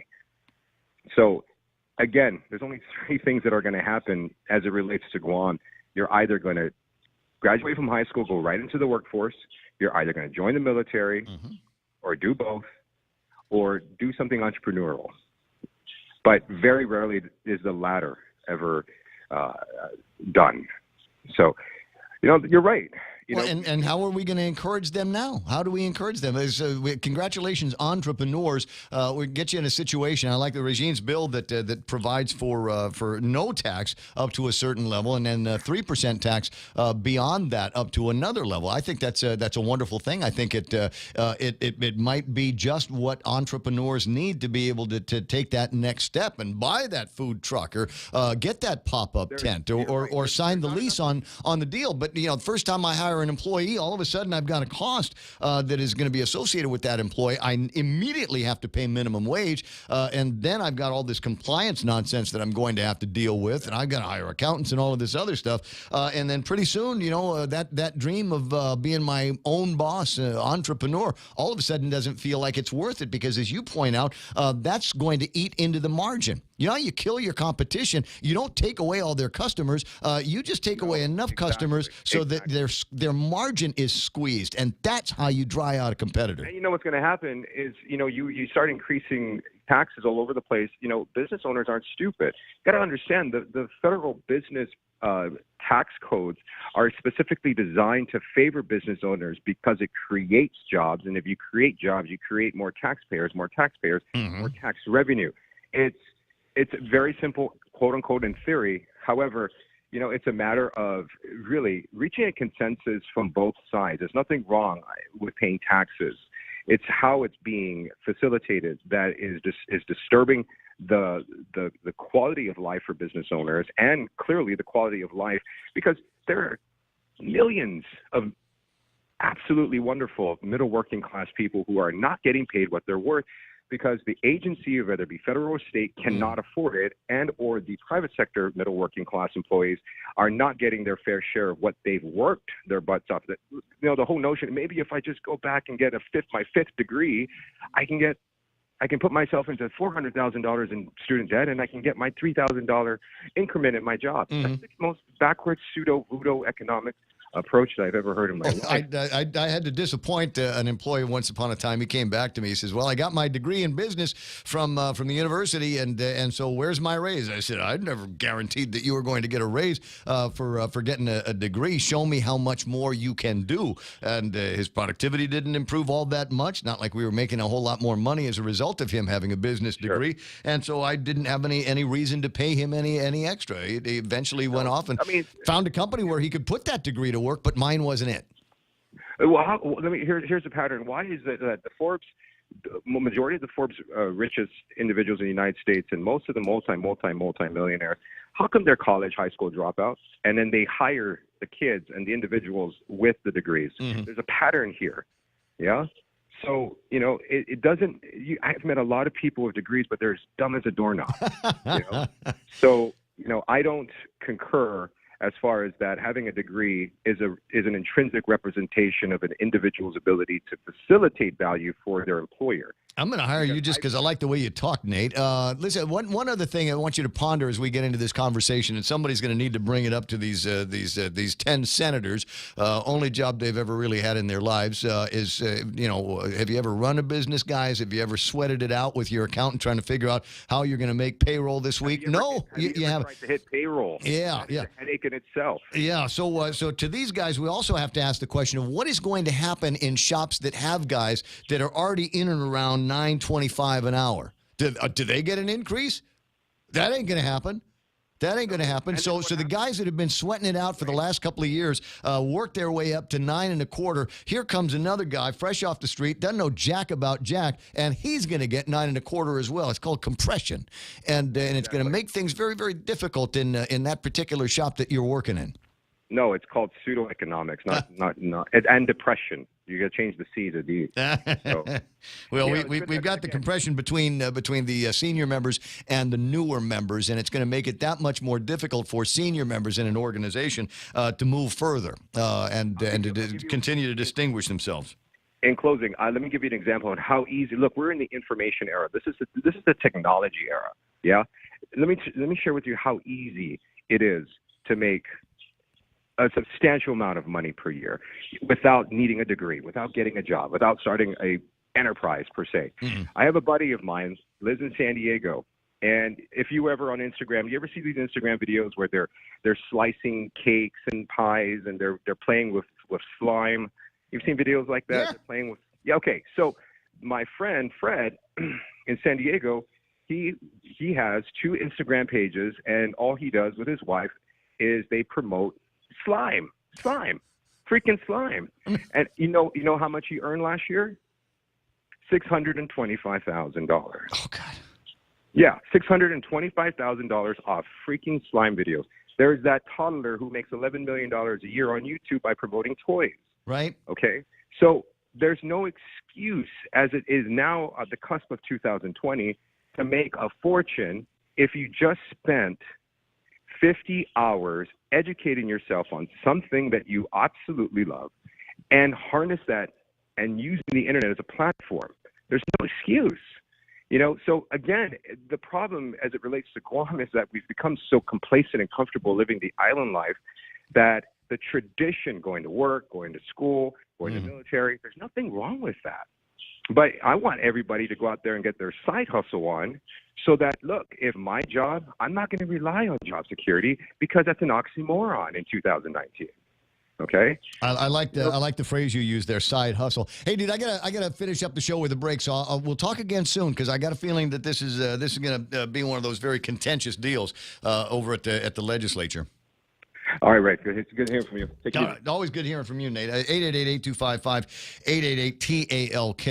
It's just the beginning of this conversation, and don't it's gonna happen. I'll tell you right now, it's gonna happen. They've already got the people. They've already got the votes. You can go down there and do your public hearings and your testimonies and all of that other stuff, and it will go in one ear and out the other. So it's a foregone conclusion. It's going to happen. They need it to get reelected and to be able to say, oh yeah, we did this for the working poor. It's just going to make people it's going to make things tougher for them. And I've already explained it a million times. I don't know if I want to do it much anymore. But if you just for the conversation, go ahead and get into it. You might want to make a telephone call to some of these people and try to change their minds. 9:54 in the morning, and the funniest thing that I've seen on the internet here today is this line here on Facebook's, and it's not much of a spoiler, so I'll go ahead and read it. Last night's episode confirms Khaleesi is Chamorro. That's all. GRMC's Neuroscience and Neurology Department treats a wide spectrum of disorders associated with the nervous system, spine, and brain. Some of the more common disorders include seizures, epilepsy, dementia, sleep disorders, migraine, and stroke, which is one of the leading causes of death on Guam. GRMC's neuroscience team is equipped with the latest technology and the finest neurological doctors. To make an appointment, contact GRMC Specialty Clinics at 645-5500. Here at APL, our core values give the company its heart and soul. Whether it's connecting your business with our global network through our newly enhanced service or investing our efforts into giving back to the community, APL is committed to serving you. We humbly honor the opportunity to find innovative solutions for you and your business. To learn more about our enhanced service, call 588-4651 or visit www.apl.com/Guam for more details.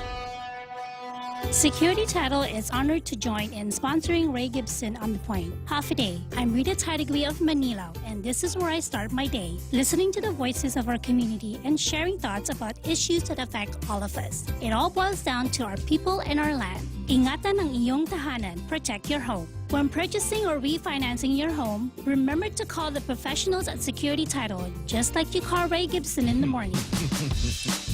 Yeah, there's people going to be asking me to explain that. I can't. It just is. Last night's episode of Game on Thrones confirmed it. Khaleesi's from here. She's a Guam chick, man. Ride or die, ride or die. 9:56 and change here on the program. I love this. Joe Cruz, and it is a real Joe Cruz there. He says, I make $2,500 a week on my phone for $34.56. I can show you how. And Kaz and Ken getting into it. But the most valuable piece of information that you will get from Facebook Live this morning comes from Brad Hewitt. It says, Kojak with a Kodak. Apparently there's a speed trap in Antigua. And a note here, my friend Paul Tapau from the Guam Police Department has asked us not to refer to them as speed traps. All right, fine. Ambush in Antigua. That's we'll go ahead and start calling it out there. Closing in on 9:57. I didn't get a chance. I have clippings, and I didn't get a chance to rant on them.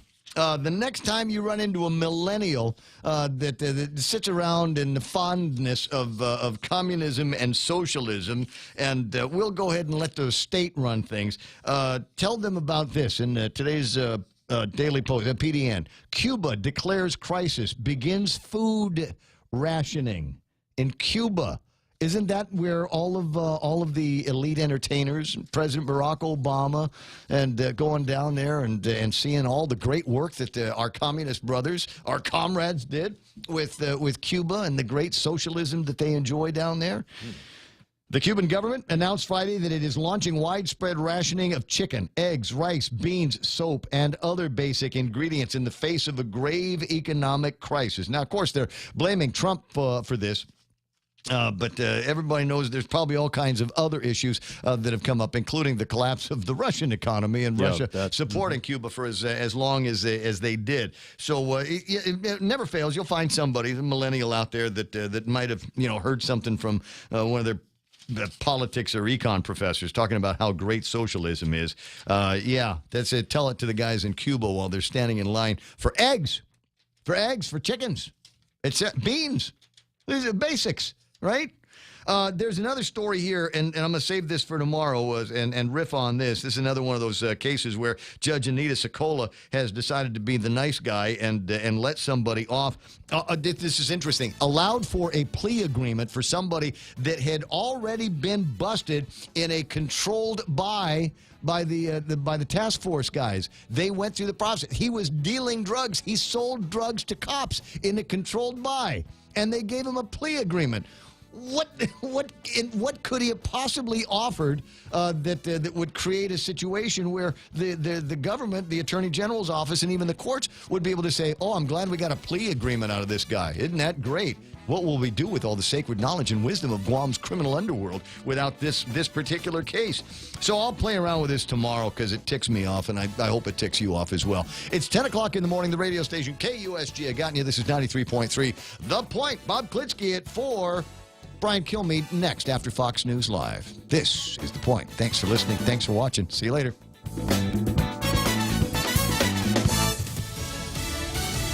Holding them accountable. I'm Lisa Lacera, Fox News. Damage to 4 ships off the coast of the UAE caused by Iran or its proxies. That's the initial assessment by a U.S. military team. U.S. Special Representative for Iran, Brian Hook. We have put in place an entirely new foreign policy with respect to the Iranian regime. Iran's era of deniable attacks is over.